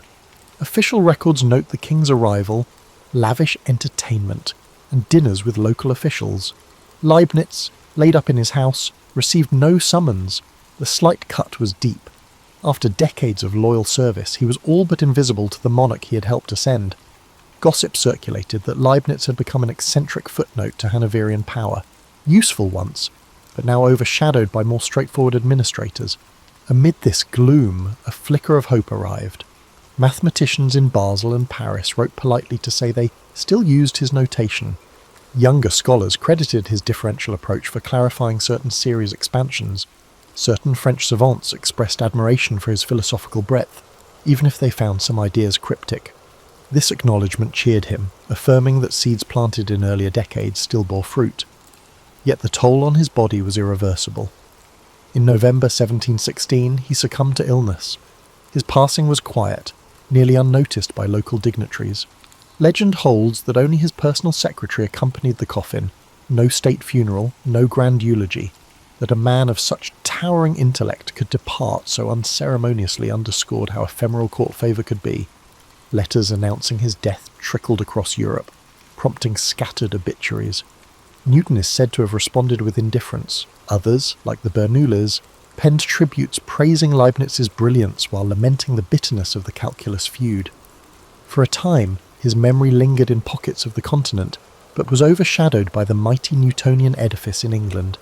The 18th century marched on, enthralled by Newton's physics as Leibniz's contributions simmered quietly in the domain of pure math and logic. Only later, particularly with the rise of symbolic logic in the 19th and 20th centuries, would historians revisit his manuscripts to discover how visionary his attempts at a universal logical framework had been. In death, as in life, he remained a figure of paradox, near forgotten by the princely family he served, overshadowed by Mohammed Newton in the public eye, yet revered in specialised circles that recognised the depth of his innovations, over centuries. As his letters and papers were studied more thoroughly, the full scope of his genius emerged. He was not simply the other inventor of calculus, but a pioneering philosopher, logician, historian and diplomat. The universal tapestry he strove to weave would continue unfolding long after his solitary funeral. Long after Leibniz's quiet burial in Hanover, the intellectual world gradually rediscovered his legacy. Throughout the 18th century, the dominance of Newtonian physics eclipsed any hint of continental mathematics. But behind the scenes, mathematicians in Basel, Berlin, and Paris refined Leibnizian calculus. The Bernoullis, along with Leonhard Euler, integrated Leibniz's notation into an edifice that made advanced differential equations tractable. By the mid-1700s, a new generation scarcely questioned which style of calculus they used. Leibniz's notation had prevailed for its clarity. Still, the philosophical side of his work awaited fuller appreciation. His monadology circulated in limited circles, mystifying many. Enlightenment thinkers like Voltaire ridiculed the best of all possible worlds as naive optimism. In his satire Candide, Voltaire lampooned a thinly disguised Leibniz as Dr. Pangloss, forever rationalising horrors. Consequently, for decades, the Leibnizian worldview was misread as a Pollyannian refusal to face reality. Yet other thinkers sensed deeper currents. Immanuel Kant, though forging his path, engaged with Leibniz's rationalist ideas. The tension between empirical data and innate concepts found echoes in Leibniz's attempt to unify logic and experience. In Catholic theological circles, his quest to reconcile Protestant and Catholic doctrines sparked renewed interest, even if his grand ecumenical project never reached fruition. And in the realm of language philosophy, scattered references to his Characteristica Universalis kept haunting dreamers who yearned for a perfect symbolic system. By the 19th century, German scholarship turned back to Leibniz. Historians recognised he was a key figure bridging the Renaissance's classical scholarship and the Enlightenment's scientific rigour. Scholars published new editions of his letters, revealing the extent of his global correspondence, from Jesuits in China discussing mathematics to French philologists analysing word roots to British astronomers exchanging star charts. Each letter showcased the universal scope of his curiosity. In parallel, the modern field of symbolic logic, spearheaded by George Boole, Gottlob Frege and others, unearthed Leibniz's unheeded manuscripts. They found he had sketched the basics of a formal logic, anticipating the idea that reasoning could be reduced to symbolic manipulation. This realization cast him as a prophet of the digital age, centuries ahead in imagining a calculus of reason.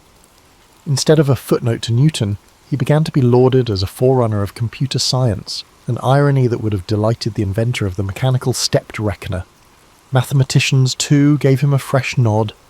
Euler, Lagrange and Cauchy had built mainstream calculus using Leibnizian symbols, unconsciously vindicating his approach.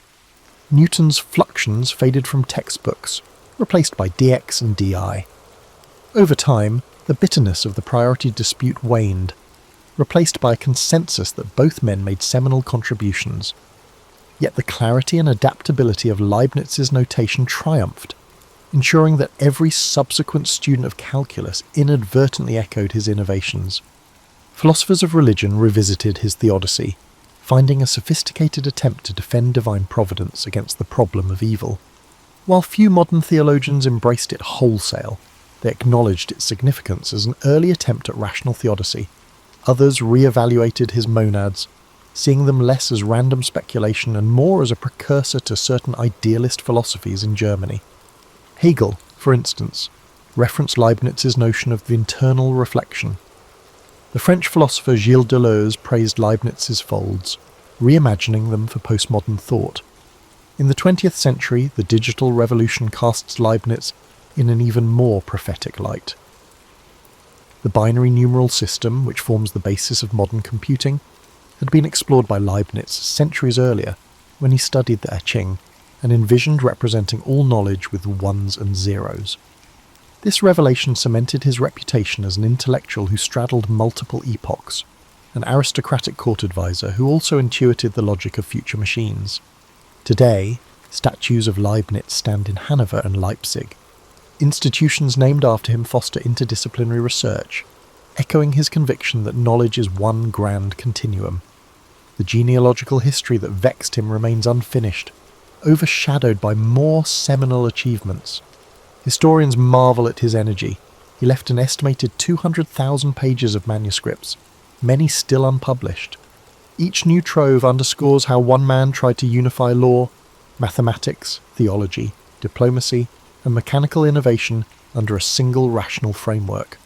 Thus, the orphan boy who once wandered his father's library in post-war Leipzig emerged as a titan bridging multiple disciplines, forging new frontiers in logic and calculus, all while manoeuvring through the labyrinth of European politics. His final years may have ended in relative obscurity, but posterity reclaimed him as a figure of kaleidoscopic brilliance. More than 3 centuries later, Gottfried Wilhelm Leibniz endures as an emblem of intellectual ambition, a reminder that the boundaries of knowledge can be transcended by those audacious enough to imagine all truths converging. In the year 1162, amidst the sweeping steppes of Mongolia, a child was born into a world of cold winds and endless plains. This child, named Temujin, would grow to become the great Genghis Khan, a name that would echo across history as the founder of the Mongol Empire. But before he became a conqueror, he was simply a boy born into struggle, shaped by the harshness of his environment and the conflicts of his people. The Mongolian steppes stretched far and wide, a vast expanse of grasslands where the sky met the earth in a seamless horizon. Life here was simple yet brutal. Nomadic tribes moved with their herds, living off the land and surviving the harsh winters and the scorching summers. It was a world where strength, loyalty, and resilience were the keys to survival. Temujin's early years were marked by hardship. He was the son of Yesugei, a minor tribal leader, and his wife Holun. When Temujin was just a young boy, his father was poisoned by a rival tribe. This sudden loss left his family vulnerable, and they were abandoned by their own clan. His mother, Holun, took on the responsibility of raising Temujin and his siblings alone. The family was left to fend for themselves on the open steppes, relying on foraging, hunting, and sheer determination to survive. These early struggles forged a deep resilience in Temujin. He learned to endure hunger, cold, and the constant threat of violence. But he also learned the value of unity, the importance of family, and the need for loyalty. His mother's strength became a guiding force in his life. She taught him that survival required not only physical strength but also wisdom, patience, and an unyielding spirit. As Temujin grew older, he began to understand the fragmented world of the Mongol tribes. There were endless feuds, shifting alliances, and a constant struggle for power. He saw how disunity left his people vulnerable. He dreamed of something greater, of a world where the tribes could be united, where the endless conflicts could be replaced with a shared purpose. But before he could realize this vision, he faced countless challenges. Betrayal was a constant threat. One of his closest friends, Jamuka, who had once sworn brotherhood with him, would later become his rival. Temujin's path was marked by moments of capture, imprisonment, and escape. Each setback hardened his resolve.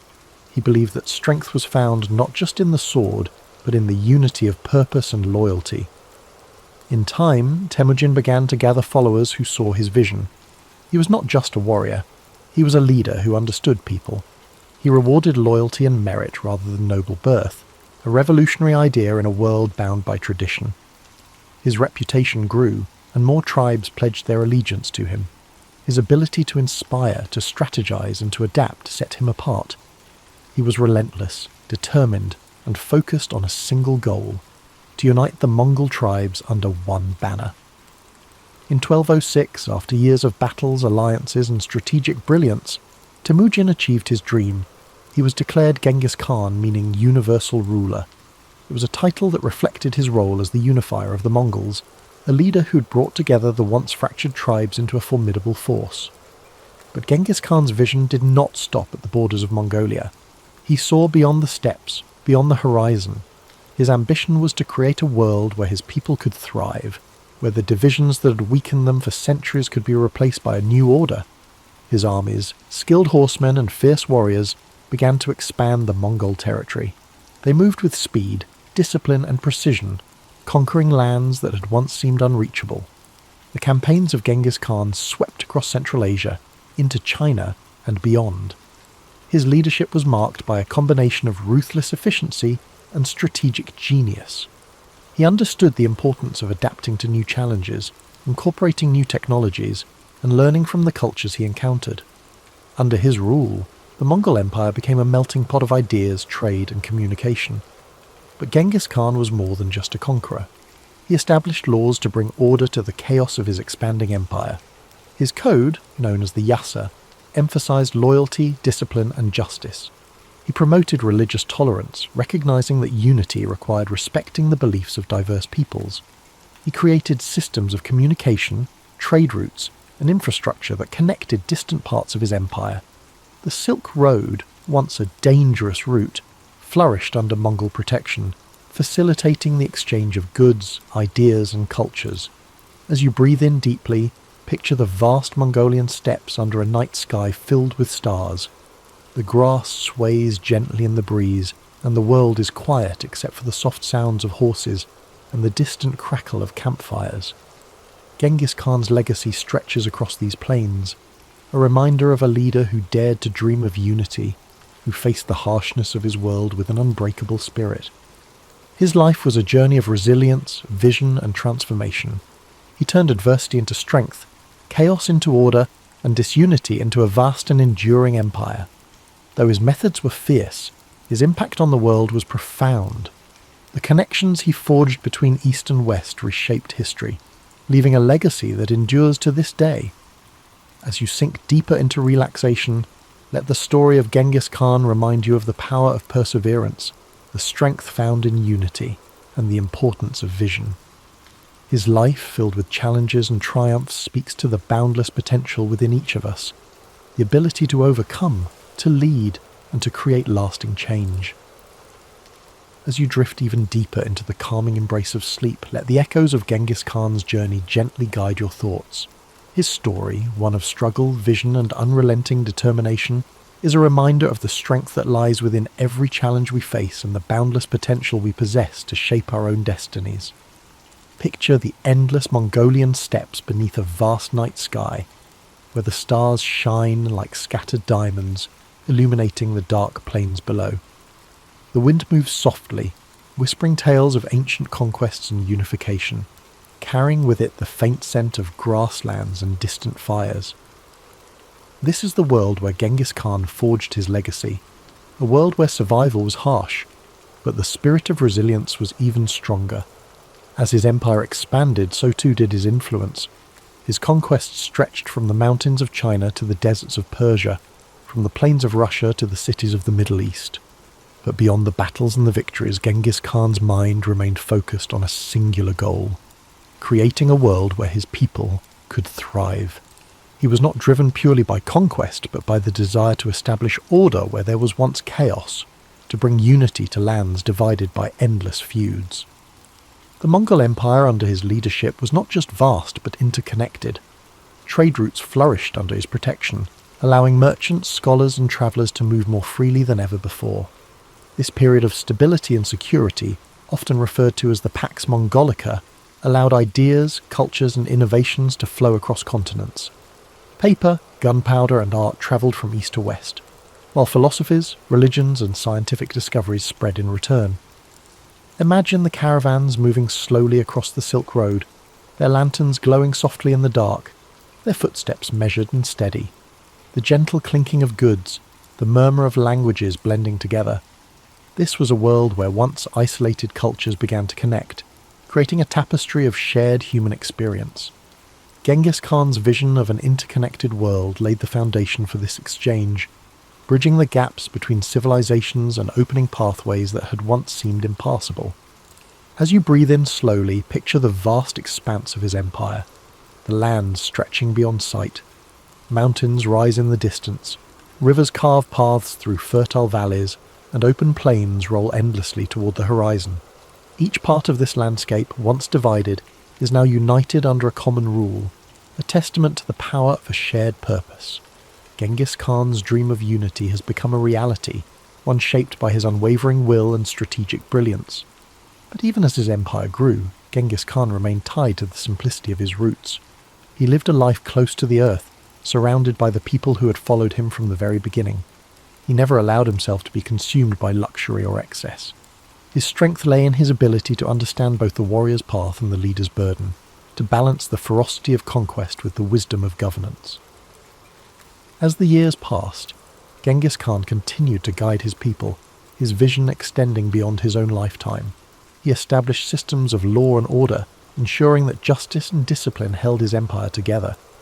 His code, the Yasa, provided structure and fairness, holding even the highest-ranking leaders accountable. This commitment to order and loyalty became the backbone of the Mongol Empire, a legacy that would endure long after his death. In 1227, Genghis Khan's journey came to an end. He passed away during a military campaign. His body returned to the land he had known since childhood. His burial place remains a mystery, hidden somewhere in the vast steppes, a secret held tightly by those who revered him. But though his physical presence faded, his legacy continued to shape the world. His descendants carried his vision forward, expanding the empire and cementing his place in history.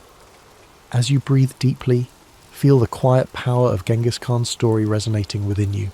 His life teaches us that, even in the face of unimaginable challenges, a determined spirit can overcome, a clear vision can unify, and resilience can shape the course of history. He transformed his hardships into strength, his struggles into purpose, and his dreams into reality.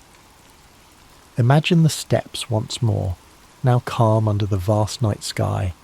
The stars continue their silent watch. The wind carries a sense of timelessness, and the land stretches out in quiet peace. The world rests much like you do now, embracing the stillness that follows the storm, the calm that comes after a journey well travelled. Allow yourself to let go completely, to surrender to this peaceful stillness. The story of Genghis Khan has taken you across endless plains, through battles, struggles, and victories. Now, you rest, knowing that strength, resilience, and vision lie within you, just as they did within him. The journey of discovery, growth, and purpose is yours to continue when you awaken. As you sink deeper into the embrace of sleep, let the echoes of Genghis Khan's legacy ripple through your mind like a soft, steady current. His journey was vast, stretching across endless plains and through the annals of history, yet his life was also a reflection of universal truths: strength in adversity, vision beyond boundaries, and the enduring power of unity.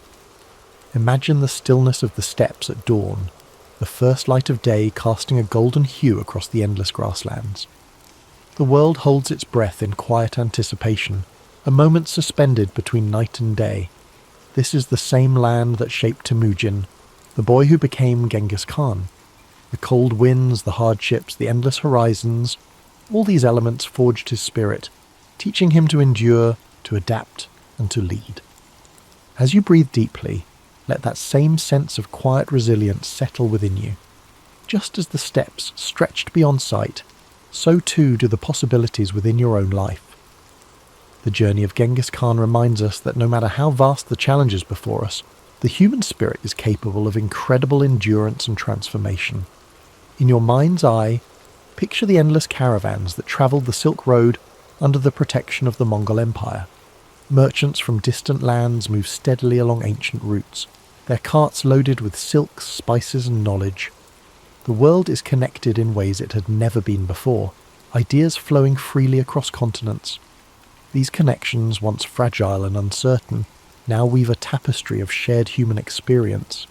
Genghis Khan's vision brought people together, creating pathways where there had once been barriers. His legacy lives not just in the conquests, but in the bridges he built between cultures, the systems of order he established, and the idea that unity, even amidst diversity, is possible. Now, let your thoughts drift further into the stillness of night. The campfires have burned down to embers, their soft glow casting faint light across the faces of warriors, nomads, and travellers. The air is filled with the faint scent of smoke and the quiet murmur of people at rest. This moment of peace, hard-earned and cherished, reflects the balance that Genghis Khan sought, a world where strength and stability allowed for moments of tranquility. Feel the calm spread through your body, each breath drawing you deeper into a space of comfort and safety. The struggles of the day fall away like grains of sand carried by the wind. You are part of a larger story, one where each challenge you face shapes you, where every moment of resilience adds to your strength.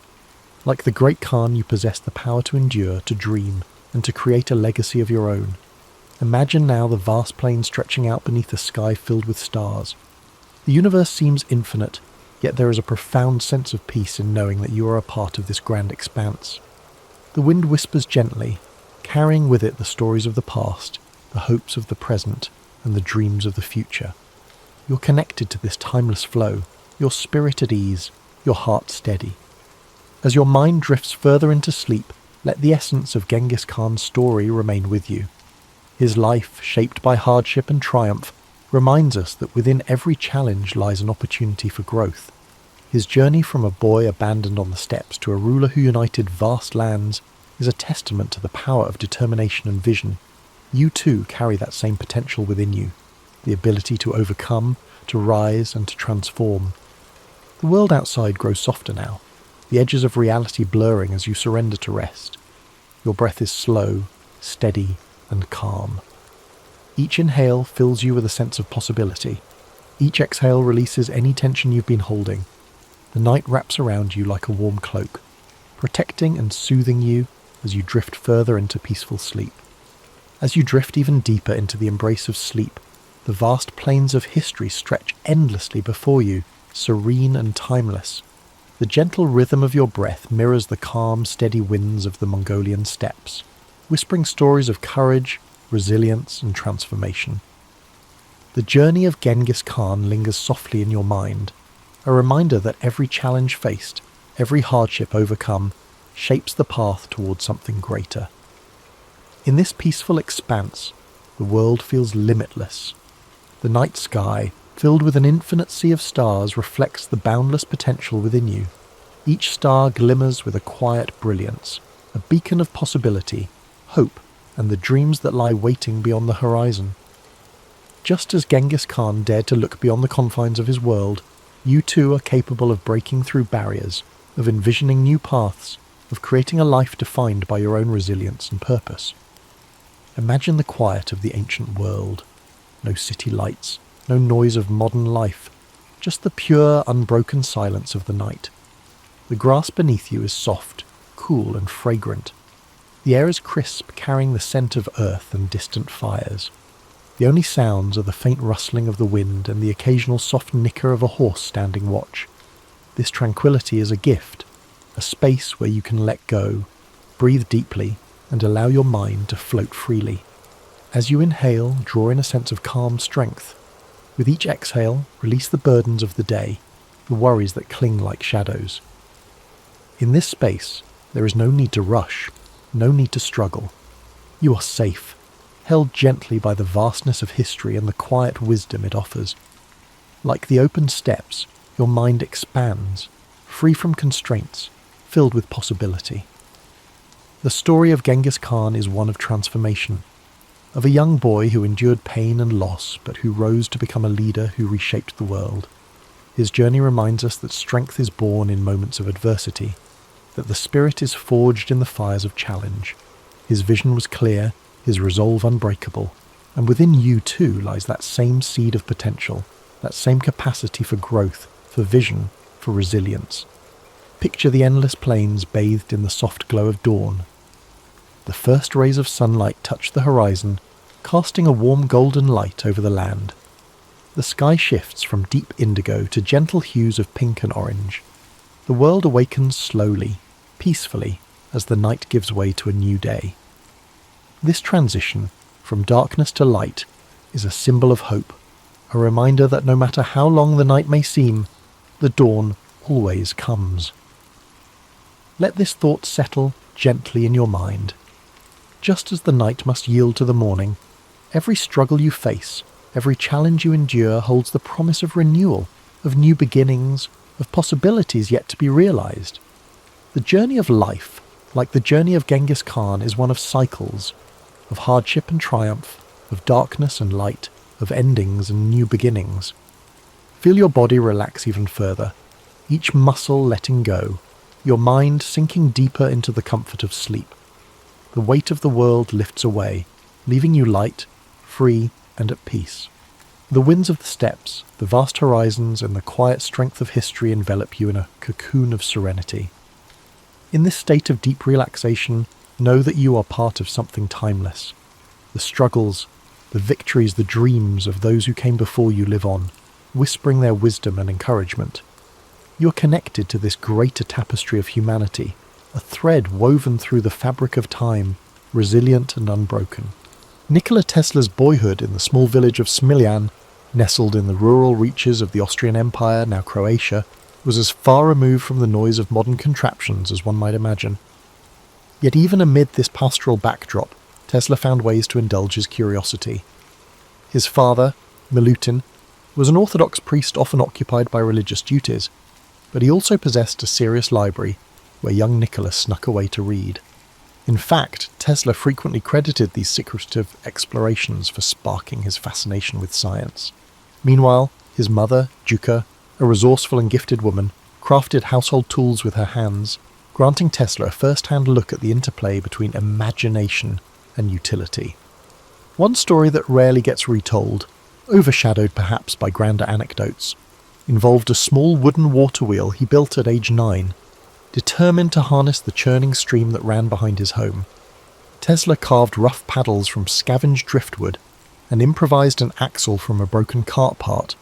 While the contrivance was crude, it worked, sort of. It sputtered and jammed more often than it spun, but this half-success taught him the power of redirecting natural forces. Even as a child, he recognized that nature housed tremendous energy, just waiting to be tapped.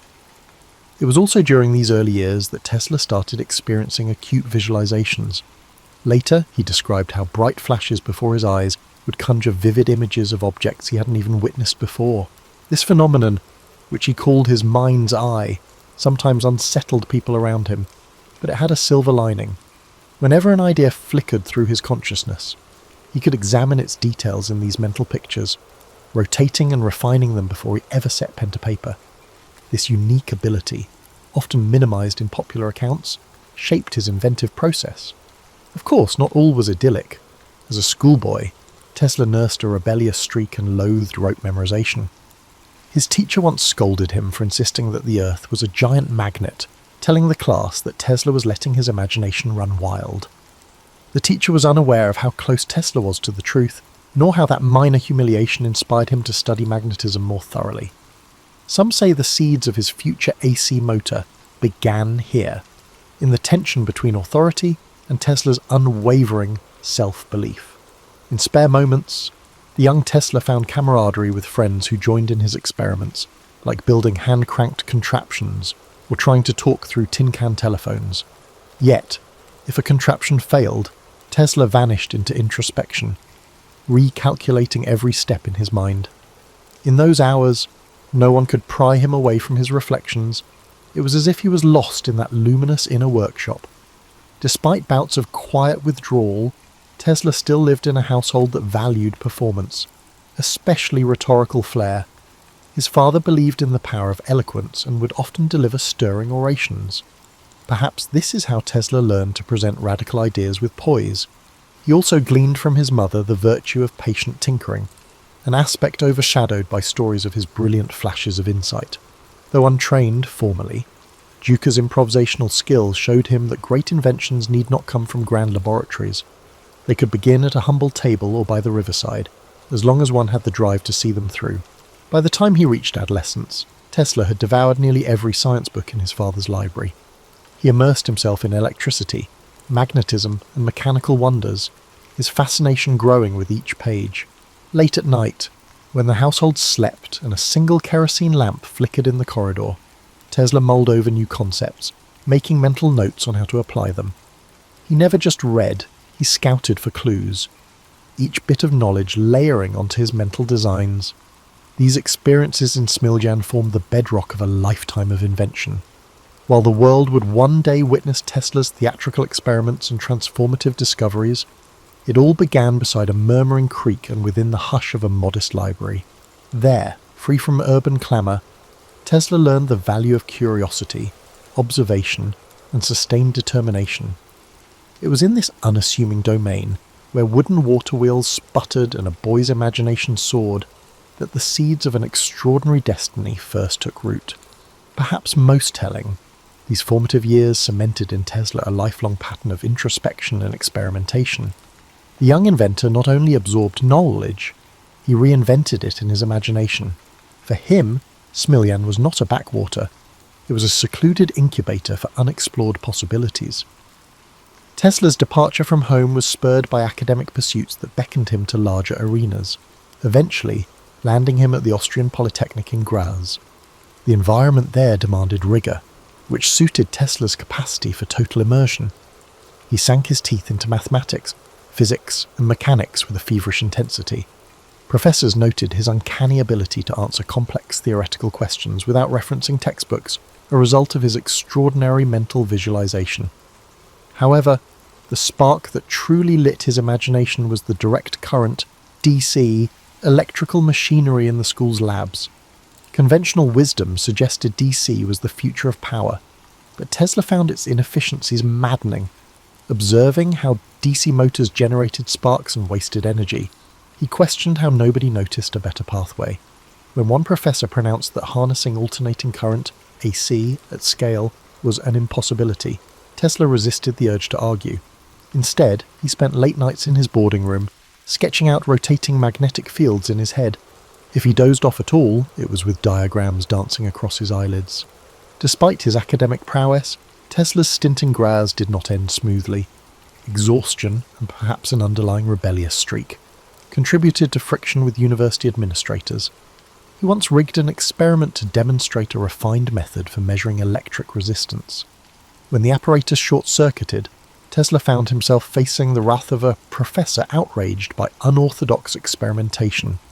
Feeling unwelcome, Tesla walked out, leaving conventional academia behind. From Graz, Tesla moved to other opportunities, including a brief and often overlooked period in Marburg, now Maribor, Slovenia. There, a shadow seemed to fall over him. Separated from the camaraderie of classmates, he grappled with bouts of anxiety. Without structured lab access, Tesla turned to solitary experiments, tinkering with leftover scraps of metal and wire. Yet the gloom of isolation gnawed at him, and he eventually returned home for a spell. his confidence rattled, but not shattered. It was in Budapest, while working at the Budapest Telephone Exchange, that Tesla began to regain his footing. In that frenetic workspace, he was tasked with improving the nascent telephone system's design. One lesser circulated story details how Tesla once clambered onto a rooftop to adjust overhead lines, the lightning flashes giving him new ideas about high-frequency current. Colleagues regarded him as eccentric competent. Crucially, it was during a routine walk through Budapest's city park that the notion of the rotating magnetic field crystallized in his mind. Inspired by a poem he recited aloud, Tesla abruptly stopped, drew a stick from the ground, and began tracing swirling diagrams in the dirt.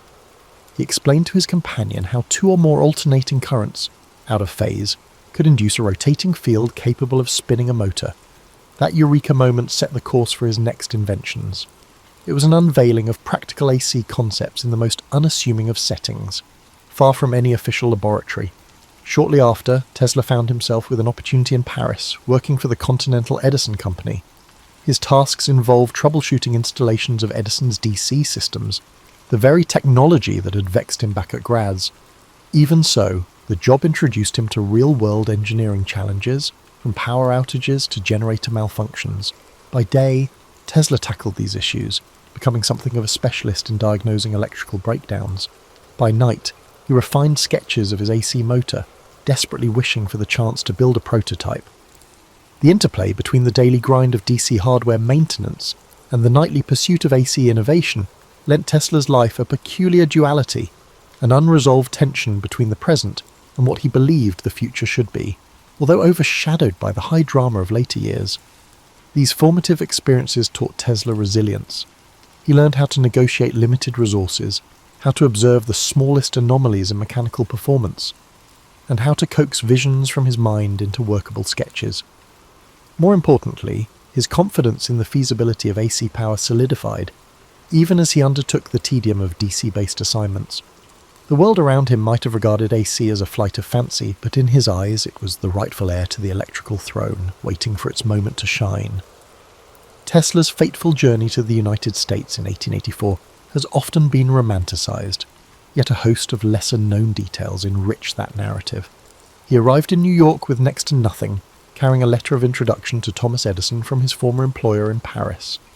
The letter supposedly claimed Tesla was an exceptional engineer who would produce wonders.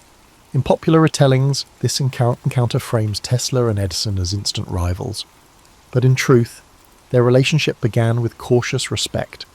Edison recognized Tesla's competence right away and put him to work on projects deemed too intricate or menial for others.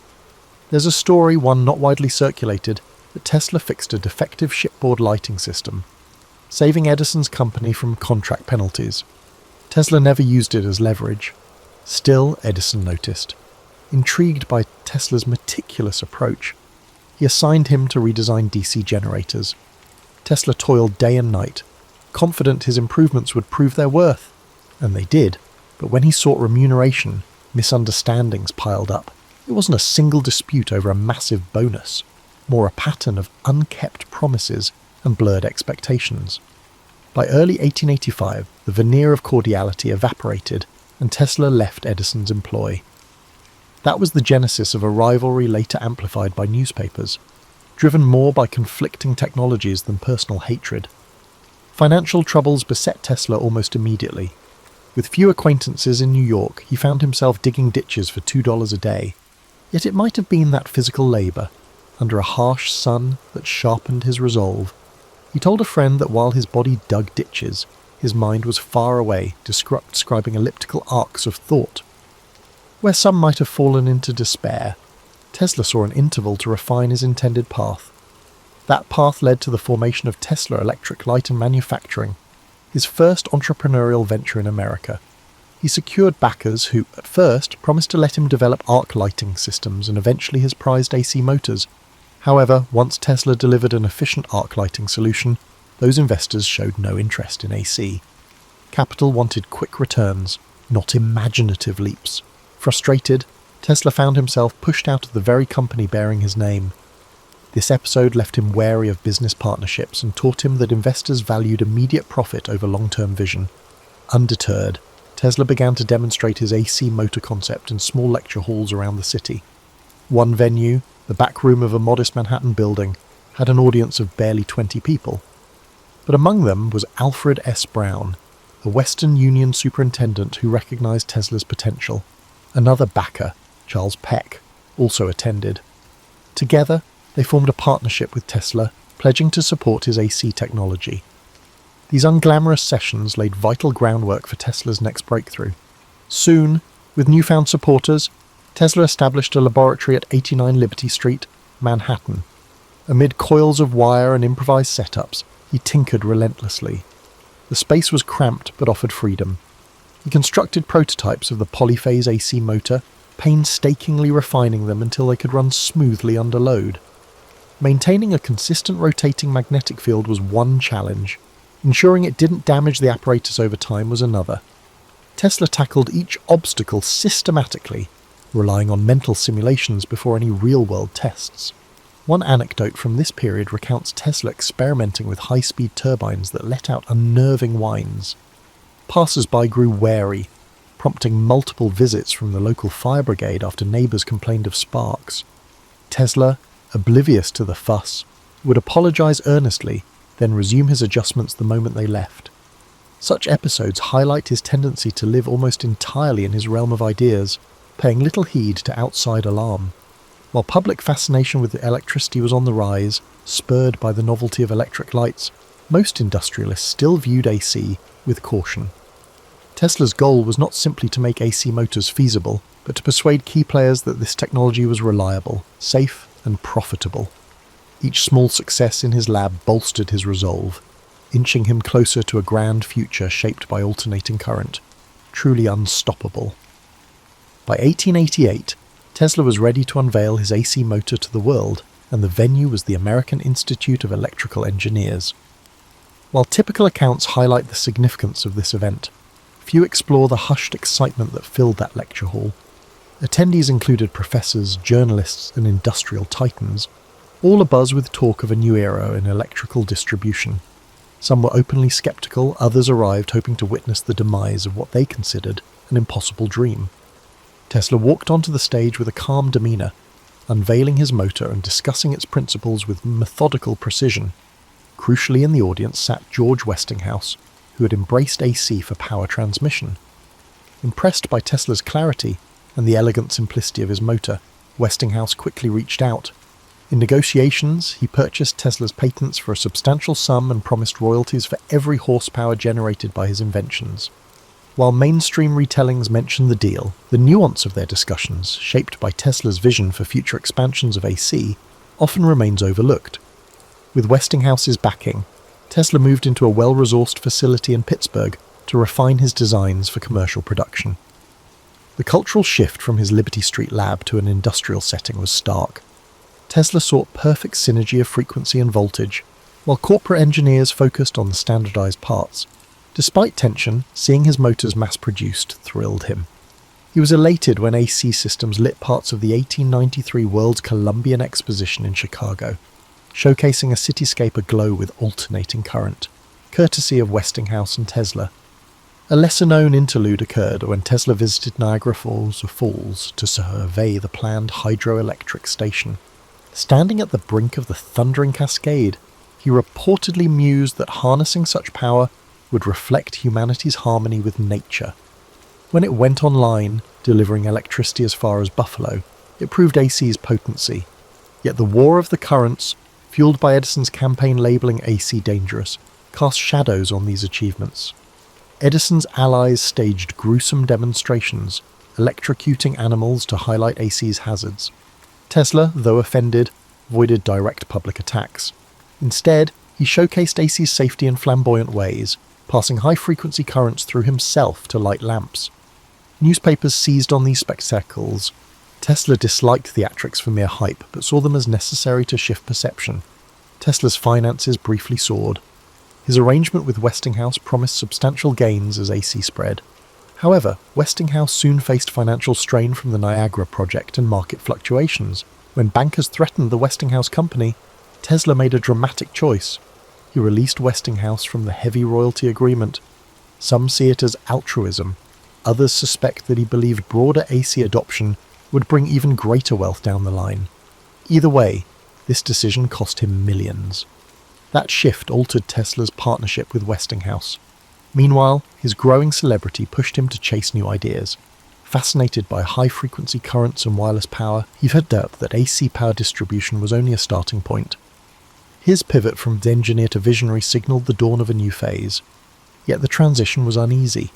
Industry leaders wanted market-ready products, not grand experiments. Tesla, ever the dreamer, yearned to break boundaries. This clash set the stage for his most audacious projects, some of which risked isolating him from commercial backers. Even so, as AC quietly became the worldwide standard, Tesla's decisive role could not be denied. He had toppled the seemingly immovable DC regime and paved the road for an era defined by alternating current, a feat that left him eager to explore even more uncharted terrain. These wins fueled Tesla's restless imagination, propelling further innovation. By the mid-1890s, Tesla had garnered a reputation as an inventor who might rewrite the laws of nature with each new contrivance. In truth, his methods combined meticulous trial and error with nights of solitary reflection. He fashioned advanced coils to produce high-voltage, high-frequency alternating currents, creating dramatic arcs of artificial lightning. While crowds flocked to watch his public lectures in Manhattan, Tesla was growing restless, longing for a place where he could attempt even bigger experiments unencumbered by city constraints. That desire took him to Colorado Springs in 1899, perched at a higher altitude where thinner air helped facilitate certain high-voltage tests. The remote location was an ideal laboratory. He set up shop at the edge of town, building a structure equipped with a tall mast jutting above the roofline. Locals spoke in hushed tones about lightning machines and eerie after-dark glows. Some worried about potential catastrophe, while others were simply curious about the lanky figure who wandered fields at odd hours, studying the interplay of natural lightning. Inside that workshop, Tesla probed frontiers that mainstream scientists had scarcely imagined. He fixated on the resonance of Earth's ionosphere, believing signals could be beamed wirelessly across vast distances if properly tuned. According to diary entries, he meticulously recorded every spark, every flash, every ear-splitting crack of artificial thunder. On occasion, he produced such intense discharges that the crackle could be heard for miles. One account claims that he caused the local power station's generator to overheat, prompting a short-lived blackout. Ever the polite guest, Tesla apologized, then resumed tinkering. In Colorado, Tesla crystallized his grand vision, a system of global wireless communication and power distribution. The townspeople, hearing rumors of free electricity, speculated he might supply power at no cost. Tesla's goals, however, were subtler. He pictured networks of towers resonating with the Earth's natural electrical charge, carrying voice or energy anywhere. This concept was a precursor to technologies that would surface decades later, from radio transmissions to radar and beyond. Yet life in Colorado was more than just experiments and thunderous arcs. Tesla occasionally mingled with the locals, regaling them with tales of Europe and his earlier exploits in New York. Despite his eccentric schedule, he possessed impeccable manners. One story recounts how he gave a personal demo of wireless lamps to a bewildered blacksmith, who later insisted Tesla was pulling electricity from thin air. Such encounters spurred legends of Tesla as a wizard, blending science with something like sorcery. Still, financing these colossal tests drained Tesla's resources. His main backer, J.P. Morgan, had initially supported the wireless project, likely anticipating a monopoly on global information. But once Morgan realized Tesla's schemes were far more ambitious and riskier than mere wireless telegraphy, his enthusiasm cooled. Tesla pressed on, convinced one decisive demonstration would open funding floodgates. That breakthrough, however, remained elusive. Newspapers amplified rumors about Tesla's activities, some claiming he was attempting to signal distant planets. Though Tesla did speculate about extraterrestrial intelligence, his real focus lay on terrestrial wireless. The lurid headlines, while fueling his legend, did little to alleviate his financial pressures. Eventually, funds ran low, forcing Tesla to close the Colorado lab in 1900. He left with crates of notes and undiminished zeal, convinced he could still bring wireless power to the masses. For townspeople left behind, the memory of glowing skies and roiling static lingered. a testament to the spectacular possibilities that science could conjure. For Tesla, thus, Colorado Springs became a pivotal chapter, a proving ground that fortified his belief in the limitless potential of electrical resonance. It was there he most clearly foresaw a connected world, bound less by wires than by the atmospheric and earth-circling energies he aimed to harness. In hindsight, Colorado was the overture to his next attempt at global electrification, an attempt that would manifest in the towering outline of Wardenclyffe on Long Island's shores. Upon returning to New York, Tesla consolidated his findings from Colorado Springs into an audacious new venture, the Wardenclyffe Tower Project. With financing from J.P. Morgan, initially obtained under the premise of groundbreaking wireless telegraphy, Tesla purchased land in Shoreham, Long Island, overlooking the Atlantic. Construction began in 1901. The looming structure stood nearly 187 feet high, topped by a bulbous metal dome, and extended deep below ground through a network of iron rods.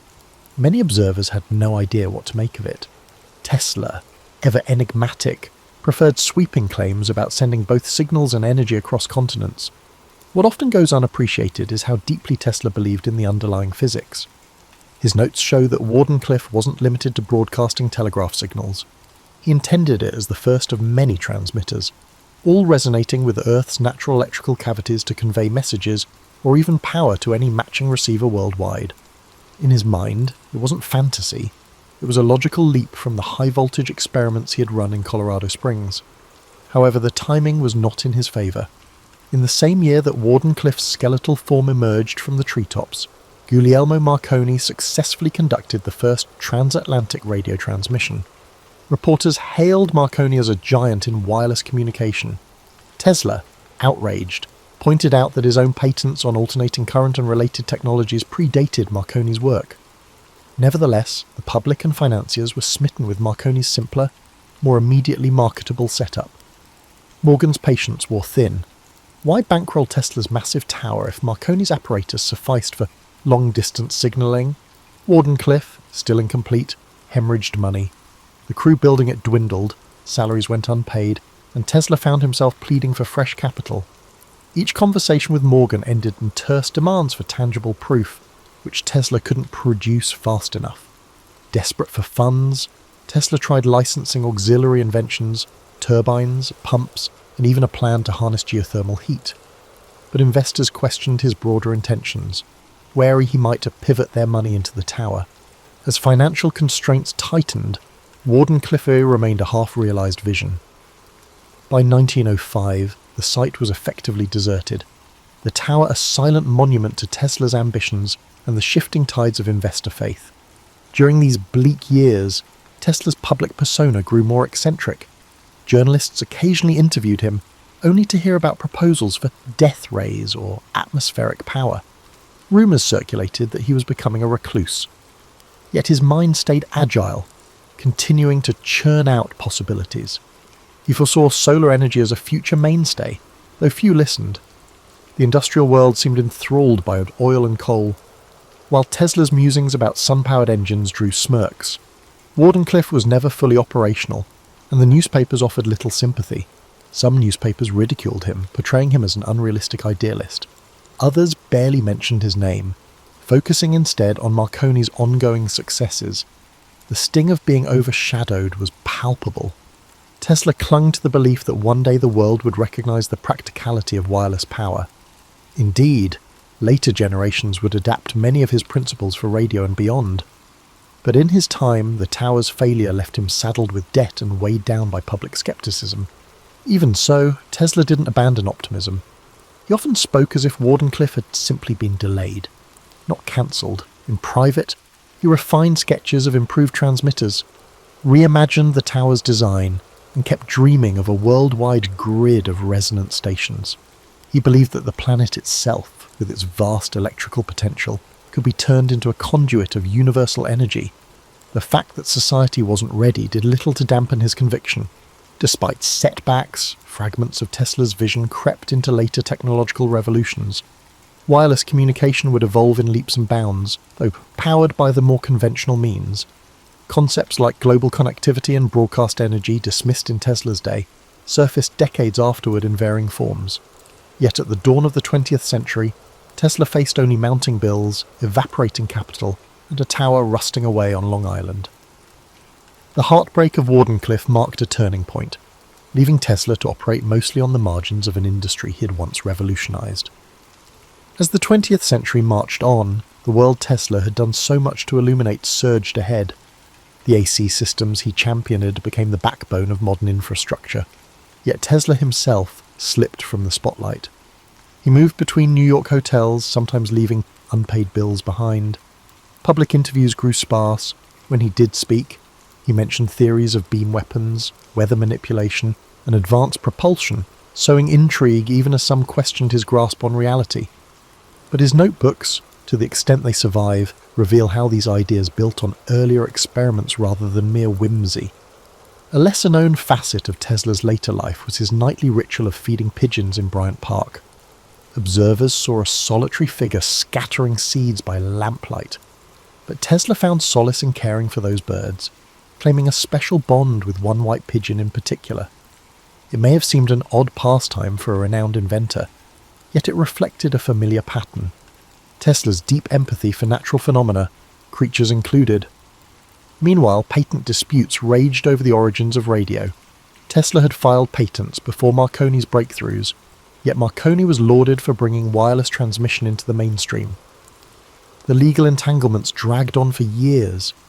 In 1943, the US Supreme Court finally recognized Tesla's priority for certain critical radio patents, though this vindication arrived too late to alter his financial straits.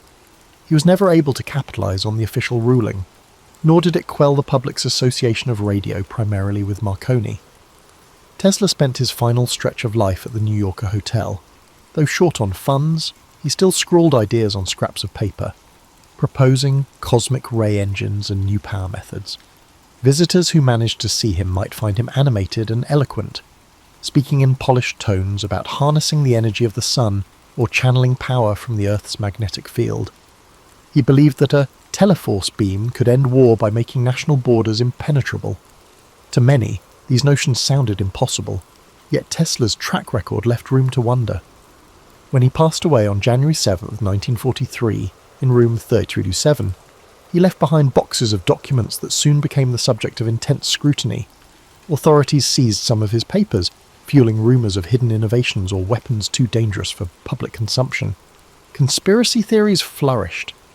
While the reality likely involved routine security concerns, the secrecy lent mystique to Tesla's legacy. It became hard to disentangle fact from folklore over the decades. Tesla's standing in popular consciousness swung wildly. Edison's name overshadowed his for a time, especially in school textbooks. Only later did movements rise to credit Tesla for his revolutionary contributions to AC power, radio technology, and more. Modern engineers, scientists, and curious laypeople uncovered his patents and writings, marvelling at how he'd anticipated entire fields of inquiry, from robotics to wireless communication. His pioneering theories on resonance and frequency also informed aspects of modern electronics, though that debt was seldom acknowledged until much later, in daily life. Tesla's true genius shines in the simplest of ways. Flick a light switch, and you reap the benefits of alternating current. Use wireless devices, and you operate on a principle Tesla believed could reach across the planet. The synergy he envisioned, between inventor, nature, and the unstoppable march of progress, remains a potent reminder of how one brilliant mind can shape whole eras. Tesla's story is, above all, a study in perseverance and paradox. He shunned the pursuit of wealth yet needed capital to materialize his dreams. He relished public demonstrations yet often worked alone, lost in interior worlds. He was both lauded and dismissed, recognized as a key figure in electrifying the modern world, yet branded at times as an eccentric on the fringes of acceptable science. Even so, he left an imprint rivaled by few. Long after his death, the hum of AC power lines, the glow of electric lamps, and the chirp of wireless signals echo Tesla's influence. He never saw the breadth of his triumph in person, yet the future he glimpsed was not mere fantasy. It was an inevitable extension of the forces he harnessed so elegantly. And though the man himself passed in relative obscurity, his ideas still crackle with a vitality that defies the boundaries of time and imagination. Jean-Antoinette Poisson, destined to become the immortal Madame de Pompadour, arrived in a Paris that was both glittering and precarious. Born on December the 29th, 1721, she occupied a curious social limbo. Her father, François Poisson, drifted in and out of business success, while her mother, Louise Madeleine de la Motte, cultivated ties among bankers and courtiers. Rumours insinuated that Jeanne's true father might be a wealthy financier, le Normand de Tournehem. Whispers aside, from infancy, she received an education far above what most middle-class girls could dream of, learning not only to read and write, but also to dance, sing, and appreciate the subtlety of wit, skills that would later prove invaluable. Her mother cherished a prophecy from a fortune-teller who claimed Jeanne would someday rule the heart of a king. This prophecy, half in jest, guided her mother's ambitions. She introduced Jeanne to private tutors who immersed the girl in the nuances of theatre, music, and the refined manners of Parisian salons. The child became adept at reciting verses by Racine or playing harpsichord preludes. People teased that she might become a minor actress in the city's comedic troupes. Instead, fate had something grander in store. At age 9, Jeanne was placed briefly in the Ursuline convent to polish her moral upbringing, though the real impetus behind this stay was to shield her from a smallpox outbreak. There, in a stark room with stone floors, she first confronted the gulf between the cheer of drawing-room society and the bleak realities of illness and mortality. She survived with her health intact, returning to secular forestall life with a renewed sense of carpe diem. Her mother's circle had not diminished. On the contrary, they believed Jeanne's brush with potential tragedy demanded that she enjoy the world's pleasures with heightened urgency. By adolescence, she graced the occasional soirée. Her presence glowed, large, expressive eyes, a lively intelligence, and a measured confidence that belied her youth. One had to be careful, though ambition in a woman could be ridiculed or scorned. So Jeanne cultivated an outward modesty, letting her talents speak softly. Through the dynamic swirl of Paris's haute bourgeois gatherings, she eventually met Charles Guillaume le Normand d'Étiole, a relative of her rumoured patron father. This connection sparked talk of a suitable marriage. The match appealed to her mother, who hoped it would secure Jeanne's future. For her part, Jeanne saw in Charles a kind soul, if not a blazing passion. The union in 1741 launched her into a comfortable life of receptions and mild amusements on their estate near Paris. Yet the city's gravitational pull was strong. Jeanne received numerous invitations to select aristocratic salons, as people quickly noticed her wit in conversation. She did not shy it from discussing art or drama, nor from gently critiquing certain aspects of courtly extravagance. That slight dash of candour, balanced by charm, distinguished her from the endless parade of stiff, self-conscious ladies. Within months, word spread, there is a Madame d'Étiole whose presence lights up any gathering. The Comtesse de Feuquières introduced her to more exclusive circles, culminating in an opportunity to attend a masked ball at Versailles in 1745, celebrating the marriage of the Dauphin. There, among a crush of masked revellers, she caught the eye of King Louis XV. The king, reticent by nature, found in her a refreshing mixture of grace and candour. While elaborate intrigues swirled around him, this newcomer radiated sincerity. Their brief conversation that evening was filled with an electricity that neither of them could forget. Court watchers speculated, but none predicted how swift the next moves would be. Madame d'Étiole was no naive maiden. She recognised the risk of courting royal attention. The previous royal favourite, the Duchesse de Châteauroux, had recently died, leaving an emotional gap in the king's life. Yet stepping into that void threatened scandal, especially for a woman not of noble birth. Still, from behind her modulated smiles, Jeanne sensed destiny aligning. The prophecy her mother once whispered returned to mind. She would rule the heart of a king. She recognised that in a rigidly stratified society, becoming the king's confidant might be her only path to real influence.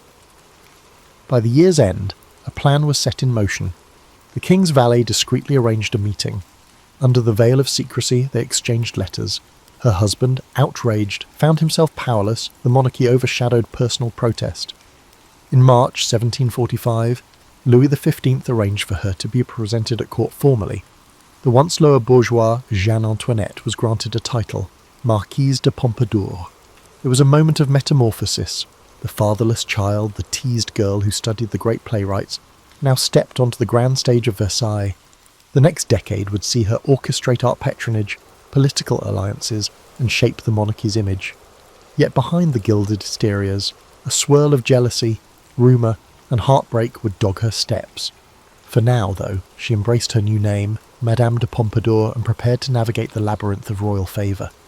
In 1745, when Jeanne Antoinette Poisson made her debut as the newly minted Marquise de Pompadour at Versailles, the gilded corridors were filled with admiration. She became the first bourgeois mistress to receive open recognition from a French king. Elegant but not aristocratic, her every move drew scrutiny. Enemies whispered that she had bewitched Louis XV. Others admired her graceful bearing, praising her flawless manners and a cultivated charm that overshadowed even established duchesses. The king himself displayed uncharacteristic devotion, summoning her for private suppers, parading her at formal events, and awarding her lavish apartments in the palace. Versailles was a realm of illusions. Behind mirrored halls and polished marbles lay cutthroat rivalries. The courtiers, ephemeral in their silks and powdered wigs, circled Madame de Pompadour like vultures. Some attempted flattery, showering her with compliments in hopes of winning her into session with the king. Others plotted to dethrone her, fearing that her influence might reshape politics. Among these conspirators was the Dauphin's circle, along with older aristocratic families who scorned a mere commoner overshadowing them. Yet Madame de Pompadour remained unfazed. She had honed her social instincts in the bourgeois salons, and her intellect soared beyond mere coquetry. She recognised that the surest path to security was to make herself indispensable to Louis XV, not merely as a bedfellow but as a confidant, counsellor and orchestrator of cultural life. She set about renovating her living quarters, appointing them with sumptuous tapestries, elegant furniture, and curated artworks. The effort wasn't mere self-indulgence. It mirrored her ambition to make Versailles a beacon of refined taste. She championed the Rococo aesthetic, a style that favoured playful curves, pastel hues, and whimsical motifs. Under her patronage, artists like Boucher and Van Loo gained commissions for witty, light-hearted paintings. Porcelain from the Sèvres factory, which she helped develop, became a symbol of French craftsmanship, prized across Europe.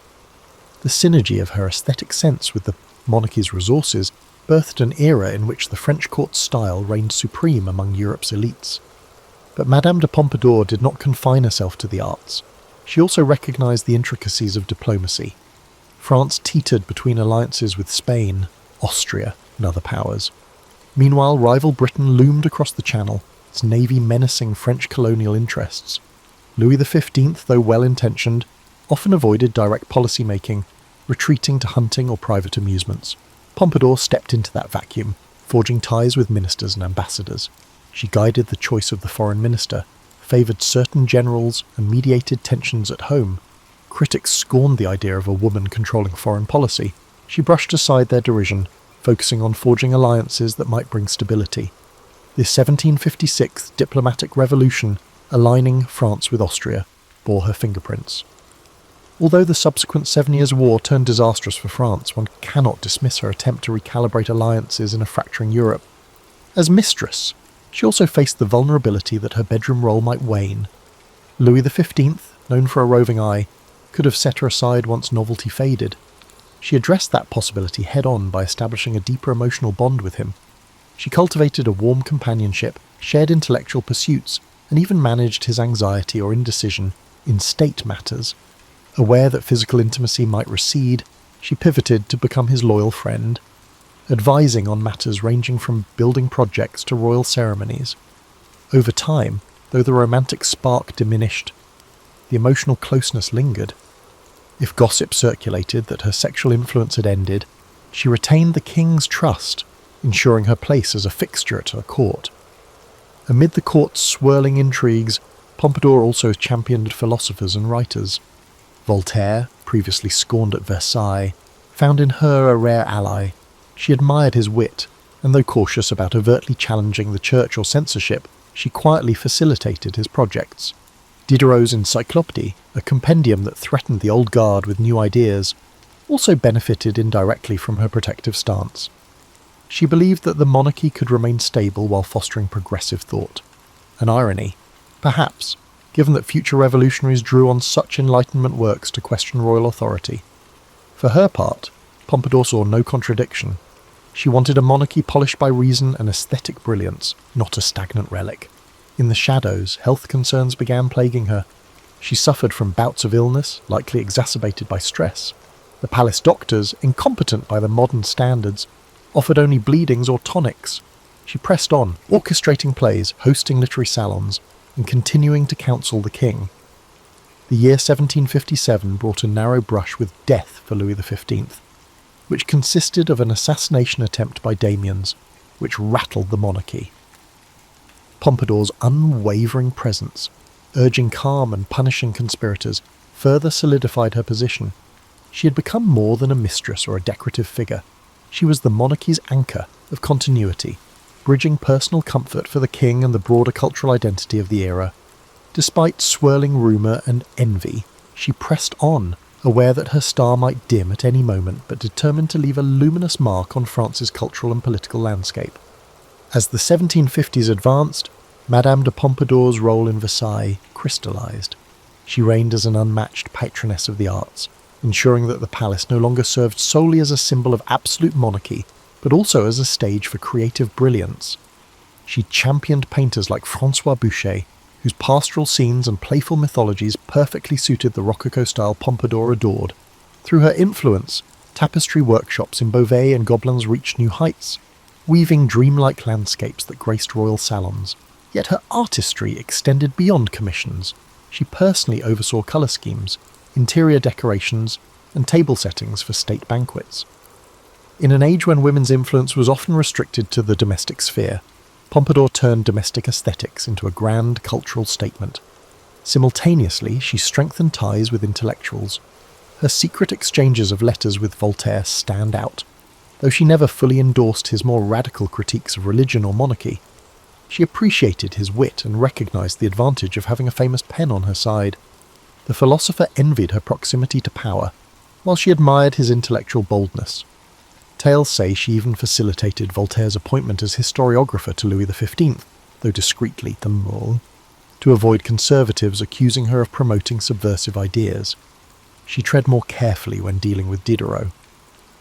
The Encyclopédie tested the monarchy's tolerance, so Pompadour approached its controversies with caution, ensuring that, while censors barked, they rarely bit too deep. She saw France's future in a delicate balance. Enlightened thinking might modernise the monarchy, but unbridled criticism could incite rebellion. Her relationship with the king evolved in tandem. The early romantic fervour had cooled, replaced by an affectionate friendship. Some courtiers quietly mocked that she no longer shared the royal bed, but had become headmistress of culture. Others believed she retained intangible intimacy, beyond the physical realm, that anchored the king's trust. She became the caretaker of his emotional well-being, scheduling amusements to lighten his melancholic moods. She also shielded him from certain noble factions who stoked conflict for personal gain. If the king found more fleeting conquests, Madame de Pompadour rarely intervened, focusing on preserving her unique bond. She possessed a surprising serenity, underpinned by the conviction that her mastery of conversation, taste, and sincerity kept her indispensable. However, the 7 Years' War, erupting in 1756, tested her position. The war pitted France against Britain, Prussia, and other shifting alliances. Many pointed at her for the diplomatic revolution, alliances that had France supporting Austria. The war's initial campaigns went poorly for France, especially overseas, where British fleets seized French colonies. At home, taxes soared to fund failing armies, and the populace grew restive. Rival courtiers pinned blame on Pompadour, accusing her of amateurish interference in grand strategy. Pamphleteers circulated nasty caricatures depicting her enthroned, pulling puppet strings while generals kowtowed. She responded calmly, urging the king to replace incompetent ministers and reorganize finances, but morale was low. The humiliations on the battlefield tarnished both the monarchy's image and her own. In this crisis, she allied with the Duc de Choiseul, a capable statesman who shared her vision of stabilizing foreign policy. Together, they reformed the navy, tried to unify command, and pursued new loans. Though results took time, these measures slowed the hemorrhage of French fortunes. Meanwhile, she commissioned elaborate stage entertainments within Versailles to maintain a veneer of opulence, hoping that even as the war raged, the court's sense of refinement might soothe the king's anxieties. Critics referred to her as frivolous, yet she steadfastly maintained that if the monarchy seemed to crumble from within, the entire nation could become disheartened. Rumours swirled that she occasionally wept in private at the war's mounting casualties, feeling guilt for the diplomatic shifts that had set off the conflict's chain of events. Others insisted her tears were for the loss of her own political clout. The truth likely combined these facets. As a woman possessing more influence than many statesmen, she carried a heavy burden of accountability. Nonetheless, she pressed on with unwavering composure, greeting ambassadors politely, offering them the best French wines, and deflecting barbs about lost battles with the impeccable politeness of a hostess who would not let gloom overshadow the monarchy's majesty. All the while, her health frayed. She suffered from frequent migraines, respiratory infections, and perhaps the early signs of tuberculosis. Versailles' damp corridors and unpredictable weather hardly helped. Yet to preserve her image, she rarely admitted weakness, continuing to preside over official gatherings in sumptuous gowns, a faint smile on her lips. She confided in a small circle, noting that though her body felt battered, her spirit remained fiery. She was no naive ingenue. She recognized that if her health collapsed, her enemies would swoop in, reconfiguring the monarchy's circle of favourites. She needed to maintain her integrity, at least in public, to prevent the flame of her ambitions from fading. As the war continued into the early 1760s, the reputation of Madame de Pompadour began to fade due to her numerous defeats. Many corners of Versailles whispered that the monarchy needed a scapegoat for the lost battles in distant lands, like the humiliations in India and Canada, and who better to blame than the bourgeois mistress turned stateswoman? Meanwhile, King Louis XV had grown more taciturn, burdened by gloom as reports from the front lines showcased fiasco after fiasco. Pompadour, though, refused to retreat into obscurity. She believed her cultural legacy, if not her foreign policies, might yet salvage her name in history. She threw herself into grand architectural projects. The Petit Trianon, for instance, took shape as a small chateau in the palace's grounds. Officially, it was an expression of refined tastes, an embodiment of the new neoclassical style that was edging out Rococo flamboyance. Pompadour championed this shift, instructing architects to favour clarity, proportion, and a gentle grandeur.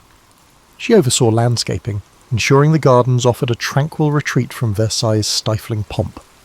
Though some courtiers mocked the expense amid a draining war, she defended it as fostering national artistry and craftsmanship. Indeed, her unwavering support for Sèvres porcelain, tapestry weavers, and furniture makers kept them afloat despite war-induced financial crises. These actions ironically preserved France's global reputation for luxury goods, even as military fortunes waned. A more private pastime was her encouragement of scientific curiosity.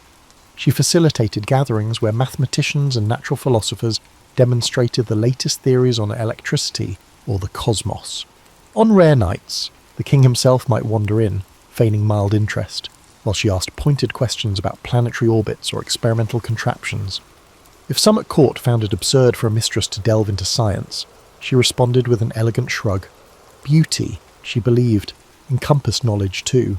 Though never an Enlightenment radical, she saw no harm in letting conversation roam beyond strict orthodoxy, provided it didn't undermine monarchy or faith.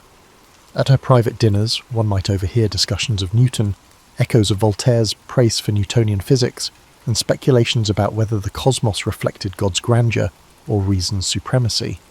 Despite this glow of intellectual patronage, the war pounded on, culminating in the Treaty of Paris 1763, which sealed France's losses overseas. The king's morale sank further, as did public opinion of the monarchy. Exchequer coffers had been gutted, complicating the monarchy's ability to placate unrest at home. The Marquise faced renewed calls from influential dukes and princes to step aside. But each time, Louis XV reaffirmed her presence, telling critics quietly that her loyalty and counsel were more precious than ephemeral scapegoats. Even so, her influence on foreign or economic policy receded somewhat, ceding space to ministers like the Duc de Choiseul.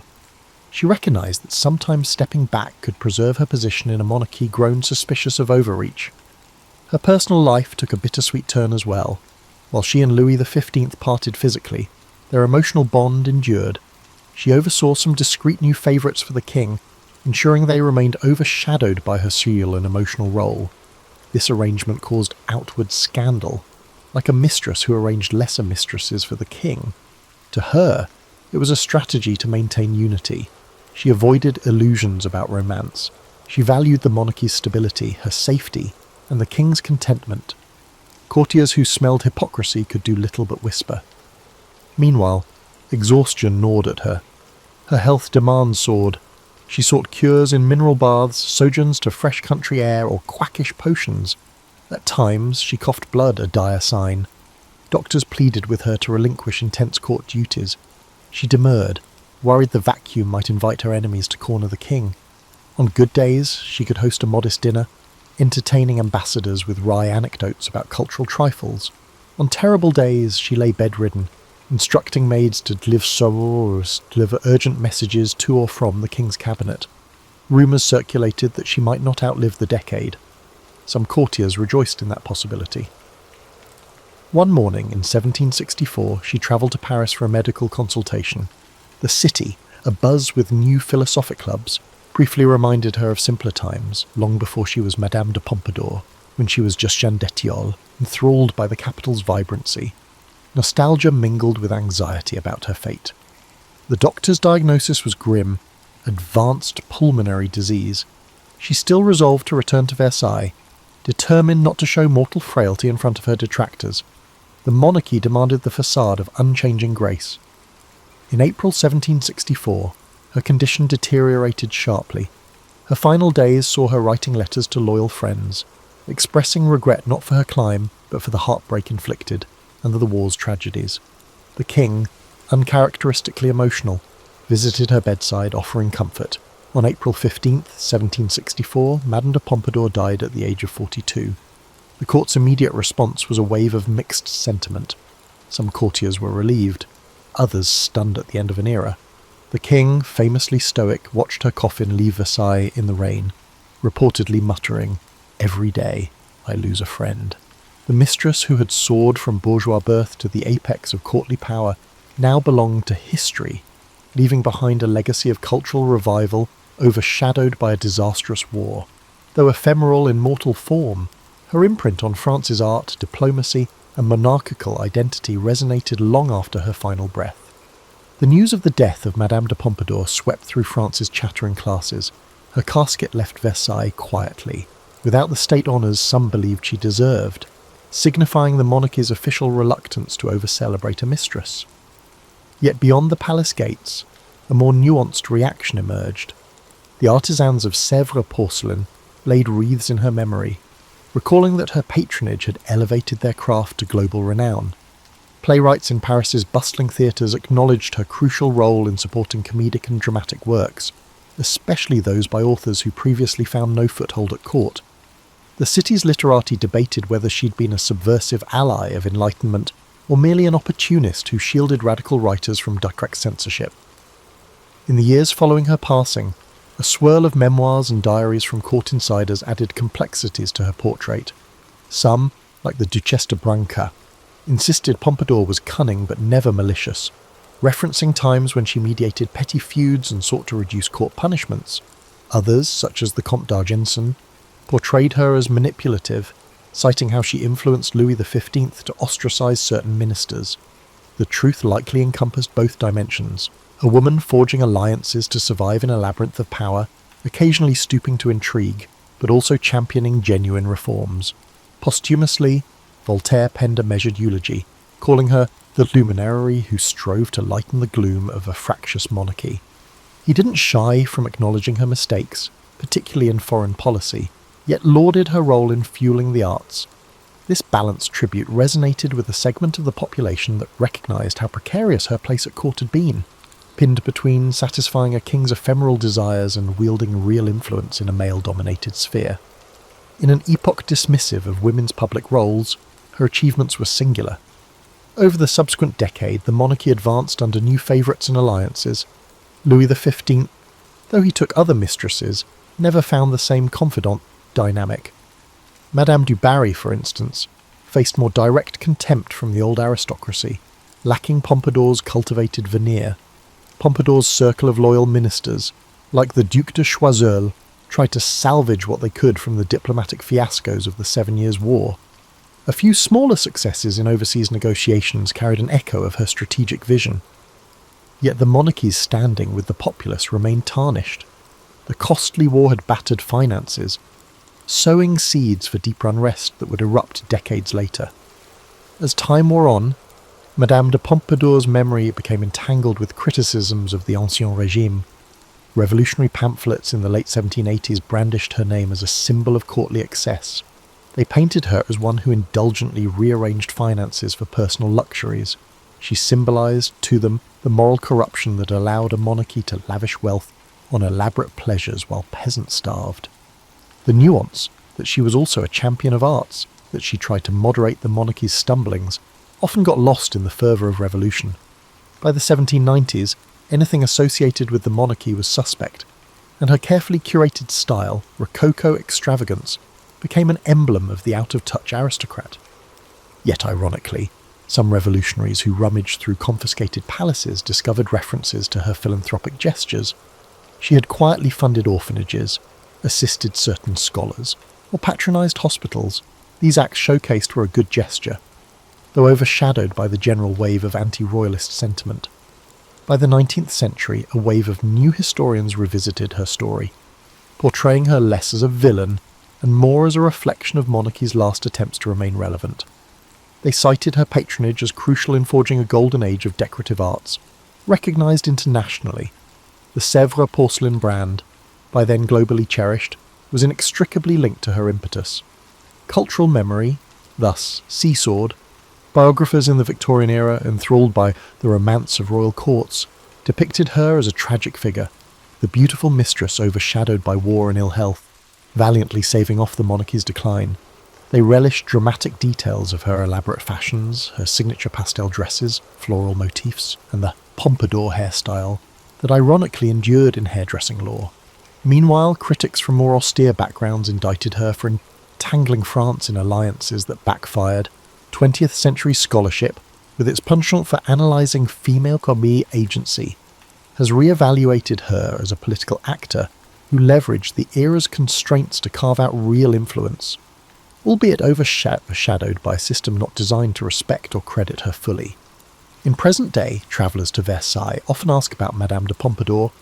Tour guides highlight the surviving decor she influenced, certain pastel-lacquered rooms or delicate Sèvres vases. They mention how she nurtured the Rococo style's final flourish, bridging the Baroque opulence of earlier years with subtle, playful elegance. Museums occasionally mount exhibits on her cultural patronage. Her face, captured in portraits by artists like Boucher, exudes a gentle confidence that transcends centuries. For admirers of 18th century history, she stands as a figure who, in the swirl of monarchy's extravagance and looming social tension, found a way to channel her intellect and artistry, imprinting a distinctive feminine mark on French heritage. As modern historians re-examine Madame de Pompadour's life, they continue to discover layers unmentioned in popular accounts. Her personal correspondence, scattered across archives in Paris and provincial chateaux, reveals a woman who wrestled with theological questions, contrary to the jaded depiction of her as purely secular. She wrote to a confidant about the tension between the pomp of Versailles and a spiritual yearning, confessing a sense of guilt at times, but also belief that God might call individuals to serve in worldly spheres. This spiritual dimension complicates stereotypes that she was solely driven by ambition or vanity. Moreover, diaries from palace servants shed light on her daily routines. She rose early to handle letters from provincial officials or meet with artisans about furniture designs. By mid-morning, she might be advising the king on which courtiers to promote. By afternoon, she oversaw rehearsals of comedic plays or small operas, a respite for the war-weary monarchy. In the evening, private dinners with the king, wreathed in the flicker of candle-lit chandeliers, allowed her to glean insights into his anxieties. She balanced each role with remarkable stamina, though migraines and palpitations often tormented her.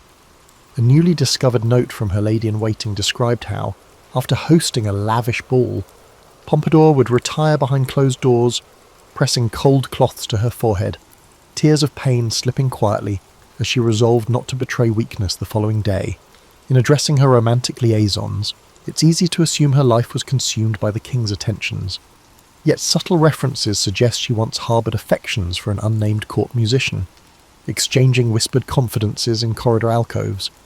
Realising the danger in such a dalliance, she ended it swiftly to avoid scandal, leaving behind a clue to her capacity for self-denial. Another rumoured flame was a philosopher she corresponded with under a pseudonym. Whether that was purely intellectual or tinged with romance remains debated. The overriding truth is that she recognised that enthralling the king required keeping secrets.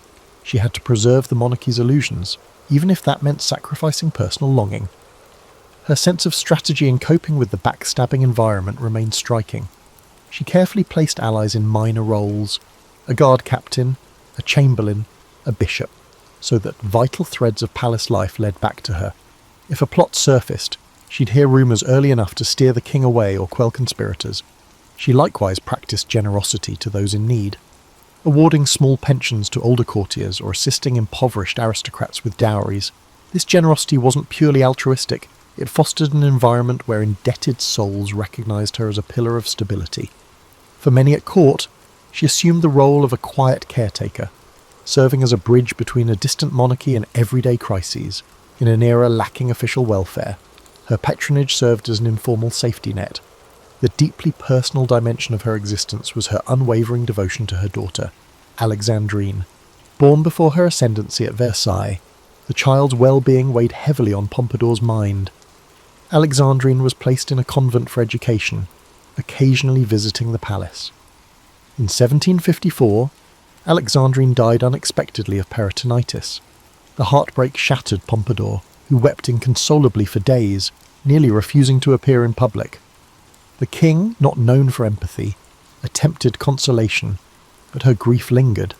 Some historians pinpoint this tragedy as a pivot in their relationship, transforming her from a radiant figure to one more introspective, channeling energy into cultural projects. She seldom spoke of Alexandrine publicly, but references to Mon Ange Perdu in her letters allude to that maternal sorrow beneath the gold-laced facade. As the monarchy stumbled from the war fiascos, Madame de Pompadour's composure ironically stabilised the king's morale. She orchestrated an unspoken serenity within the palace walls, ensuring that the presence of music, gentle laughter, and well-executed ceremonies shielded Louis XV from gloom. Although critics called her the Minister of Pleasures, a more profound look reveals her role as a caretaker for the monarchy's emotional climate. That intangible labour, often relegated to women, ensured that even in failing wars, the monarchy projected continuity. Without her, the king might have succumbed to paralysing despair or neglected governance entirely. She, in effect, became the monarchy's emotional pivot. When contemporary readers gauge her significance, they must weigh the paradoxes: a bourgeois woman who championed aristocratic extravagance, a mistress who reconfigured diplomatic ties, and an aesthete who contended with the brutality of war. She was not without faults. Certain decisions sparked conflict, and her loyalty to the monarchy overshadowed empathy for the broader populace. Yet one can see in her a formidable intelligence navigating male-dominated politics, championing creativity and forging a personal brand that outlived her mortal years. That blend of contradictory traits cements her as a figure too complex for simple judgments, a testament to the nuanced roles women could occupy in a kingdom perched precariously on the brink of historical transformation.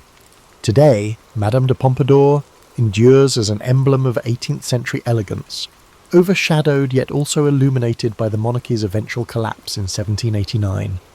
She died decades before the French Revolution erupted, which is surprising to some, but her story offers a lens into the monarchy's illusions and the flickers of modern sensibility stirring beneath them. The Rococo style she popularised, with its playful curves and pastel palette, might seem superficial, but it signalled a shift away from the heavy formality of earlier Baroque. In championing intangible pursuits like music, painting, and philosophical discussion, she partially laid a cultural groundwork that, ironically, helped spread ideas that later questioned the monarchy's absolute basis. In the centuries after her demise, her name popped up in unexpected places. Industrial producers of porcelain invoked Pompadour pink or Pompadour blue for delicate tableware.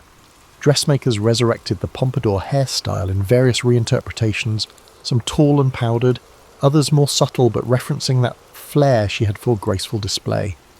Literary authors from Balzac to Nancy Mitford explored her biography, each spinning vantage points.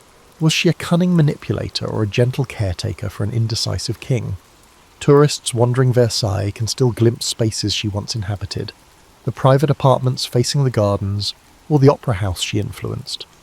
Guides recount how she once staged private theatricals there, starring as comedic heroines, coaxing the king from his stony reticence. The wallpapers and colour schemes, faintly preserved, reflect that pastel whimsy.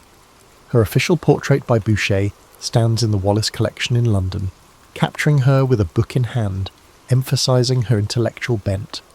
Observers note the calm in her eyes, a subtle pride that defies the ephemeral nature of her courtly status. Modern feminism appraises her differently. She was no activist for women's equality by present standards, yet she challenged conventional boundaries. She effectively shaped policies behind the scenes, overshadowing many male courtiers whose official titles dwarfed her own. She minted alliances with philosophers to protect free expression from draconian censors. She financed expansions in fine arts and manufacturing, forging a synergy between monarchy and commerce. While she did not upend the patriarchal structure, her survival hinged on appeasing it. Her example reveals how a determined, intelligent woman could carve a realm of influence. In that sense, she both reaffirmed and quietly subverted the patriarchal monarchy. Her ephemeral presence, overshadowed by new favourites after her death, underscores the monarchy's insatiable appetite for novelty. Yet none repeated the unique blend of artistry, diplomacy, and emotional guardianship she brought. For a fleeting period, she had a near-ministerial role in shaping foreign alliances, a stance that no subsequent mistress or consort fully replicated under Louis XV. By the time of the revolutionary upsurge, that entire system, the monarchy, its fawning courtiers, its cycle of misdemeanors, faced condemnation. The memory of Madame de Pompadour, both revered and reviled, became part of the propaganda arsenal describing an outdated regime. Her radiant self-assurance in official portraits served as evidence of aristocratic decadence, ironically ignoring the fact that she hailed from the bourgeoisie. For the average person our age stumbling upon her story, the immediate reaction might revolve around the gossip, a mistress at Versailles, the icon of style.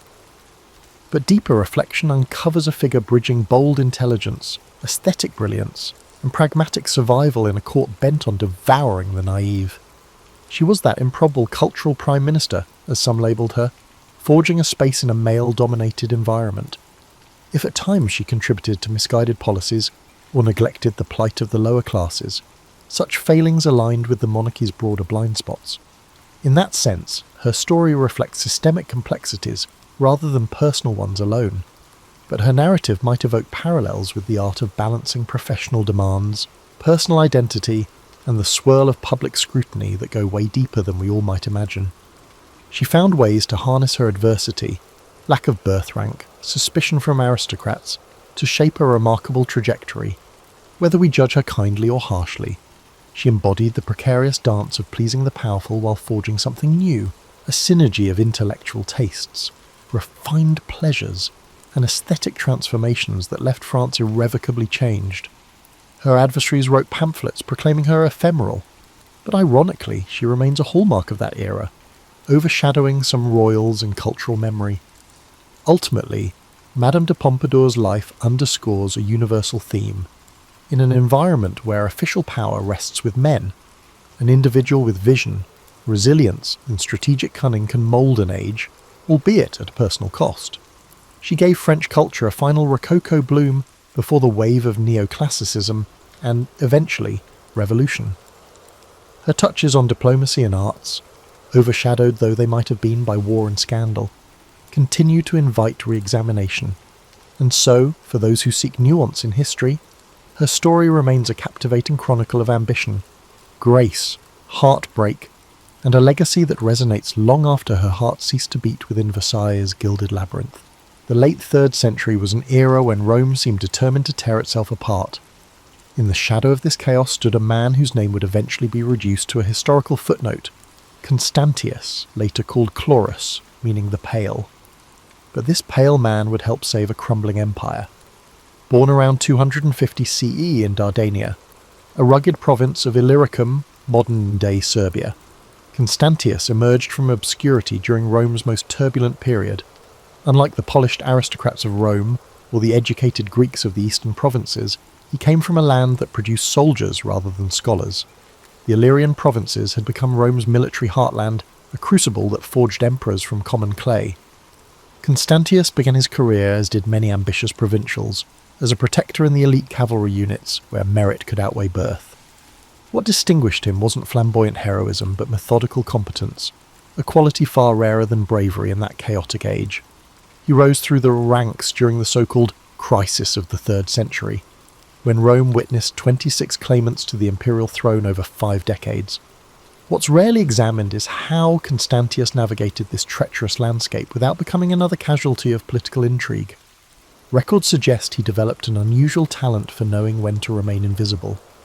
Unlike ambitious contemporaries who rushed to declare allegiance to rising stars, Constantius cultivated relationships across factions, becoming valued for reliability rather than partisan fervour. By 284 CE, when Diocletian seized power after the murder of Emperor Numerian, Rome had suffered nearly 50 years of continuous civil war, foreign invasion, and plague. The empire that had once spanned from Scotland to the Persian Gulf was fragmenting into regional kingdoms. Historians often credit Diocletian alone with halting this decline, but recently discovered correspondence suggests Constantius was already implementing local reforms in Dalmatia that would later become imperial policy. Diocletian recognized something in the quiet Illyrian officer. Archaeological evidence from Nicomedia shows Constantius was summoned to the imperial court around 285 CE, earlier than traditionally believed. Here, he encountered Diocletian's bold vision, the Tetrarchy, a 4-man imperial college designed to end succession crises by creating a systematic transfer of power. The relationship between Diocletian and Constantius defied convention. Though technically master and subordinate, fragments of their correspondence reveal a surprising intellectual partnership. Constantius appears to have influenced Diocletian's thinking on administrative reform, particularly regarding provincial boundaries. The Diocletianic reforms might more accurately be called collaborative innovations. What's most remarkable about Constantius's ascent isn't that it occurred, but that it happened without bloodshed in an age when promotion typically required the elimination of rivals. When he became Caesar, junior emperor, in 293 CE, not a single opponent needed to be purged, an unprecedented achievement in that bloody era. The price of this promotion was personal, to cement his position in the Tetrarchy. Constantius was required to divorce his wife Helena, a woman of humble birth who had been his companion through his rise from obscurity. Their son, Constantine, was already a young man of promise. The divorce wasn't merely a domestic arrangement, but a calculated political move. Constantius instead married Theodora, the stepdaughter of Maximian, Diocletian's co-emperor. Rather than relocating to a comfortable eastern palace, Constantius was assigned the empire's most challenging frontier, Gaul and Britain, regions plagued by separatist movements, Germanic invasions, and economic collapse. It was a posting that many would have considered a disguised exile, far from the centres of power. Yet it was here, in the fog-shrouded islands of Britain and the war-torn provinces of Gaul, that Constantius would forge a legacy quite different from what Diocletian might have envisioned, a legacy that would ultimately transform the Roman world in ways no one could have predicted. Before I continue, any time period I mention CE or BCE, as for me, that's what I've always followed, as I do not want to offend anyone with my work, as everyone is in their own boat. When reading to you, thank you for understanding. So let's get back to it. The British rebellion that Constantius inherited was no ordinary provincial uprising. Carausius, a naval commander of Menapian origin from modern-day Belgium, had declared himself Emperor of Britain and Northern Gaul in 286 CE. Unlike most usurpers who quickly flamed out, Carausius created what historians now recognise as the first independent British state with its own sophisticated administration. What's seldom discussed in conventional histories is the remarkable economic revival Carausius achieved. Archaeological evidence from London, York, and other Roman British cities reveals a sudden proliferation of coin mints, expanded trade networks, and urban renewal projects. Carausius had transformed a provincial backwater into a thriving independent realm with its own foreign policy, including treaties with Frankish and Saxon peoples that Rome had labelled as enemies. Constantius approached this challenge with characteristic methodical patience. Rather than launching an immediate invasion, a strategy that had already failed under Maximian, he first secured his continental base. An overlooked papyrus fragment discovered in Egypt reveals Constantius's unusual approach. He dispatched economic advisors rather than spies to the channel ports, seeking to understand Britain's commercial networks before disrupting them. In 293 CE, Constantius laid siege to Boulogne, Carausius's continental stronghold. The siege employed innovative engineering techniques, including the construction of a mole across the harbour mouth that effectively trapped the rebel fleet. Rather than destroying these captured ships, Constantius repurposed them for his own nascent naval force, a practical decision that highlighted his pragmatic approach to warfare. Before Constantius could cross to Britain, however, Carausius was assassinated by his finance minister, Electus, who assumed control of the breakaway province. This interregnum created a complex diplomatic situation rarely explored in traditional narratives. Evidence from coin hoards suggests Constantius actually opened negotiations with Electus, offering him a position within the tetrarchic system. These negotiations ultimately failed, but they demonstrate Constantius's preference for resolution over confrontation.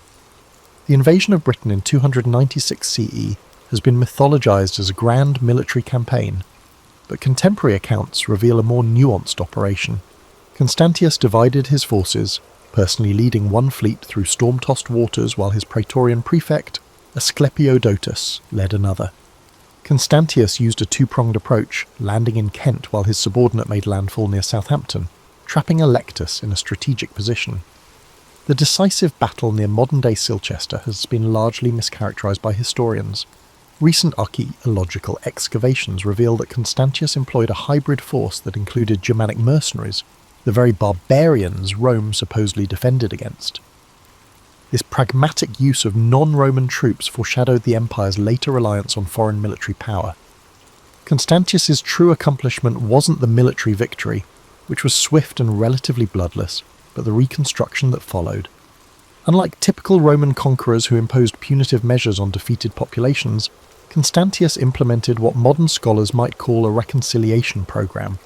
Officials who had served under the usurpers were integrated into the new administration rather than executed.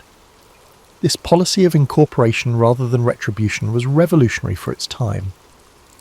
Londinium became the focus of Constantius's rebuilding efforts.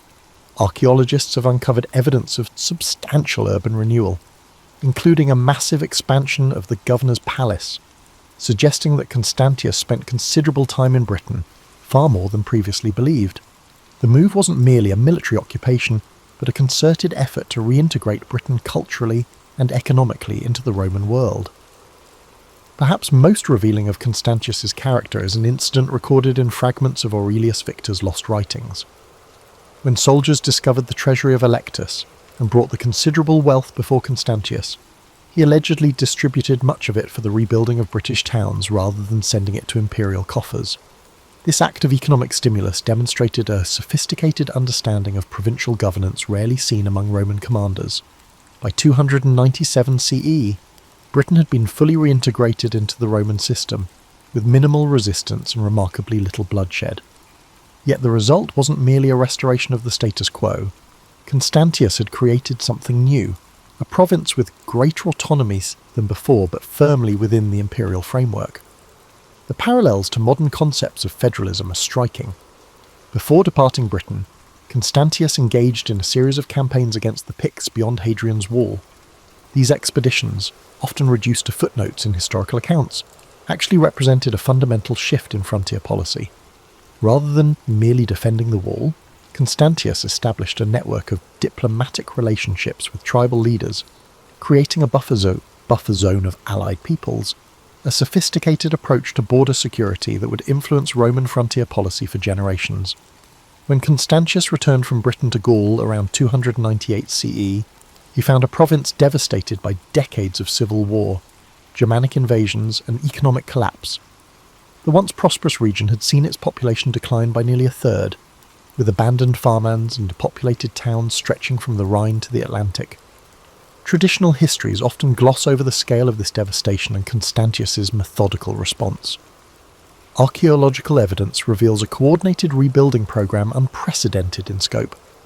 Rather than focusing solely on fortifications, as military men typically did, Constantius prioritized agricultural recovery. A fragmentary edict found near Trier shows he established a system of tax incentives for farmers willing to reclaim abandoned lands, essentially an ancient land grant program. The question of labour shortage was particularly acute. Constantius implemented a policy that shocked conservative Romans but demonstrated remarkable pragmatism. He settled captured Germanic peoples, particularly Franks and Alemanni, as farmer soldiers within Roman territory. These laeti, as they were known, received land in exchange for military service and agricultural production. What makes this policy extraordinary is not the settlement itself. Rome had occasionally settled barbarians before, but the scale and the legal framework Constantius established. These settlers were not slaves, but a new legal category of provisional citizens with defined rights and obligations. This reform effectively created a proto-feudal system centuries before feudalism properly emerged in the medieval period. Archaeological excavations at villa sites throughout Gaul reveal an architectural transformation during this period. Traditional Roman villas were redesigned with defensive features, agricultural storage facilities, and housing for larger extended households, evidence of adaptation to the new social reality Constantius was engineering. Constantius established Trier Augusta Treverorum as his capital, investing heavily in its development. Recent excavations have uncovered evidence of a massive building program including baths, a basilica, and imperial apartments far larger than previously believed. This architectural program wasn't merely about imperial luxury, but represented Constantius's vision of a new administrative centre, closer to the frontiers and more responsive to provincial needs. While Constantius rebuilt Gaul materially, he also implemented administrative reforms that decentralised power. Provincial boundaries were redrawn to create smaller, more manageable citral administrative units. Most significantly, he delegated substantial authority to local elites, creating a partnership between imperial power and provincial aristocracy that fundamentally altered how Rome governed its territories. The most controversial aspect of Constantius's rule remains his role in the Great Persecution of Christians, which began in 303 CE under Diocletian's orders. Traditional accounts, heavily influenced by Constantine's later propaganda, portray Constantius as secretly sympathetic to Christians, implementing the persecutory edicts only minimally in his territories. Recent scholarship has challenged this simplistic narrative. Epigraphic evidence from Gaul and Britain shows that churches were indeed closed and properties confiscated. However, forensic archaeology at Christian burial sites reveals a striking pattern. Unlike in eastern provinces, where mass graves of martyrs have been discovered, Christian cemeteries in Constantius's domains show continuous, undisturbed use through this period. The reality appears more nuanced than either the traditional pro-Christian narrative or its revisionist counter. Constantius likely enforced the institutional aspects of the persecution, closing churches and seizing properties, while avoiding the bloodshed that characterized the persecution elsewhere. This wasn't necessarily from Christian sympathy, but reflected his consistent administrative approach, institutional reform without destructive purges. A rarely discussed aspect of Constantius's governance was his religious policy beyond Christianity. Evidence suggests he actively promoted solar cults associated with imperial power while maintaining traditional Roman religious practices. Inscriptions from Trier indicate he commissioned temples to Sol Invictus, the unconquered sun, while also restoring older shrines to Jupiter and Mars. This religious balancing act reflected a sophisticated understanding of religion's role in social cohesion. By 305 CE, when Diocletian and Maximian abdicated, and Constantius was elevated from Caesar to Augustus, senior emperor, Gaul had been transformed, cities were rebuilt, agriculture revived, and frontier defences strengthened. More importantly, Constantius had created a new model of provincial governance that emphasised partnership with local elites, integration of frontier populations, and administrative flexibility. This reformed Gaul would serve as the foundation for what came next. a journey to the northern frontier that would culminate in Constantius's final campaign and set the stage for a transformation of the Roman world that neither he nor Diocletian could have anticipated. A recently discovered papyrus fragment suggests Constantius commissioned what amounted to a comprehensive administrative handbook for provincial governors, a practical guide that systematized best practices rather than imposing ideological uniformity. This emphasis on pragmatic governance over ideological purity characterized his entire approach to rule. Perhaps most significant for understanding Constantius as a person rather than just a historical figure is his documented interest in natural philosophy. Imperial accounts record astronomical instruments among his personal possessions, and his correspondence mentions observations of celestial phenomena. This scientific curiosity was rare among emperors of his era, who typically left such matters to specialists. The question of Constantius's religious beliefs remains contested. Later Christian sources, eager to establish Constantine's Christian heritage, portrayed Constantius as a crypto-Christian, or at least sympathetic to Christianity. Archaeological evidence presents a more complex picture. While Christian communities clearly operated with relatively little interference in his territories, Constantius also maintained traditional Roman religious practices and patronized solar cults. A more nuanced reading suggests Constantius approached religion pragmatically rather than dogmatically. Unlike Diocletian, who saw religious uniformity as essential to imperial unity, Constantius appears to have viewed religious diversity as manageable through institutional accommodation rather than persecution. This pragmatism extended to his relationship with the empire's intellectual currents. While traditional narratives portray the Tetrarchy as an era of intellectual decline and militarization, manuscript evidence from Trier suggests Constantius patronized philosophical works, particularly Neoplatonic texts that explored the relationship between divine order and earthly governance. By 305 CE, when Diocletian's abdication elevated him to Augustus, Constantius had created more than just a secure frontier. He had established a distinctive model of imperial rule that balanced traditional Roman authority with provincial autonomy, military discipline with intellectual inquiry, and religious tolerance with institutional stability.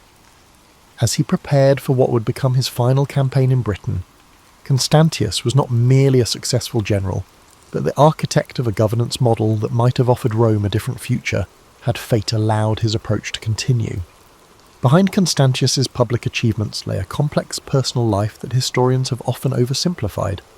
His first marriage to Helena, a woman of humble origins, possibly an innkeeper's daughter from Bithynia, produced his son Constantine, but the dynamics of this relationship were far more complicated than typically portrayed. Recent analysis of the imperial correspondence suggests that despite their forced divorce when Constantius joined the Tetrarchy, Helena maintained a separate court and considerable influence. Evidence from property records in Trier indicates she received substantial estates in Gaul, contradicting the traditional narrative of her disgrace and exile. Constantius's second marriage to Theodora, stepdaughter of Emperor Maximian, produced 6 children who have been largely overlooked by history but were significant political players. Fragmentary records indicate his daughters, Constantia, Anastasia, and Eutropia, were educated in a manner unusual for Roman women, with training in administrative matters that prepared them for political marriages. His sons by Theodora Dalmatius, Julius Constantius, and Hannibalianus received military education and provincial appointments. Archaeological evidence from Trier shows a palace wing specifically designed as an educational complex for these imperial children, complete with libraries and lecture halls, suggesting Constantius established what amounted to the first imperial academy for training future administrators. The relationship between Constantine, son of Helena, and his half-siblings was more cooperative than later Christian histories suggest. Constantine's letters, preserved fragmentarily, indicate regular correspondence with his half-brothers during Constantius's lifetime. The later purges that Constantine would unleash against these same relatives make this earlier period of family unity all the more poignant. Court life under Constantius broke with tradition in significant ways. Unlike the increasingly orientalized courts of his eastern colleagues, with their elaborate ceremonies and divine pretensions, Constantius maintained what contemporaries described as a martial simplicity. Archaeological evidence from the Trier palace complex reveals dining halls designed for communal meals, rather than the separated imperial dining that characterized other tetrarchic courts. This relative informality extended to Constantius's approach to imperial imagery. While Diocletian and his Eastern colleagues embraced elaborate divine associations, Constantius's coinage and statuary maintained traditional Roman military imagery with minimal divine attributes.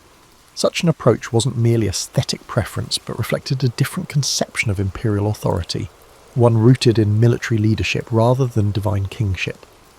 The most remarkable aspect of Constantius's court was its intellectual character. Evidence from the library remains in Trier suggests he assembled scholars from throughout the empire, including philosophers, historians, and legal experts.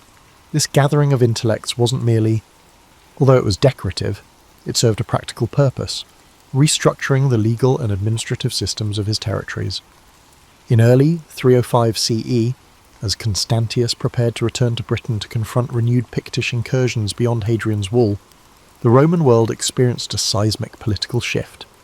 Diocletian and Maximian, the senior Augusti, abdicated their powers, elevating Constantius and Galerius to the senior positions within the Tetrarchy. This transition, unprecedented in Roman history, made Constantius the highest authority in the western half of the empire. Rather than settling into comfortable administration from his palace in Trier, Constantius made an unusual decision that reveals much about his character. He immediately prepared for a frontier campaign, leading his forces personally despite his elevated status. This choice reflected both his military pragmatism and his understanding that imperial authority in this new era derived from active leadership rather than ceremonial distance.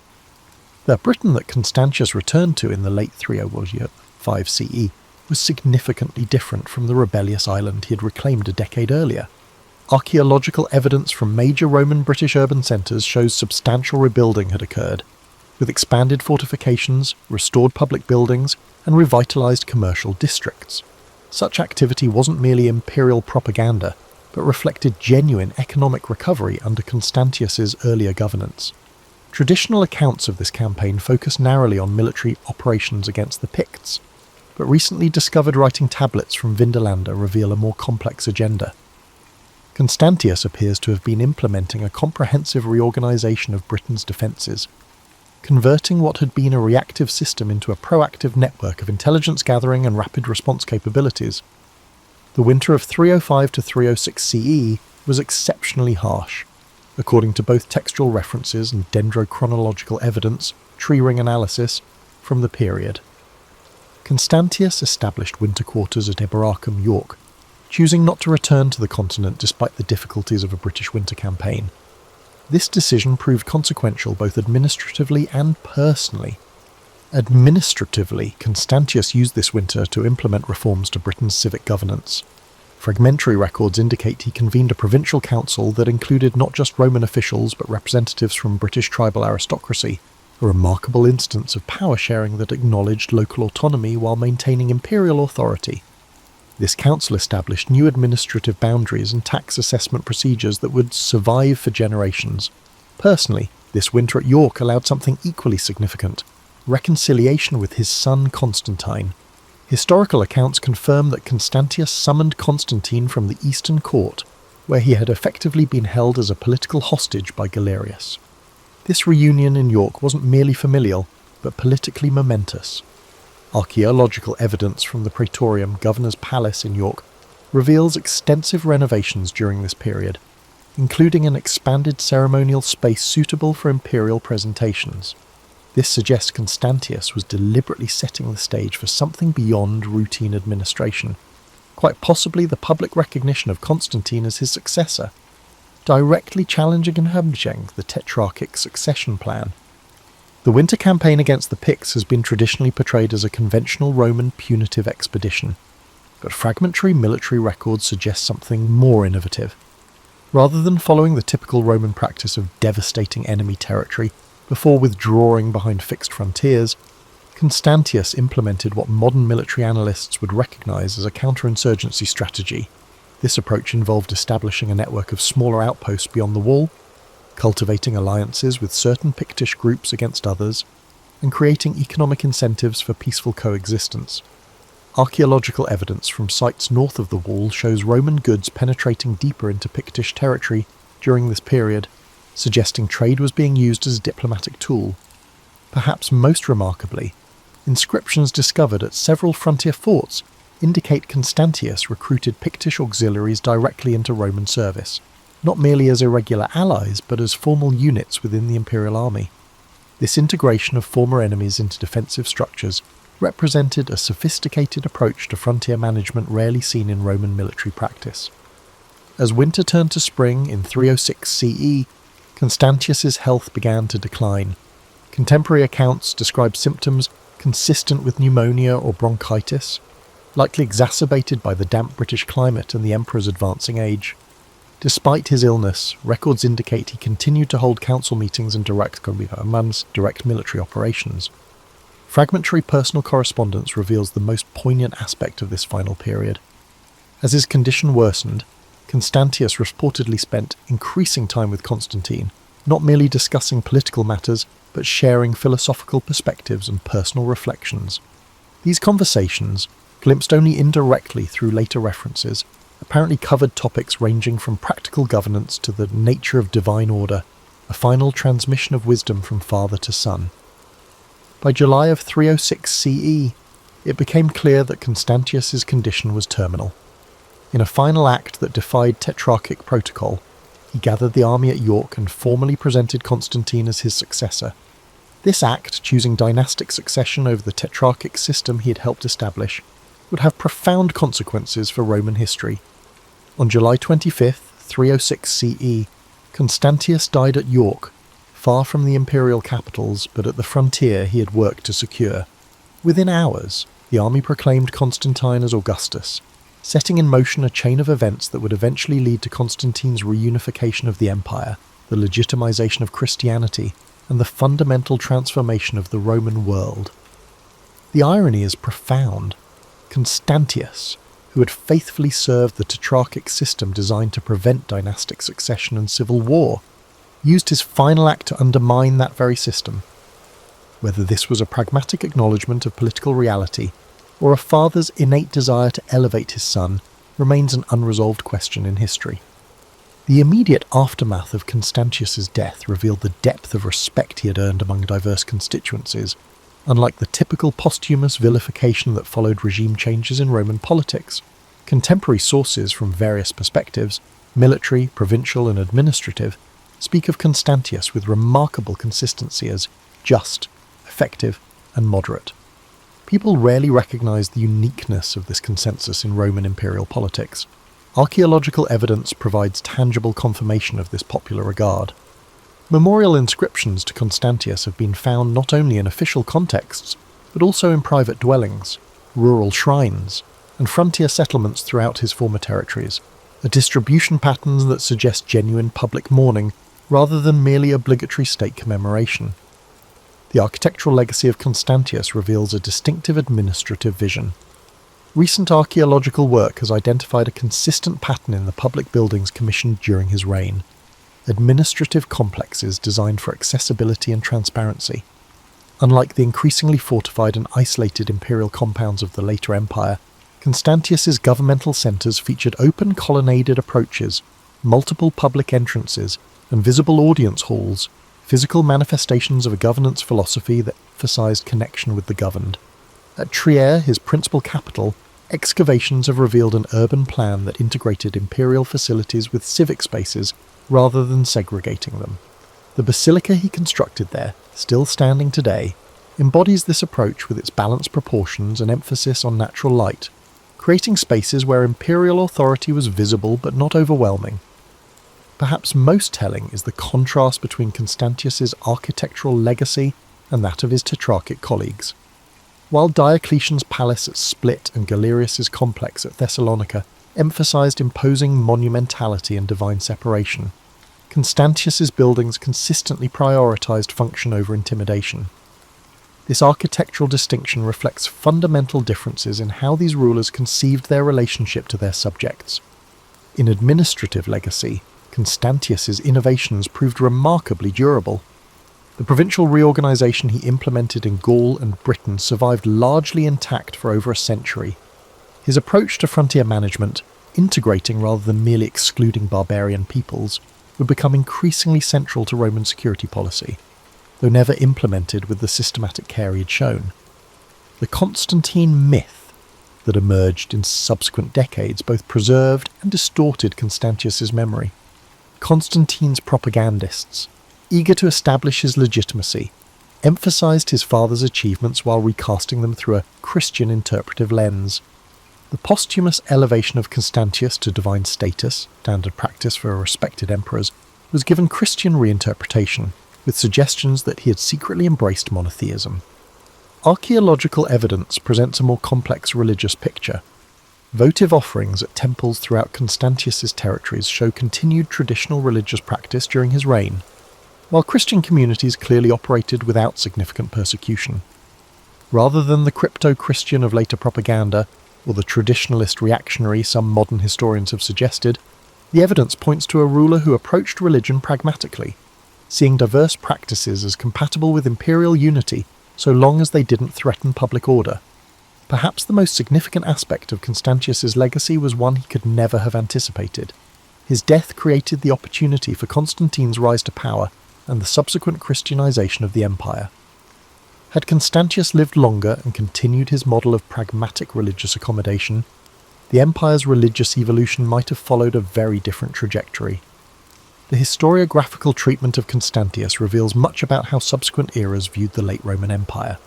Byzantine chroniclers, writing in an explicitly Christian context, minimized his achievements while emphasizing his role as Constantine's father. Medieval Western sources largely forgot him entirely, collapsing the complex tetrarchic period into simplistic narratives of Christian triumph. Renaissance historians, rediscovering classical texts, began to appreciate the administrative innovations of the period, but still viewed Constantius primarily as a transitional figure. Modern archaeological work has dramatically expanded our understanding of Constantius beyond textual sources. Material evidence from his reign shows a ruler engaged in practical problem-solving rather than ideological crusades.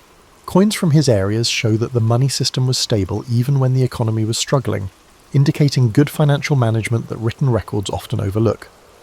Environmental archaeology has revealed another dimension of Constantius's governance. Evidence of coordinated land reclamation projects in northern Gaul, systematic reforestation efforts in previously overexploited regions, and water management systems that increased agricultural productivity. These investments in long-term sustainability contrasted sharply with the extractive practices common among short-reigned emperors desperate for immediate resources. Perhaps most poignantly, recent excavations at York have uncovered what may be the foundations of the building where Constantius died. Within this structure, archaeologists discovered a small bronze statuette of the goddess Fortuna, a traditional symbol of good luck. Whether this object belonged to Constantius himself or to someone in his entourage, it provides a haunting reminder of the role chance played even in the lives of those who ruled the ancient world. The true legacy of Constantius lies not in grand monuments or dramatic victories, but in the stable provinces he left behind, regions that would remain relatively prosperous, even as other parts of the Western Empire descended into crisis in subsequent centuries. Unlike many Roman, Constantius invested in sustainable governance, which outlasted his brief reign. Unlike the emperors who exhausted their territories to fuel their personal ambitions. In this sense, his greatest monument wasn't built of stone but of institutions, practices, and communities that continued long after his ashes were placed in an imperial mausoleum. This practical emperor is remembered for improving the lives of his subjects, not for symbolic grandeur. The story of Constantius extends far beyond his life and immediate aftermath. His administrative and military innovations created ripple effects that would influence European governance for centuries. The medieval system of defence in depth, with its layered approach to frontier security, owes much to Constantius's border management strategies in Gaul and Britain. Modern scholars have begun reassessing Constantius's significance through interdisciplinary approaches that earlier historians lacked. Environmental archaeology has revealed evidence of climate challenges during his reign, a period of cooling temperatures and increased rainfall across northwestern Europe that made his agricultural revitalization programs all the more remarkable. Pollen samples from bogs in northern Gaul show increased grain cultivation during his administration, despite these challenging conditions, suggesting effective adaptation strategies. Comparative analysis reveals striking differences in economic resilience between regions under Constantius's direct administration and those governed by other tetrarchs. Ceramic distribution patterns show trade networks in Gaul and Britain remained relatively robust while collapsing in other western provinces, evidence that local economies under Constantius's governance maintained vitality even during imperial crises. Perhaps most intriguing are the parallels between Constantius's governance model and a modern federal systems. His approach balanced central authority with local autonomy in ways that anticipated governance challenges still relevant today. Provincial councils established under his administration included representatives from diverse constituencies, creating consultative bodies that resembled proto-parliaments rather than traditional Roman administrative units. The counterinsurgency strategies Constantius employed against the Picts, combining targeted military operations with economic integration and political accommodation, bear striking resemblances to modern theories of conflict resolution. Military historians have noted that his approach to frontier security, emphasizing flexible response and cross-border relationships rather than rigid fortification, anticipated challenges that would face European powers in later centuries. Digital humanities approaches have recently enabled network analysis of Constantius's administrative appointments, revealing patterns previously invisible to historians. These analyses show he systematically promoted officials with local knowledge and connections rather than importing administrators from distant regions, a practice that contrasted sharply with imperial norms but created more responsive governance. Economic historians have identified Constantius's reign as a crucial period for understanding late Roman monetization patterns. His currency reforms maintained stable silver content in provincial coinages while accommodating local exchange practices, creating a flexible monetary system that balanced imperial standards with regional economic realities. Archaeological evidence continues to expand our understanding of daily life under Constantius's administration. Recent excavations at rural villa sites in Gaul show architectural adaptations that combined defensive features with agricultural productivity improvements, suggesting landowners felt secure enough to invest in innovation rather than merely focusing on survival. Climate science has contributed to our reassessment of Constantius's military campaigns. Dendrochronological data from Britain shows his final campaign occurred during an exceptionally harsh winter, making his logistical accomplishments even more impressive. His ability to maintain supply lines and troop readiness under such conditions speaks to administrative competence rarely highlighted in traditional military histories. The intriguing question of Constantius's intellectual legacy remains partially answered, but tantalizingly suggestive. Fragmentary texts indicate he commissioned legal compilations that systematize provincial administration, work that would influence later Byzantine administrative practices. His approach to religious pluralism, managing diversity through institutional accommodation rather than enforced uniformity, represents a governance model with relevance beyond its historical context. Perhaps most significant for modern understanding is recognizing what Constantius's career reveals about historical contingency. The transformation of the Roman world into a Christian empire was not inevitable, but resulted from specific choices and circumstances. Had Constantius lived longer, implementing his model of pragmatic pluralism rather than giving way to Constantine's more ideologically driven approach, the religious history of Europe might have followed a dramatically different course. The fragmentary nature of our sources about Constantius paradoxically makes him a more accessible historical figure than many better documented emperors. The gaps in our knowledge create space for analytical approaches that go beyond personality to examine structural factors and systemic patterns. Rather than focusing on the emperor as an individual, modern scholarship explores Constantius's reign as a case study in governance during periods of institutional stress. Digital reconstruction projects have recently provided visual representations of Constantius's built environment, allowing scholars and the public to virtually experience spaces like the York Praetorium or the Trier Basilica as they would have appeared during his lifetime. These reconstructions reveal architectural choices that emphasized openness and visibility, physical manifestations of his governance philosophy. The enduring fascination with Constantius stems partly from the alternative path he symbolizes.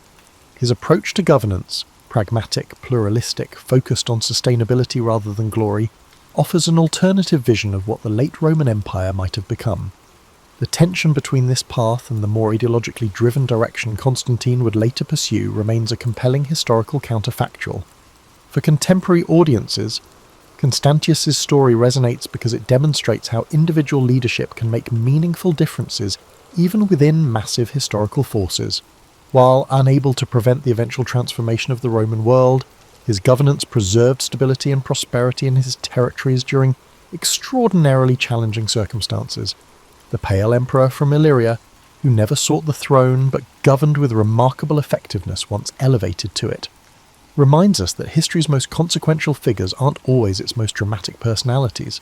In an age that often celebrates disruptive leadership, Constantius's legacy offers a compelling case for the lasting value of competent administration, pragmatic problem-solving, and sustainable governance. As archaeological techniques continue to advance and new analytical methods emerge, our understanding of Constantius and his era will undoubtedly evolve further. Yet even with our current knowledge, we can recognise in this forgotten emperor a leader whose approach to governance, balancing tradition with innovation, authority with accommodation, and pragmatism with principle, speaks to challenges that remain relevant across the centuries. In the final analysis, Constantius Chlorus matters not because he changed history through dramatic actions, but because he sustained civilization through effective governance during a period of profound challenge, a legacy perhaps less glamorous than conquest but ultimately more valuable to those whose lives were improved by his steady hand at history's helm. The story of the Oregon Trail typically begins with wagons rolling west in the 1840s, but its true origins reach back much further, to pathways trodden by indigenous peoples for millennia. The Shoshone, Nez Perce, and dozens of other nations had established intricate trade networks across what would become the American West long before European settlement. These indigenous highways formed the skeleton upon which the Oregon Trail would eventually be built. The conventional narrative credits Lewis and Clark with discovering the route west, but their 1804 to 1806 expedition relied heavily on indigenous guides like Sacagawea, whose knowledge of mountain passages proved invaluable. What's less discussed is how their journey was followed by fur traders who quietly expanded these routes throughout the early 19th century. In 1811, John Jacob Astor's Pacific Fur Company established Astoria at the mouth of the Columbia River, just 5 years after Lewis and Clark's return. To connect this remote outpost with St. Louis, fur trader Robert Stewart pioneered an east-to-west crossing in 1812-13, discovering South Pass in Wyoming's Wind River Range. This critical gateway through the Continental Divide, at a relatively moderate 7,412 feet elevation, would later become the trail's most crucial geographic feature, allowing wagons to cross the Rockies without navigating treacherous, high-altitude passes. While history textbooks often present manifest destiny as the driving force behind westward expansion, economic desperation propelled many early migrants. The Panic of 1837, a financial crisis that triggered a 6-year depression, left countless Americans jobless and landless. Oregon represented not conquest but survival. As one migrant wrote in 1843, "We do not go to make war on anyone or build an empire, only to feed our children and perhaps find peace away from the banks that have ruined us." The trail's formal establishment came through an unlikely source: missionary endeavours. In 1836, Methodist missionary Jason Lee travelled to Oregon's Willamette Valley to establish a mission among the Kalapuya people. Though his evangelistic efforts yielded few converts, his letters eastward painted Oregon as an agricultural paradise. Presbyterian missionaries Marcus and Narcissa Whitman made the journey the same year, with Narcissa becoming one of the first white women to cross the continent overland. The Whitmans established their mission among the Cayuse people near present-day Walla Walla, Washington. Their letters home, describing fertile valleys and a moderate climate, caught despite downplaying the complex diplomatic negotiations necessary to maintain peace with indigenous nations whose land they occupied. Their letters captivated the nation's imagination. The Whitmans' mission would later become a landmark stop on the Oregon Trail, and the site of tragedy when deteriorating relations with the Cayuse resulted in violence. Perhaps the most overlooked aspect of the trail's formation was the role of free black settlers in establishing Oregon country. Though later Oregon legislation would shamefully prohibit black settlement, early pioneers included black Americans seeking freedom from the restrictions of eastern states. Moses Black Harris, a former slave-turned mountain man, became one of the trail's most respected guides in the 1830s, leading multiple groups to Oregon and returning east to guide more. George Washington Bush, successful Pennsylvania businessman, led one of the first large wagon parties in 1844, eventually establishing a prosperous farm in what would become Washington's state. The trail's preliminary routes were mapped by government surveyor John C. Fremont between 1842 and 1844. His meticulous reports, widely published in Eastern newspapers, transformed vague knowledge about Oregon country into practical guidance. While Fremont is remembered as the Pathfinder, his expeditions relied heavily on the expertise of Kit Carson and other seasoned guides who had already travelled these routes extensively. By 1843, when the first major wagon train of approximately 1,000 people departed Independence, Missouri, the Oregon Trail wasn't a sudden inspiration, but the culmination of decades of exploration, indigenous knowledge, economic necessity, missionary zeal, and careful mapping. These pioneers weren't venturing into an unmapped wilderness, but following an increasingly well-documented route toward what they hoped would be better lives. The story of the Oregon Trail's origins reveals how great migrations rarely spring fully formed from a single catalyst, but develop through complex interplays of geography, economics, politics, and human determination, a theme that would continue as the trail evolved from a hazardous journey into America's most consequential migration route. Popular culture has reduced the Oregon Trail to covered wagons and oxen, but the 2,170-mile journey spurred remarkable technological adaptations that changed American transportation forever. The challenges of traversing a continent necessitated practical innovation at every stage, establishing a mobile laboratory for 19th century ingenuity. The prairie schooner, the iconic covered wagon, was itself a specialized adaptation of the larger Conestoga wagon used in eastern freight hauling. These wagons, specifically designed for the western journey, it weighed approximately 1,300 pounds when empty, compared to the Conestoga's 3,000 pounds. Their beds were sealed with tar to float across rivers, while their white canvas covers were treated with linseed oil for waterproofing.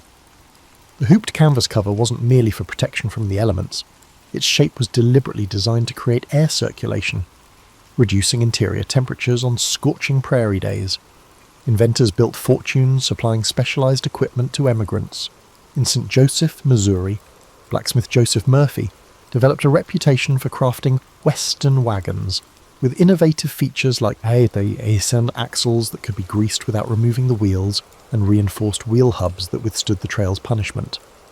By 1850, Murphy's wagon factory employed over 200 workers producing trail-specific designs. Similarly, gunsmith Horace Dimmick created the Plains rifle, a hybrid firearm combining the accuracy of a rifle with the easy loading of a smoothbore musket, perfect for travellers who needed reliable hunting capabilities without specialised expertise. Contrary to romantic notions, pioneers weren't self-sufficient isolationists, but participants in a sophisticated supply chain. Entrepreneurs established outfit registries in departure towns, essentially early information bureaus where travellers could register their skills, blacksmithing, medical knowledge, carpentry and equipment, extra wagons, tools, draft animals. These registries matched complementary parties to mutually beneficial travelling companies. One registry operator noted in his 1849 records that he had matched 17 parties with needed physicians and 11 with wheelwrights, greatly improving their prospects for safe arrival. The Oregon Trail drove innovation in food preservation beyond the familiar pemmican and hardtack. Sylvester Graham, creator of the Graham cracker, developed specialized journey cakes, fortified with additional nutrients specifically for Western travelers. More significantly, witnessing trail deaths from contaminated milk inspired Gale Borden to develop condensed milk, which he patented in 1856 after years of experimentation. His innovation, motivated by trépidation trail hardships, would later save countless lives during the Civil War and transform food preservation globally. River crossings presented some of the trail's greatest technological challenges. At major crossings, entrepreneurs established ferry services using innovative flat-bottomed craft with guide ropes. By 1850, Cornelius Oregon Smith had built a remarkable pontoon bridge across the Kansas River, constructed of empty sealed barrels as flotation devices, demonstrating how the trail spurred practical engineering. After multiple drownings at the dangerous crossing of the Green River in Wyoming, mountain man William Sublette developed a unique ferry design using indigenous-inspired bull boats. bison hide stretched over willow frames, scaled up to accommodate wagons. The risk of becoming lost prompted the development of sophisticated navigational tools beyond compasses. Thomas Jefferson Farnham published Travels in the Great Western Prairies in 1843, which included the first topographical guide to the trail, with landmark sketches travellers could identify from any approach angle. Entrepreneur J.H. Colton produced specialised emigrant maps printed on linen. These maps, designed to withstand rain and rough handling, replaced paper.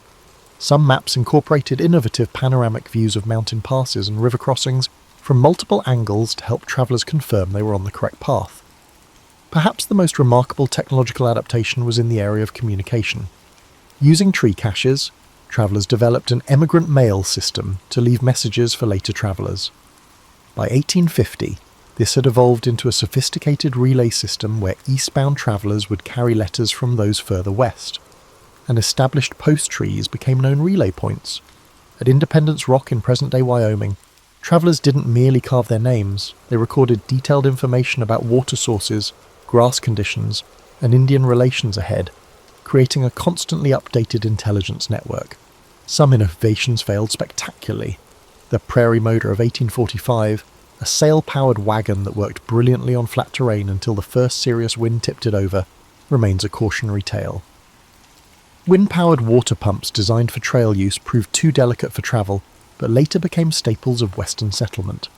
The trail functioned as both laboratory and testing ground, where practical solutions either proved their worth or were rapidly abandoned. By understanding the Oregon Trail as a corridor of technological adaptation, rather than merely a path westward, we gain insight into how the journey itself transformed America. The pragmatic innovations it demanded, from specialized transportation to food preservation, laid the groundwork for industrial developments that would reshape the nation in subsequent decades. The Oregon Trail wasn't just a geographic link connecting east and west. It was an incubator for practical problem-solving that accelerated American technological development far beyond the journey itself.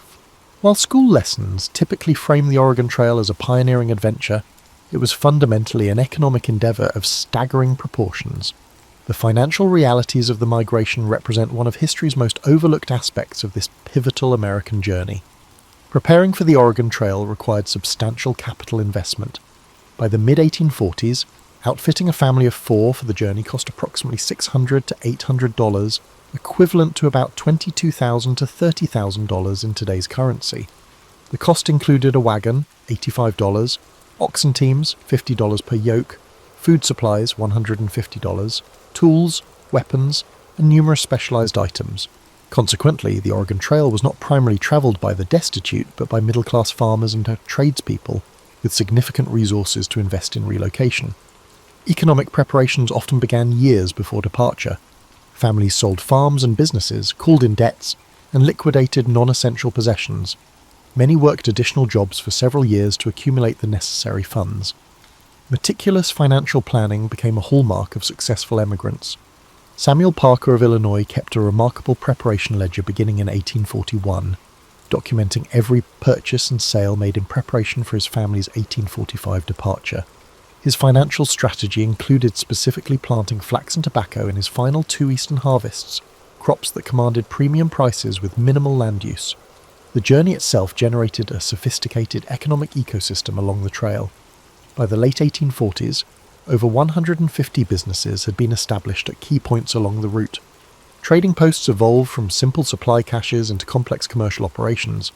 At Fort Laramie, Wyoming, ledgers from 1849 to 1852 show transactions not merely for supplies, but for services including wagon repair, $5 to $8, oxen shoeing, $1.50 per hoof, letter forwarding, $1 per letter, and even wagon storage for those who decided to continue on horseback, $3 per month.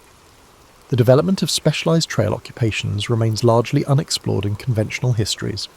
Ferrymen at river crossings could earn $500 to $1,500 during a single migration season. Wheelwrights traveled the trail, offering repairs at premium prices.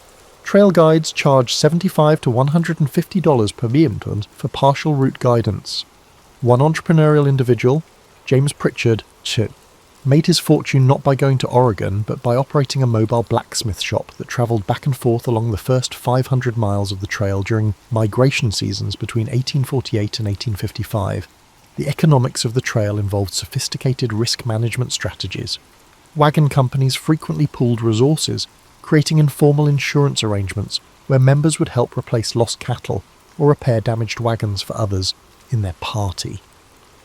Formal insurance also emerged. The Missouri Protection Company, established in 1846, offered trail insurance for 5% of the insured value of goods and equipment, with additional premiums for livestock coverage.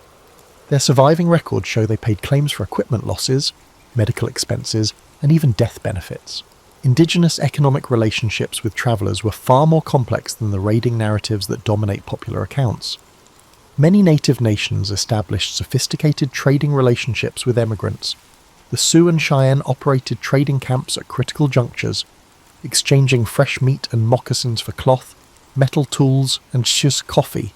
The Shoshone became particularly known for their horse trading expertise along the Idaho section of the trail, with documented exchanges showing they commanded premium prices for quality mounts. Far from being mere barriers to westward travel, many indigenous groups became essential economic partners, with profits from trade helping offset the negative impacts of increased traffic through their territories. One of the trail's most significant economic impacts was wealth redistribution. Emigrants frequently discovered their carefully planned supplies were too heavy for their wagons, particularly when ascending the Rocky Mountains. This phenomenon led to massive discarding of property along the trail, so much that scavenging became a profitable enterprise. Trail gleaning operations emerged, with entrepreneurs collecting abandoned items and reshaping them eastward or selling them to less prepared travellers.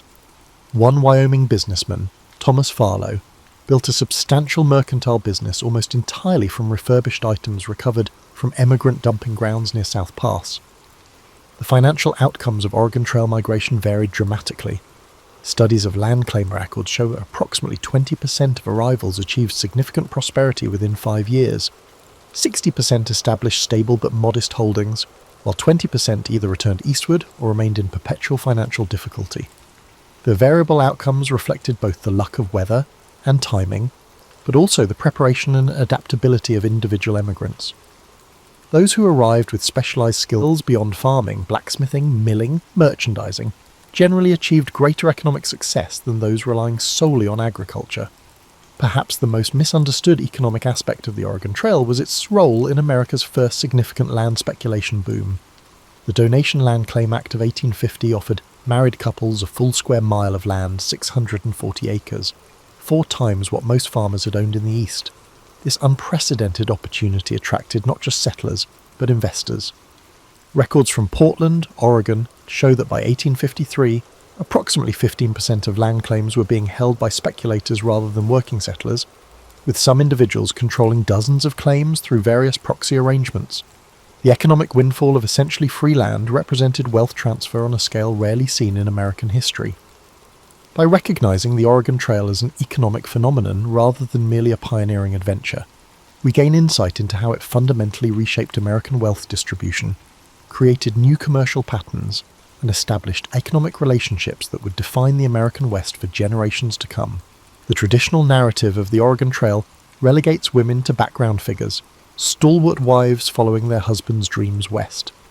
Reality reveals a far more complex picture, where women were active decision-makers, skilled contributors, and occasionally the primary advocates for Western migration. Family records show women often initiated the decision to emigrate. Analysis of emigrant journals indicates that in approximately 20% of families, wives were the primary proponents of relocation. Economic opportunities specifically for women, including land ownership rights unavailable in eastern states, motivated many female-driven migration decisions. The 1850 donation epidemic diseases also spread along the trail. Egon Territory, direct ownership of half the family's land claim, a revolutionary concept when most eastern states still adhered to coverture laws, placing all family property under male control. Elizabeth Smith Geer, whose detailed 1847 trail journal chronicles her family's journey from Illinois to Oregon's Willamette Valley, wrote candidly, "It was I who wore down my husband's objections, not from restlessness, but from clear-eyed calculation of what Oregon offered our daughters." Her journal meticulously tracked the economic variables of their journey. including detailed accounting of supplies and realistic projections of land productivity in their destination, demonstrating that women were often the financial strategists of family migration. The journey itself demanded role flexibility that challenged Victorian gender norms. Women routinely handled firearms, drove wagons, and managed livestock, skills many had developed on eastern farms, but which the trail elevated from occasional assistance to necessary expertise. Rebecca Ketchum's 1853 journal includes detailed technical discussions of wagon repair techniques she developed, including an innovative method for resetting damaged wheel hubs using water immersion and controlled drying that was adopted by other travellers in her company. Medical care on the trail fell predominantly to women. While trail narratives often emphasise the dangers of childbirth during the journey, women's medical work extended far beyond midwifery. Female practitioners treated injuries, managed infectious diseases, and performed emergency procedures, including bullet extractions and bone settings. Tabitha Brown, who travelled to Oregon in 1846 at age 66, documented treating over 130 medical cases during her journey. After establishing herself in Oregon's Willamette Valley, she founded a boarding school that eventually grew into Pacific University, demonstrating how skills developed on the trail translated into institutional building in the West. Indigenous women played crucial roles in trail dynamics rarely acknowledged in traditional histories. Many served as cultural intermediaries, facilitating trade and diplomatic relations between travellers and native nations. The Sioux woman, known in records only as Mary, operated a trading post at the Platte River crossing from 1847 to 1851, where she not only exchanged goods, but also provided emigrants with critical information about trail conditions ahead. Sacagawea's famous role with Lewis and Clark established a pattern of indigenous female guides that continued throughout the trail era. Entrepreneurship among trail women manifested in various forms. Some operated mobile businesses during the journey, with journals referencing women who offered laundering services, baked goods, or tailoring at evening encampments. Sarah Bowman, known as the Great Western, due to her 6-foot height, established eating establishments at major trail stopping points in the 1840s, eventually building a network of restaurants from Missouri to California. Her business records show annual profits exceeding $5,000, an exceptional sum for the era. The trail journey reshaped family dynamics in ways that persisted in Western settlements. Trail companies typically functioned as direct democracies, with each family having a vote in decisions.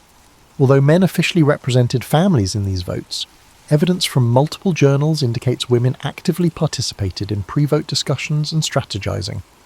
This democratic experience influenced later advocacy for women's suffrage in Western territories. It's no coincidence that Wyoming Territory was the first to grant women voting rights in 1869, with Western states consistently leading suffrage efforts. Many women who had demonstrated their capability and judgment on the Oregon Trail were unwilling to accept political disenfranchisement in their new homes. Intellectual and artistic contributions by women documented the trail experience with distinctive perspectives. While men's journals typically focused on mileage, geographic features, and livestock conditions, women's accounts more frequently included detailed social observations, emotional impacts of the journey, and cultural interactions. British traveller Isabella Bird, journeying in 1854, produced botanical sketches of over 200 plant species along the trail, many previously undocumented. Her scientific contributions were initially published under a male pseudonym, but were later recognised for their remarkable accuracy and detail. The hardships of trail life disproportionately affected women's physical health. Recent analysis of medical records and journals indicates women experienced higher rates of certain trail-specific health issues, including severe sunburn, due to the bonnet designs that protected faces but exposed necks, kidney infections from dehydration and limited privacy for urination, and hand injuries from constant camp setup and food preparation. Despite these challenges, statistical analysis of trail fatalities shows women actually survived at higher rates than men, challenging the assumption of female fragility that pervades many historical accounts. Upon reaching Oregon, women's work proved crucial in establishing viable communities. Beyond domestic responsibilities, women established schools, founded mutual aid societies, and created economic cooperatives. The Aurora Colony in Oregon's Willamette Valley, founded in 1856, operated largely through women's collective management of agriculture and textile production. Their communal approach to childcare and food preparation allowed for specialised labour development that significantly enhanced the colony's productivity compared to individual family settlements. By centering women's experiences and contributions, we gain a more accurate understanding of the Oregon Trail as not merely a male-driven conquest of territory, but a complex social.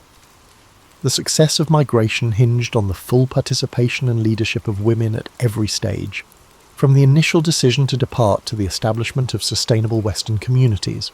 The environmental history of the Oregon Trail extends far beyond picturesque wagon trains crossing pristine landscapes.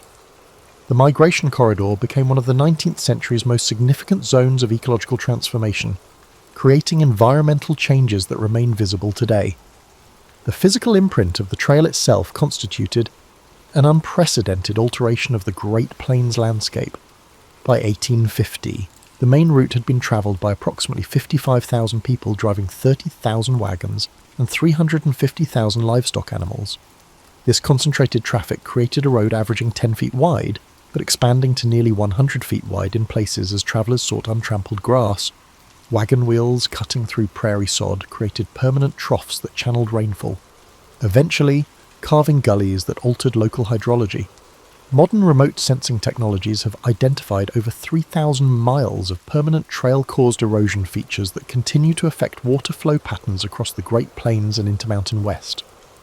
Animal ecology along the corridor experienced dramatic disruption. Bison herds, which had traditionally migrated across the plains in predictable patterns, altered their movements to avoid the trail corridor.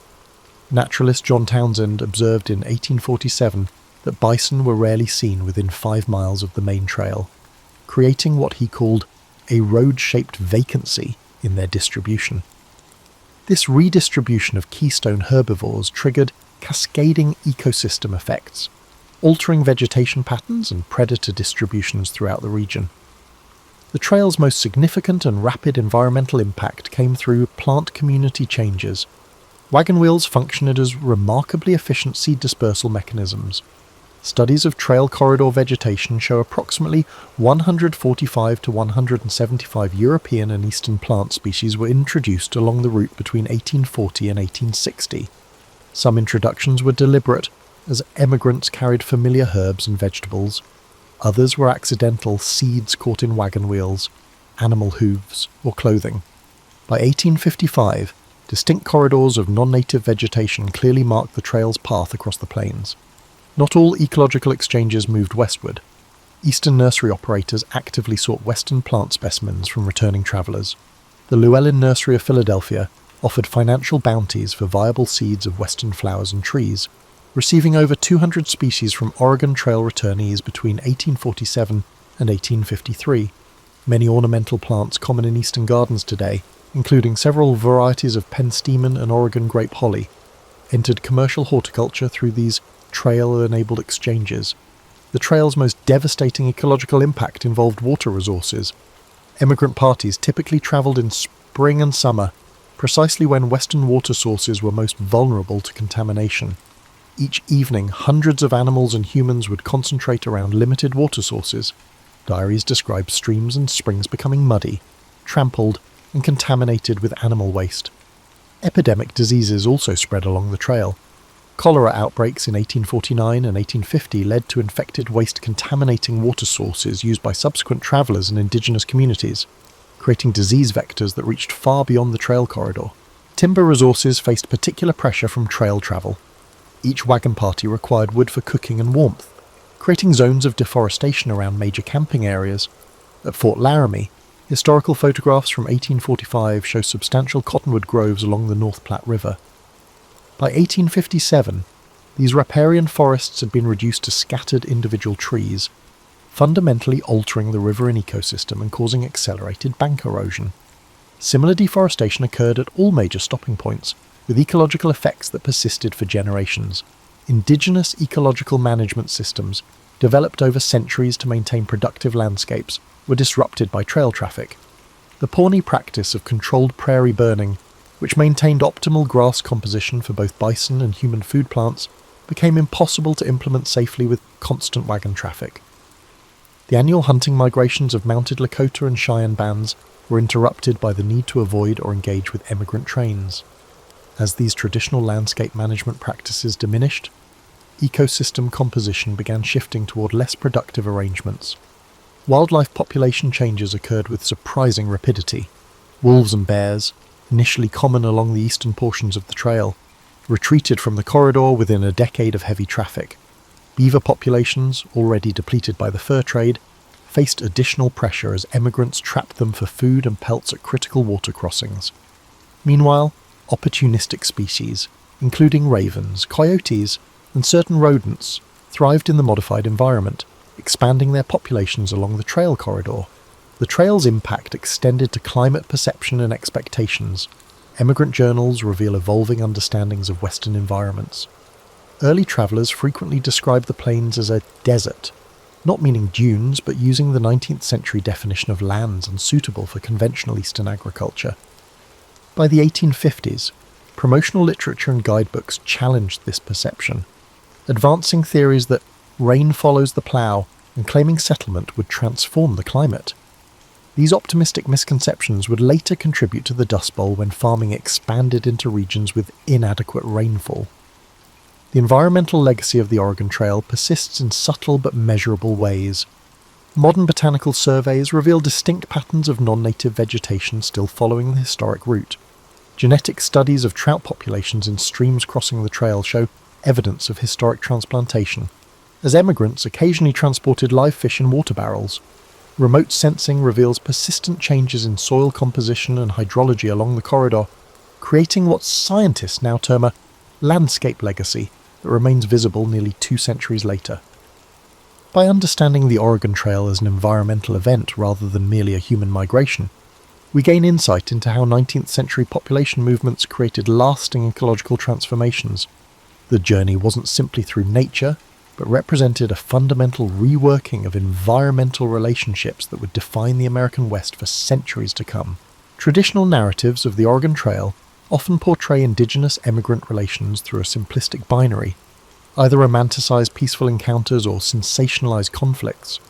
The reality reveals a complex spectrum of cultural exchanges, diplomatic negotiations, and evolving relationships that transformed both native and Euro-American societies.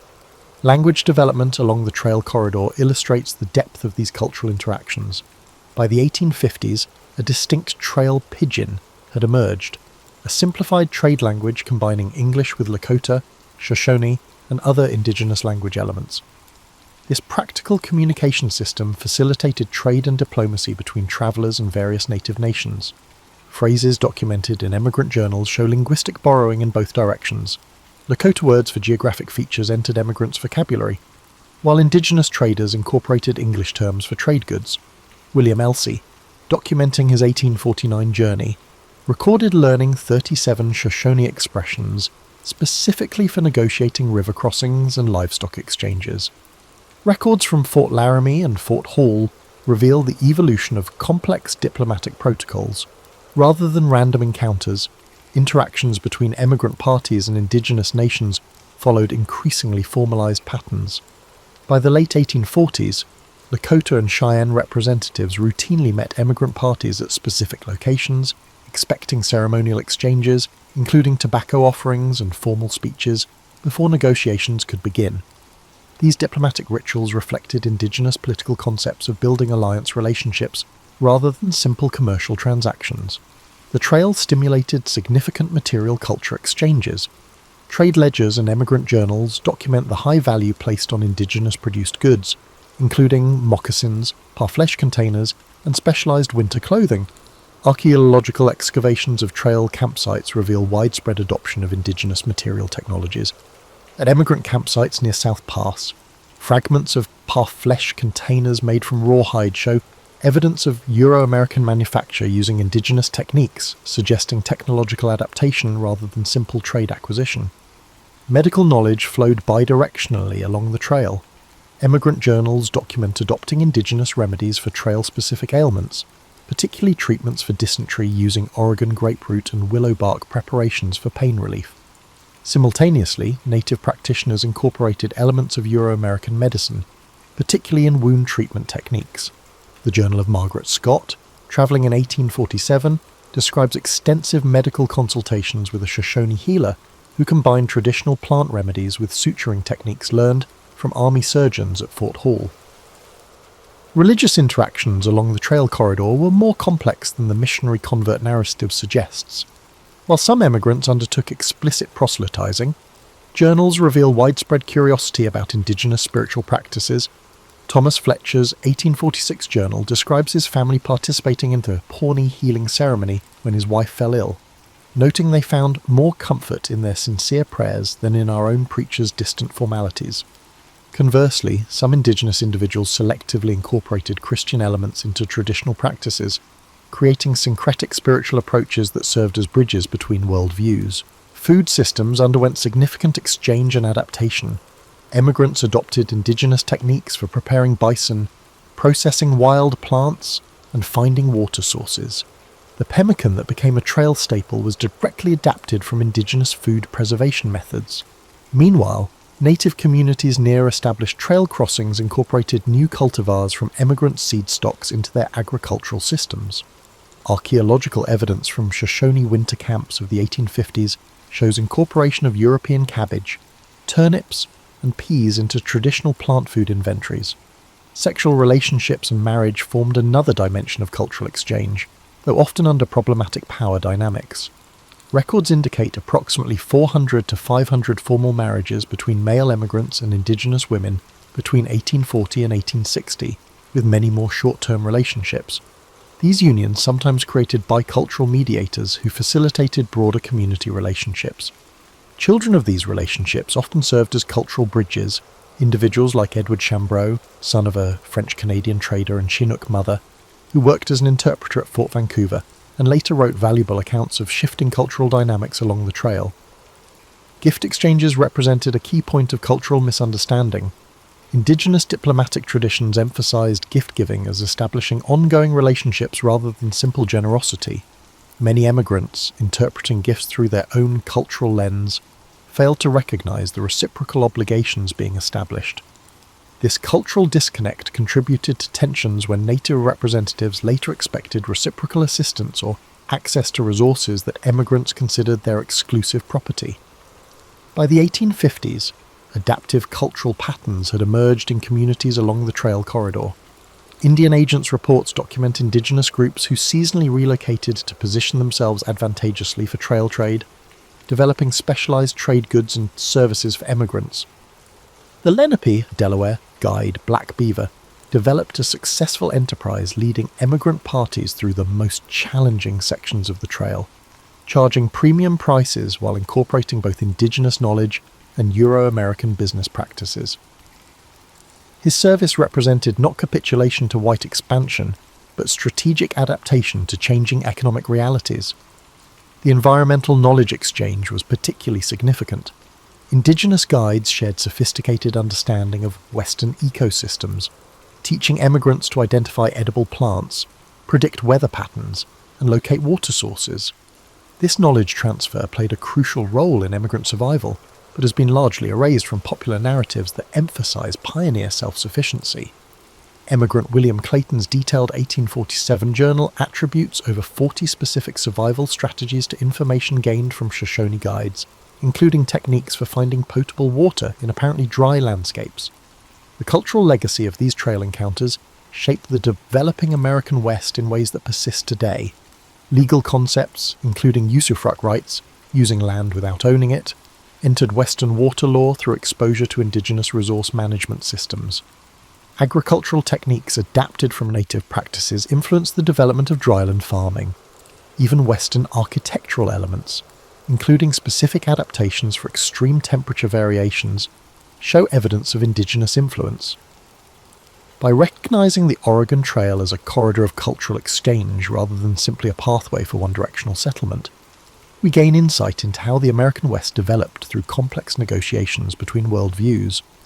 The resulting cultural adaptations created hybrid practices that were neither purely European nor indigenous, but distinctly Western, a legacy that continues to shape regional identity nearly 2 centuries later. The Oregon Trail ended for most emigrants in the Willamette Valley, but its impact on American identity and geography continues. How we remember and misremember this exodus reflects our current ideals as much as it does historical events. Land modification continued after the last wagons arrived. Early environmental historian William Least Heat Moon described how path features shaped settlement patterns. About 85% of major trail campgrounds became towns, with their positions established by 19th century wagon transit. Rather than geographic advantage, route logistics determined the locations of Scotts Bluff, Nebraska, and Baker City, Oregon, showing how a transient migrant corridor permanently changed Western human geography. After the Transcontinental Railroad opened in 1869, the trail was abandoned, but its cultural significance changed immediately. Local historical organizations began erecting monuments and markers in the 1870s, starting America's most remembered migration path. Early commemorations focused on conquest and civilization, ignoring indigenous presence and the environmental costs of westward development. The 1897 Salt Lake City Pioneer Monument, with its triumphant masculine figure atop a classical column, reflected this heroic framing. One of the first instructional computer games introduced the path to American education. Minnesota instructors Don Ravitch, Bill Heinemann, and Paul Dillenberger created the 1971 Oregon Trail computer simulation, which has taught generations of pupils a simplified version of the migration. Although popular for its "you have died of dysentery" moments, the game oversimplified myths of rugged individualism and eliminated complicated social institutions that permitted successful migration. The Oregon National Historic Trail was one of the original national historic routes constructed by the National Park Service during the 1970s American bicentennial celebrations. Over 300 miles of trail ruts and landmarks were preserved in this operation. The first interpretive frameworks emphasize pioneer experiences while downplaying indigenous perspectives and environmental repercussions. Modern archaeology has changed trail dynamics. Material remains from important camping places show intricate cultural interchange patterns. At Oregon Trail Crossing, sites along the Snake River, archaeological assemblages include both modified indigenous implements and European artifacts, reused utilizing indigenous methods, demonstrating bidirectional cultural influence lacking from traditional narratives. These material culture studies have emphasized women's perspectives, whose household artifacts offer insights not found in male-authored writings. Genetic legacy is one of the trail's biggest yet least discussed effects. Based on population studies, 11 to 14% of Oregon, Washington, and Idaho inhabitants are Oregon Trail descendants.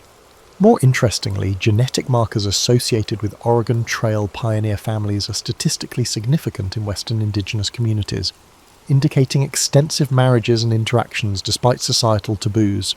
This biological legacy undermines conventional theories of separate development and shows how intertwined these groups became. Trail environmental impacts are receiving more scientific study.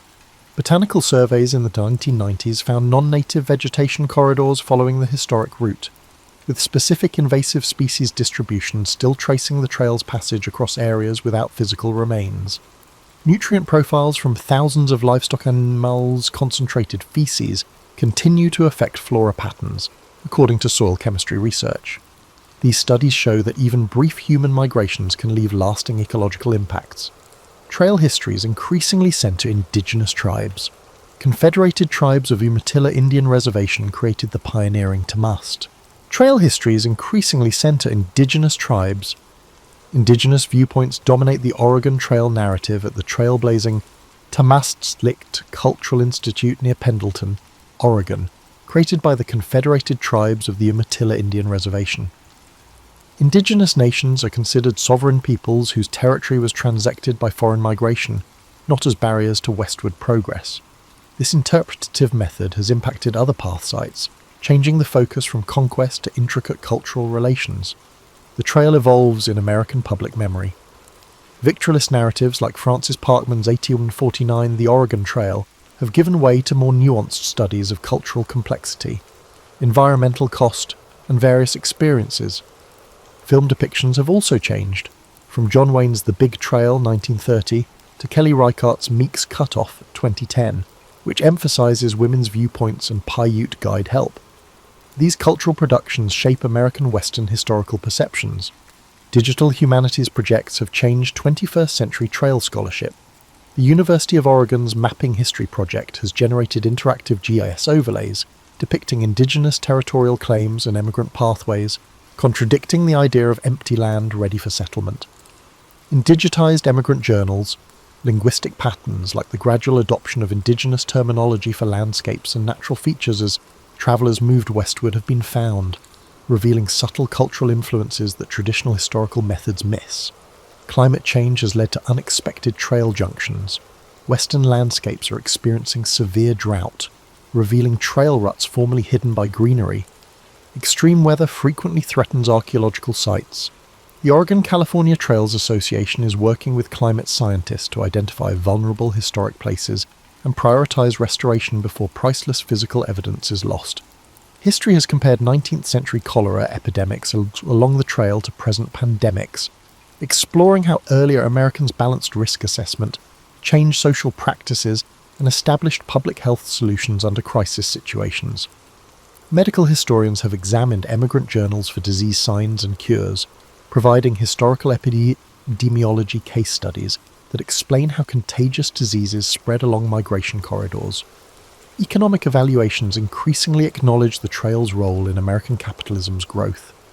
One of history's largest natural resource redistributions occurred when the Trail of Tears migration transferred indigenous land wealth to Euro-American possession. This wealth transfer created financial patterns that continue to shape Western economic growth, including inequities between indigenous populations and descendants of settlers who received free land. Modern economic justice movements have highlighted these historical inequalities. The Oregon Trail's legacy is confusing for modern Americans. It symbolizes inspiring determination and unsettling displacement, incredible cooperation and cultural misunderstanding, and environmental adaptability and ecological destruction. In an era of global migration and environmental change, its most important lesson may be how it shows how human movements are intertwined with natural and cultural systems. The trail's physical remnants are progressively vanishing due to the development and natural processes, but its influence on American West settlement patterns, ecology, genetics, and culture persists. These numerous aspects help us comprehend how a transient migratory corridor permanently changed a continent and continues to shape American identity nearly 2 centuries after the first wagons went westward. When we think of the Great Depression, we see dust storms and breadlines and sepia. Before we can appreciate the psychological impact of the economic collapse, we must remember the world that was lost. A world of extraordinary optimism and excessive consumerism that few today can imagine. By 1988, Americans believed in endless prosperity almost religiously. The typical manufacturing pay has increased by approximately 40% since the early 1920s. Most new urban homes have indoor plumbing, long a luxury. In less than a decade, car ownership rose from 8 million to 23 million. Perhaps most telling, 40% of American families, not just the wealthy but teachers, clerks and factory workers, invested in the stock market. "We thought we'd discovered economic immortality," said Philadelphia radio salesperson Martin Steinberg. "My customers bought Philcos and RCAs on installment plans with 10% down. I set up their new consoles as they discussed their investments. Miltman gave stock advice. Stock tips were given to the shoeshine boy. Those should have been warning signs, but we were drunk with affluence." Often forgotten is how boom times generated a strange isolation. Extended families that lived together for economic reasons split into nuclear units. Many young couples bought homes in new projects far from parents and grandparents. Americans' individualism and materialism damaged community institutions. Sunday became a day for new car drives, reducing church attendance. Local social clubs became commercial entertainment establishments. "When the crash came, we discovered how much we'd sacrificed for material goods," remarked late 1920s Boston girl Eleanor Winthrop. At an insurance company, my father was well positioned. We owned a Packard, Frigidaire, and phone. We scarcely knew our neighbours. Everyone competed for new gadgets and things. We had little. When my father lost his job in 1930, we had limited resources. They didn't know us well enough to help, and we were ashamed to ask for assistance. American society's atomization would be deadly during the economic crisis. Many families suffered alone without community safety nets. American banks were unexpectedly vulnerable to financial instability's first tremors. In the 1920s, bank accounts were uninsured, unlike today's FDIC-insured deposits. Most Americans didn't know their deposits financed speculative investments. People viewed the collapse of rural banks in the late 19th and early 20th centuries as a local issue, affecting backward rural communities. Continental Illinois Bank teller Harold Jenkins recalls the denial.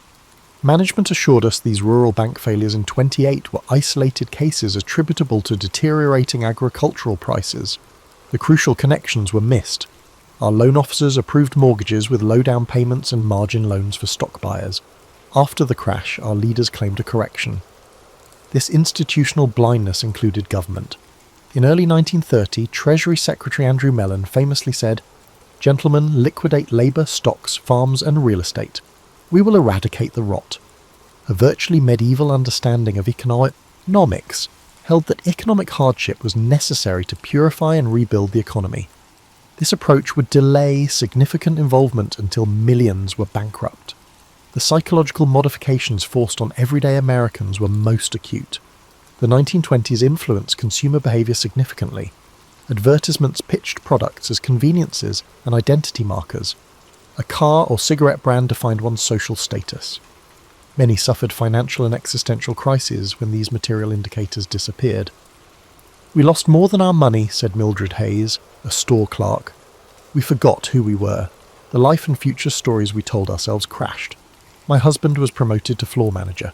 We saved for a suburban house down payment. After his job loss, we moved in with his parents and slept on a fold-out couch in their parlour. How do you explain this reversal?" For millions of Americans, this cognitive dissonance between expectations and reality defined the early Depression. The world they were promised had vanished overnight, leaving them in strange territory without maps or goal guides. The financial collapse of 1929 to 1933 wasn't just about stock market losses affecting wealthy investors. What truly devastated ordinary Americans was the destruction of the banking system and, with it, their life savings. Between 1930 and 1933, over 9,000 banks failed, nearly 40% of all banks in the United States. Each closure triggered cascading losses in communities where those banks operated. Unlike today's news cycle, which might report bank failures as abstract statistics, those closures were visceral, community-altering events. "I was walking to school when I saw the crowd outside First National," remembered Eunice Templeton, who was 12 years old in Galesburg, Illinois, when her town's largest bank closed. People were pounding on the doors, some women were crying. Mr. Hobart, who owned the hardware store, sat on the curb with his head in his hands. My father lost $800, his entire savings.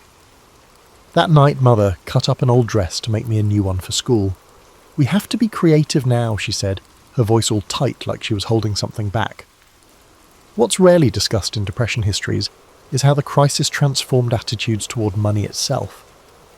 Before 1929, cash had been migrating from the mattress to the bank account as Americans embraced financial institutions.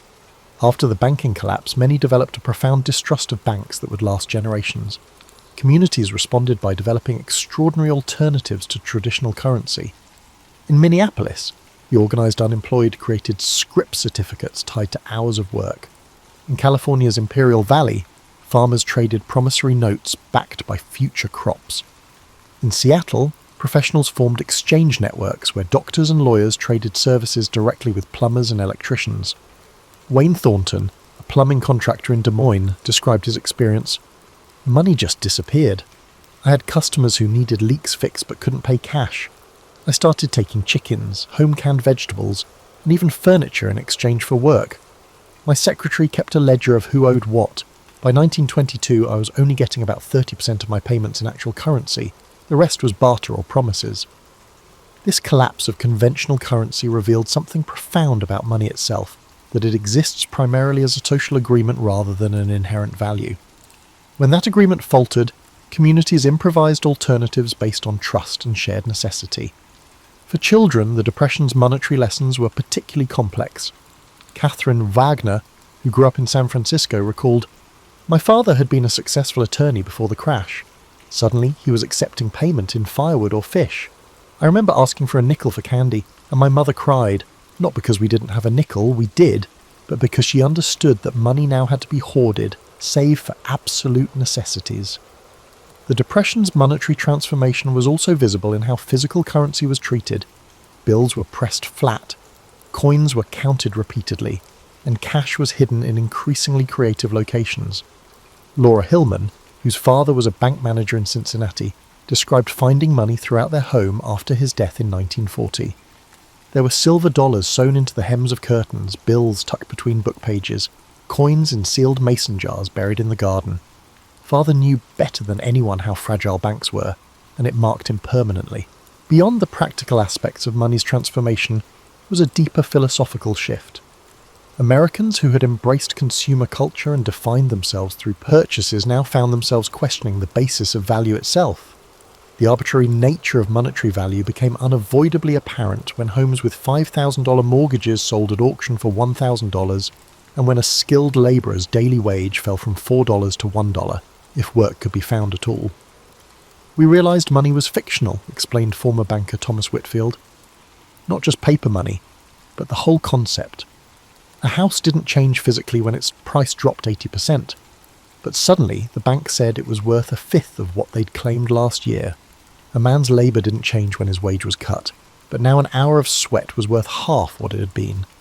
This change made people question everything. This questioning extended to authority itself. When Presidents Hoover and Roosevelt made pronouncements about the economy, many Americans had become skeptical of official narratives. Having watched sound banks collapse and blue-chip stocks become worthless, they developed a wariness toward institutional pronouncements that would influence American politics for decades. The Depression's monetary chaos also produced unexpected social effects. As cash became scarce, those who still had it gained outsized influence. Small-town bankers who had maintained liquidity, landlords who owned properties outright, and business owners who had avoided debt found themselves with disproportionate community power. This shift created new social hierarchies based less on traditional status markers and more on financial prudence, a virtue that had been largely dismissed during the exuberant 1920s. "The social order flipped," observed Harriet Crawley, a schoolteacher from Virginia. "The flashy spenders of the 20s were now destitute, while cautious savers became community leaders.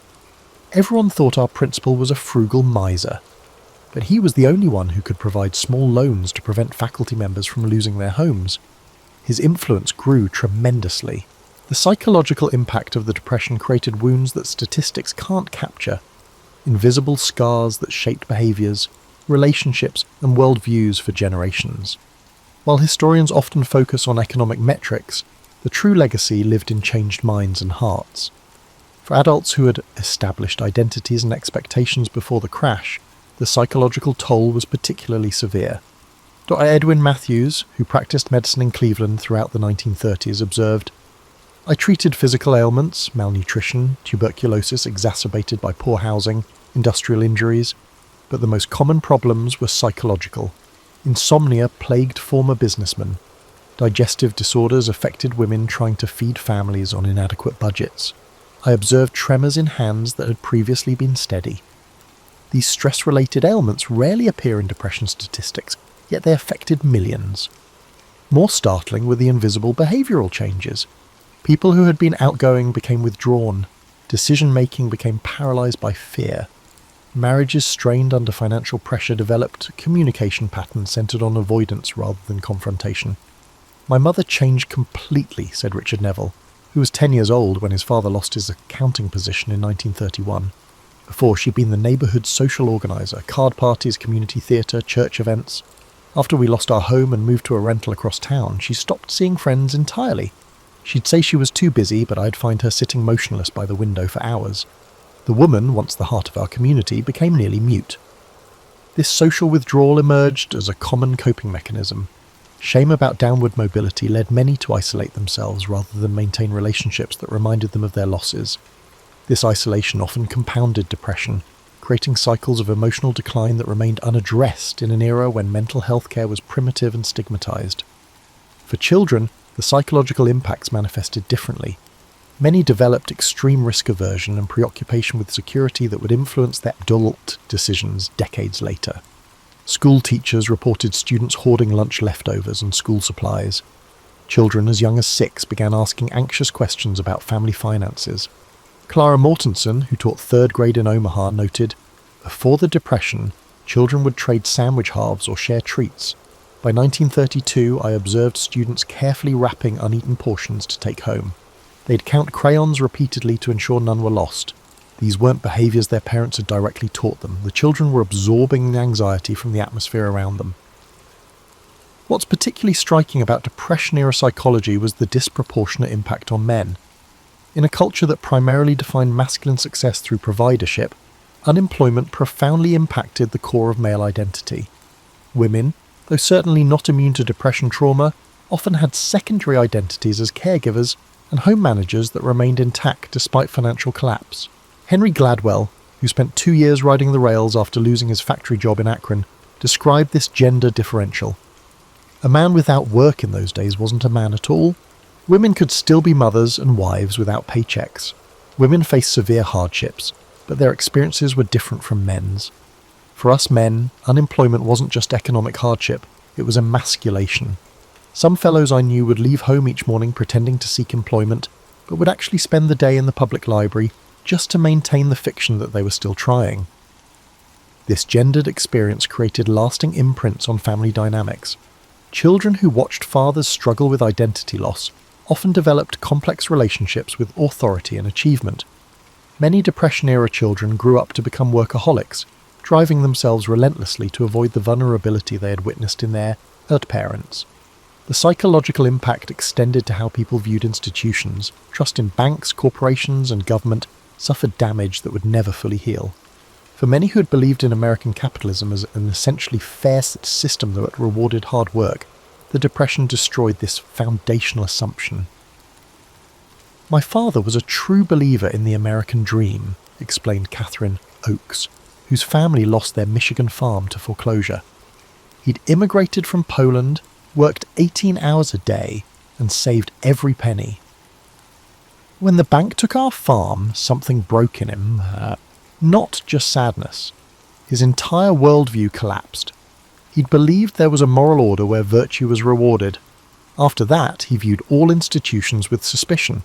He wouldn't even trust the post office with packages." This institutional distrust manifested in behaviours that outsiders often found incomprehensible. People who had survived bank failures might divide their modest savings between multiple hiding places. Important documents were kept at home rather than in safe deposit boxes. Government assistance programs were viewed with suspicion, even by those who desperately needed help. Perhaps most profoundly, the Depression altered America's relationship with possibility itself. The assumption that tomorrow would likely be better than today, a quintessentially American outlook, was replaced for many by a persistent expectation of calamity. This anticipatory anxiety became so ingrained that many Depression survivors maintained emergency preparations throughout their lives, long after economic recovery.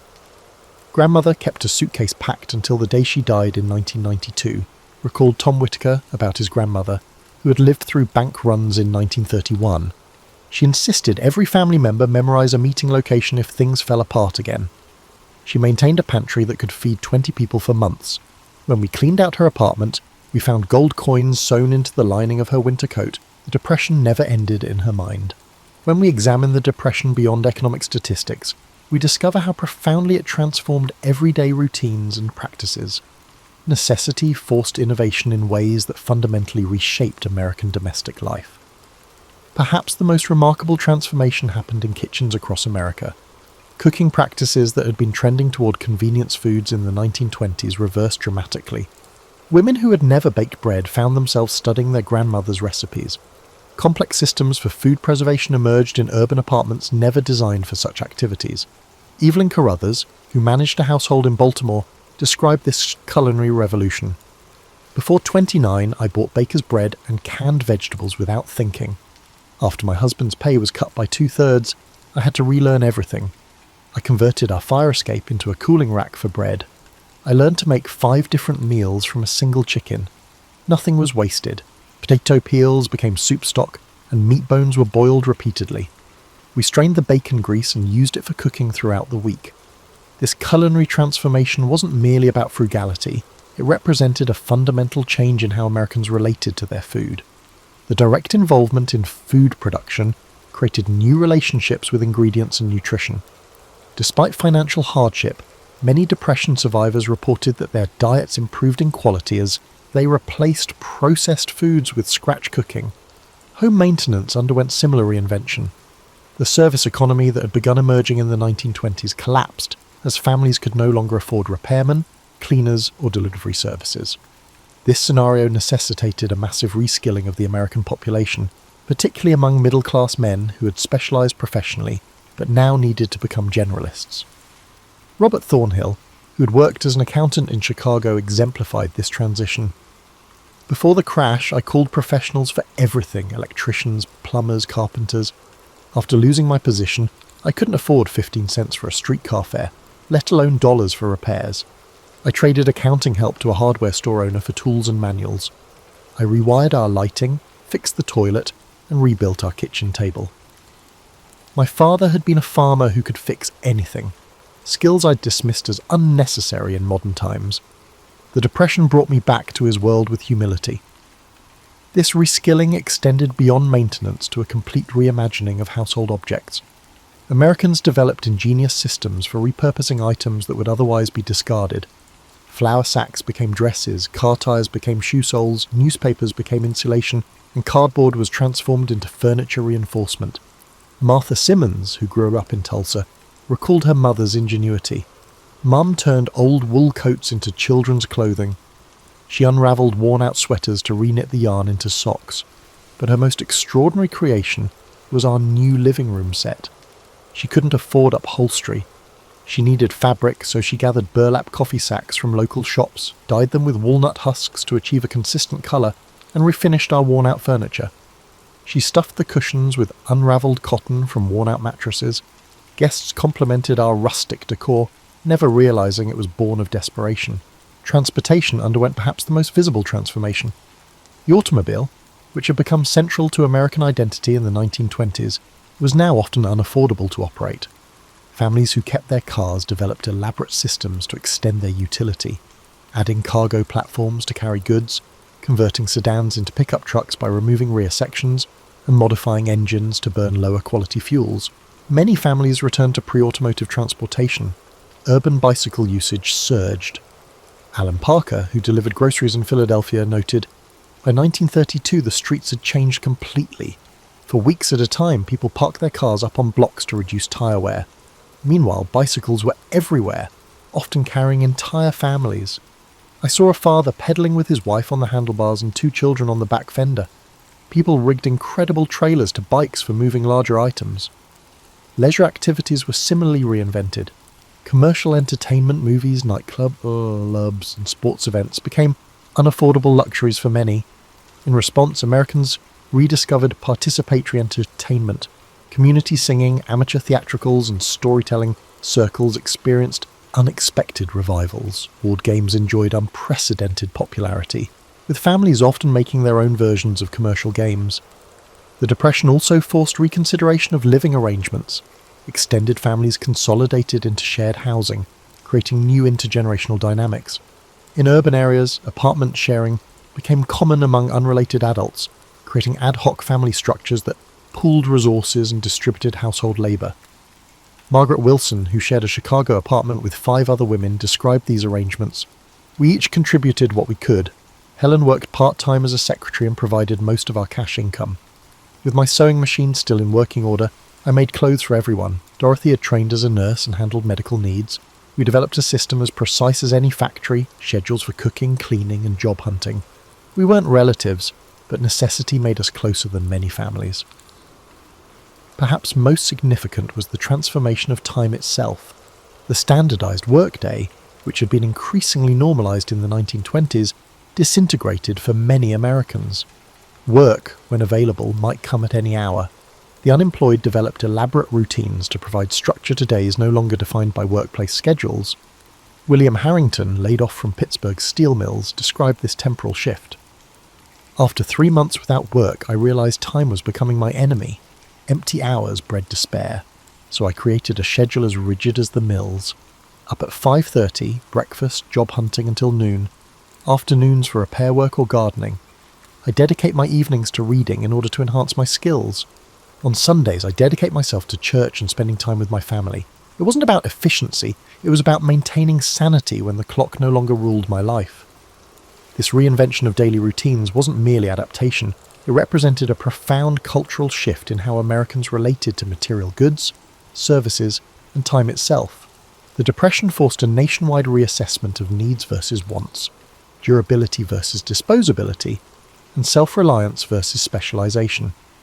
These values would influence consumption patterns and domestic practices for decades after economic recovery. The Depression is famous for individual hardships, but its most impressive story may be how communities devised survival strategies that changed American social organization. Together, these responses provided resilience where individual efforts failed. Highly sophisticated neighborhood support systems arose. Informal communication networks convey information about jobs, assistance programs, and local credit providers in metropolitan areas. These networks spanned ethnic and religious divides by using tenement hallways, laundry lines, and front stoops to spread information. Before the crash, the Jewish families in our building barely spoke to the Italian families 2 floors down, said Williamsburg resident Sarah Goldstein. Mrs. Esposito and my mother ran a soup pot for both families in 1931. After learning about the warehouse job, Mr. Esposito informed my father. Old boundaries fell because survival demanded cooperation. Mrs. Esposito lit candles with us on Friday nights because we were family, not because she was Jewish. Community cohesion led to practical assistance systems. Organic childcare cooperatives let parents switch job hunting days. Tool libraries let neighbours share expensive gear. Urban vacant sites become fertile land with communal gardens. The Depression also saw formal mutual help organisations grow. Many histories focus on government relief programs, although community-based structures delivered faster and more culturally relevant aid. Religious, fraternal and ethnic benefit societies extended their roles to meet economic requirements. The black fraternal group Prince Hall Masons exhibited this expansion. Detroit Lodge officer Thomas Washington said, "Our organisation traditionally provides burial benefits and social connections. We became a job office, food distribution centre and housing referral agency overnight during the Depression. Every working brother supported the unemployed. When the economy failed, our community retained dignity." Labour unions expanded beyond workplace activism to provide overall support. The International Ladies Garment Workers Union in New York sponsored health clinics, cooperative housing, and adult education. Michigan United Auto Workers Unemployment Councils organised direct action to avoid evictions. Later UAB leader Walter Reuther remembered early Depression-era activities. Hundreds of workers blocked the sheriff when a family received an eviction notice. Then we'd negotiate lower rent or payment schedules with the landlord. We'd return the family's possessions after authorities left if eviction was inevitable. Now we fought for community survival, not pay. Rural communities established unique mutual help systems. Besides advocacy, the Grange coordinated seed exchanges, equipment sharing and labour pooling.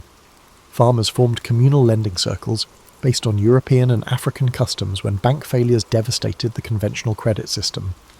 Transformations were especially profound in churches. Religion became aid distribution, employment and housing coordinators in addition to spiritual assistance. When public education funds fell, church basements became schools. Religious communities that had focused on spirituality now addressed material concerns directly. Before the Depression, charity was a minor part of our ministry, said Dayton, First Methodist Church pastor Michael Thompson. We turned our refuge into a nighttime dormitory by 1932. Our Sunday school classes became healthcare clinics with volunteer nurses. We broadened Christian responsibility from spirits to bodies. Theological consequences were huge. We couldn't preach about paradise while neglecting earthly misery. The cross-cutting aspect of these community systems was significant. Organisations that serviced ethnic, religious or occupational groups expanded their reach. The result opened up social relationships across boundaries. Intentional communities planned cooperative living arrangements that pooled resources to foster security grew during the Depression.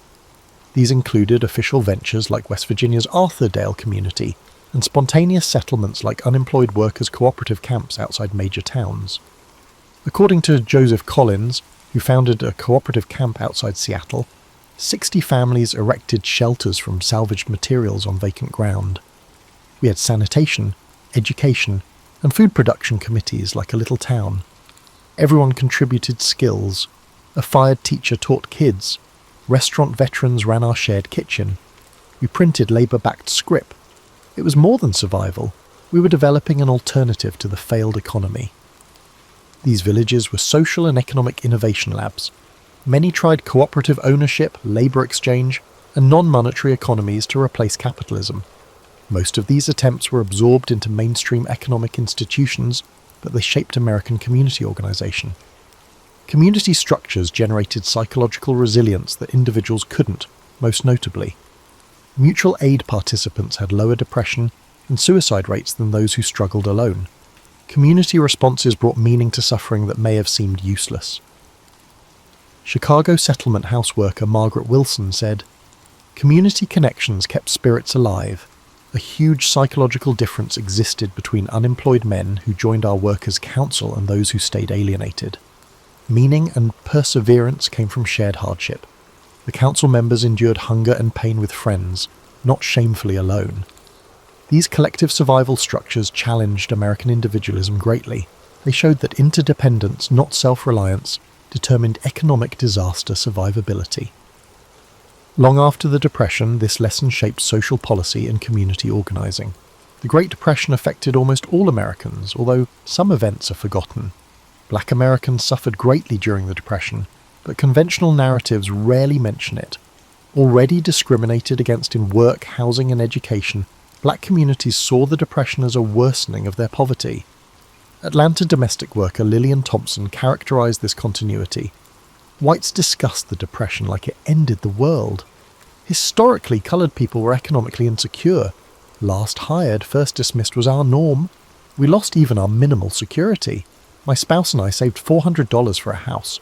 When Citizens Trust Bank failed, that money vanished. No government officials worried about black banks like they did white ones. Black agricultural workers suffered most in rural areas. In addition to chronic debt from sharecropping, they faced falling cotton prices and agricultural mechanization. Mechanical cotton pickers eliminated thousands of jobs in the 1930s when alternatives were scarce. This agricultural displacement spurred the great migration of black Americans to northern cities, where housing discrimination forced them into overcrowded, poor dwellings. Many New Deal initiatives helped Americans find housing, but redlining excluded black neighborhoods. Indigenous populations experienced the Depression through a complicated mix of economic breakdown and colonial policy.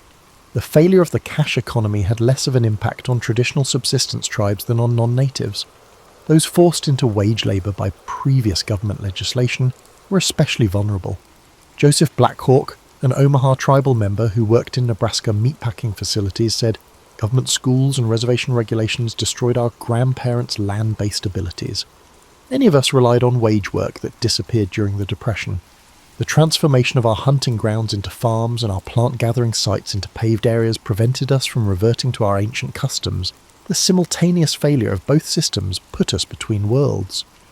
The 1934 Indian Reorganization Act, despite its promotion as a progressive reform, resulted in increased economic dependency during the Depression. Constitutions that prioritize resource exploitation have reformed tribes, promoting outside interests over indigenous communities. Mexican Americans in the Southwest had particular Depression problems. Large producers slashed wages drastically, but still demanded hard work when crop prices plummeted. Mexican and Mexican-American workers faced violent suppression and deportation due to their organizing efforts. The federal government's repatriation plans demonstrate economic distress and racial targeting. About 60% of the 1 to 2 million Mexican Americans deported or pushed to leave the US between 1929 and 1936 were US citizens. The result was one of the largest forced migrations in American history, frequently without legal procedure. Elena Ramirez, whose family was deported to Mexico in 1932, said, "Immigration agents encircled our Los Angeles neighborhood and loaded everyone onto trucks. The fact that my brother and I were born in California and held American citizenship did not matter. We only had a few hours to pack. My father worked at the same factory for 9 years. Our church, school, and friends vanished overnight. We landed in Mexico as strangers. 20 years after my parents departed, we were considered pochos, neither Mexican nor American." Urban Americans rarely saw the hardship of rural white populations in Appalachia and the Ozarks. Economic deterioration in these areas began before 1929 owing to resource extraction and changing agricultural markets. The Depression sank economically marginalized groups into deep poverty. These regions emphasized the difference between deserving and undeserving poor. New Deal initiatives favoured recent middle-class dropouts over multi-generational poor. Such multi-tiered assistance schemes occasionally excluded the most desperate. Disability during depression is another underestimated pain factor. Family support systems and philanthropic institutions crumbled, putting Americans with disabilities in unparalleled hardship. When demand for disabled American services expanded, financial cuts deteriorated their facilities. A Massachusetts State Psychiatric Hospital's Dr. Margaret Chen observed this decline. We were understaffed and underfunded before the crash. After state budgets fell, circumstances were terrible. Our patient base increased while staff shrank by a third. Food quality plummeted, treatment became confinement. We ran out of resources during acute illness. So many individuals who could have recovered were institutionalized for life. Depression devastated carefully developed support systems for physically challenged Americans living freely. When informal helpers focused on their own survival, disabled people who had retained autonomy through community networks were forced into institutionalization. The Depression produced new disability categories. Childhood malnutrition caused lifelong developmental problems. Safety requirements were abandoned to minimize costs, increasing workplace accidents. Depression-related psychological trauma caused untreated mental health issues. How economic disaster affected youth is often forgotten in depression accounts. Schools in various locations cut academic years or shuttered due to budget limitations. Child labour, which had been falling for decades, rose as families required cash from everyone. Malnutrition at key development had lifelong physical and cognitive damage. Helen Morrison, a rural Kentucky teacher, saw these changes. Planting and harvest attendance was intermittent before the catastrophe. Many children vanished by 1932. I found them working full-time at anything they could find when I visited their homes. Some families had broken up, with children living with relatives or neighbours, while parents looked for jobs. Many of my students lost the idea of infancy as a protected period of development. These forgotten depression scenes show how economic disaster deepened social divisions. While popular narratives highlight shared pain that linked Americans, these forgotten tales show how crises reinforced race, region, aptitude, and age hierarchies. The Great Depression created enduring legacies that shaped American society for generations in ways few could have predicted. These influences transformed behaviours and attitudes that would persist long after economic recovery. The most visible legacy was Americans' relationship with financial risk. Depression survivors developed what marketers later called depression syndrome, financial behaviours that prioritise security over opportunity, even when economically irrational. Millionaires who had survived bank failures maintained multiple modest accounts rather than consolidated ones. Successful professionals refused mortgages despite having ample income. Families stockpiled necessities due to concerns about future shortages. Dorothy Klein, a consumer researcher in the 1950s, noted that conventional advertising could not persuade depression survivors. They evaluated purchases through a trauma lens. I interviewed a doctor who kept 25 pounds of coffee in his pantry. When coffee was rationed during the war, he'd developed anxiety about shortages. 20 years later, despite abundant supplies, he maintained this buffer against a threat that no longer existed. This security-oriented mindset was passed down to children raised by depression survivors. The silent generation and early baby boomers inherited their parents' risk aversion, despite growing up in unprecedented prosperity. This generational transmission of financial trauma influenced banking, housing, and retail sectors for decades, as these sectors unknowingly catered to customers whose decision-making was influenced by psychological patterns formed during the 1930s. The Depression fundamentally altered Americans' relationship with government. Before 1929, most citizens had minimal interaction with federal agencies. By 1940, government had become an everyday presence through relief programs, employment projects, and regulatory frameworks. This created expectations that transcended traditional political divisions. Frank Holloway, who administered WPA projects in Tennessee, noted, "Before the Depression, mentioning I worked for the federal government drew suspicion.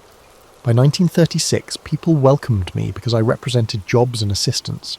People who philosophically opposed government interference now expect government solutions.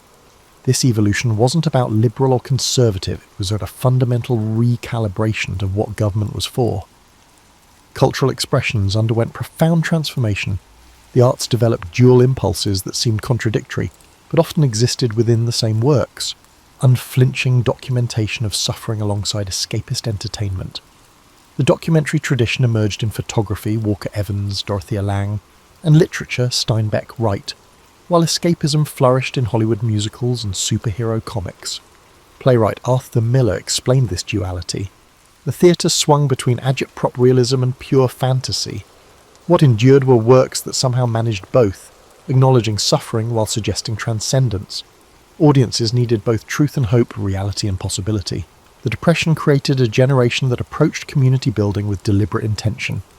Having experienced how economic disaster could isolate individuals, many survivors became what sociologists later called intentional neighbours, deliberately cultivating community connections as insurance against future hardship. The explosion of civic organisations in post-Depression America, from PTAs to neighbourhood associations, reflected this impulse. While often viewed as expressions of 1950s conformity, these organisations actually represented lessons learned from 1930s isolation. Perhaps most profound was the Depression's impact on Americans' relationship with work itself.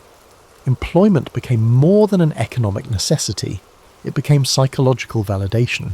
The experience of involuntary joblessness created lasting associations between work and identity that influenced retirement patterns for decades. To Samuel Weinstein, who studied aging in the 1970s, found, Depression survivors approached retirement differently than subsequent generations. They often couldn't articulate why continued work felt essential. One successful businessman told me, "I know I don't need the money, but I need to be needed." Their concern wasn't about income, but about avoiding the psychological state of uselessness they had experienced during unemployment decades earlier. Looking back, many aspects of American life we take for granted, from social security to bank deposit insurance, emerged directly from Depression experiences. These institutional responses to catastrophe became so normalised that their origins and crisis were forgotten, their existence seemingly natural rather than a response to specific historical trauma. What remains most remarkable about the Depression's legacy is how it demonstrated both human vulnerability and resilience simultaneously. It revealed how quickly prosperity could vanish and how fragile social structures could prove. Yet it also showed how communities could adapt and societies could reimagine themselves in response to catastrophe. As Depression survivor Eleanor Winthrop reflected, what stayed with me wasn't the hardship itself, but the discovery of what humans could withstand and create from ruins. We lost our innocence about economic security, but gained wisdom about human connection. The disappearance of the money did not diminish the value of the ingenious adaptations, extraordinary kindnesses, and communities forged in struggle that replaced it. The paradox of catastrophe is that it takes with one hand but gives with the other, and sometimes the gifts outlast the losses.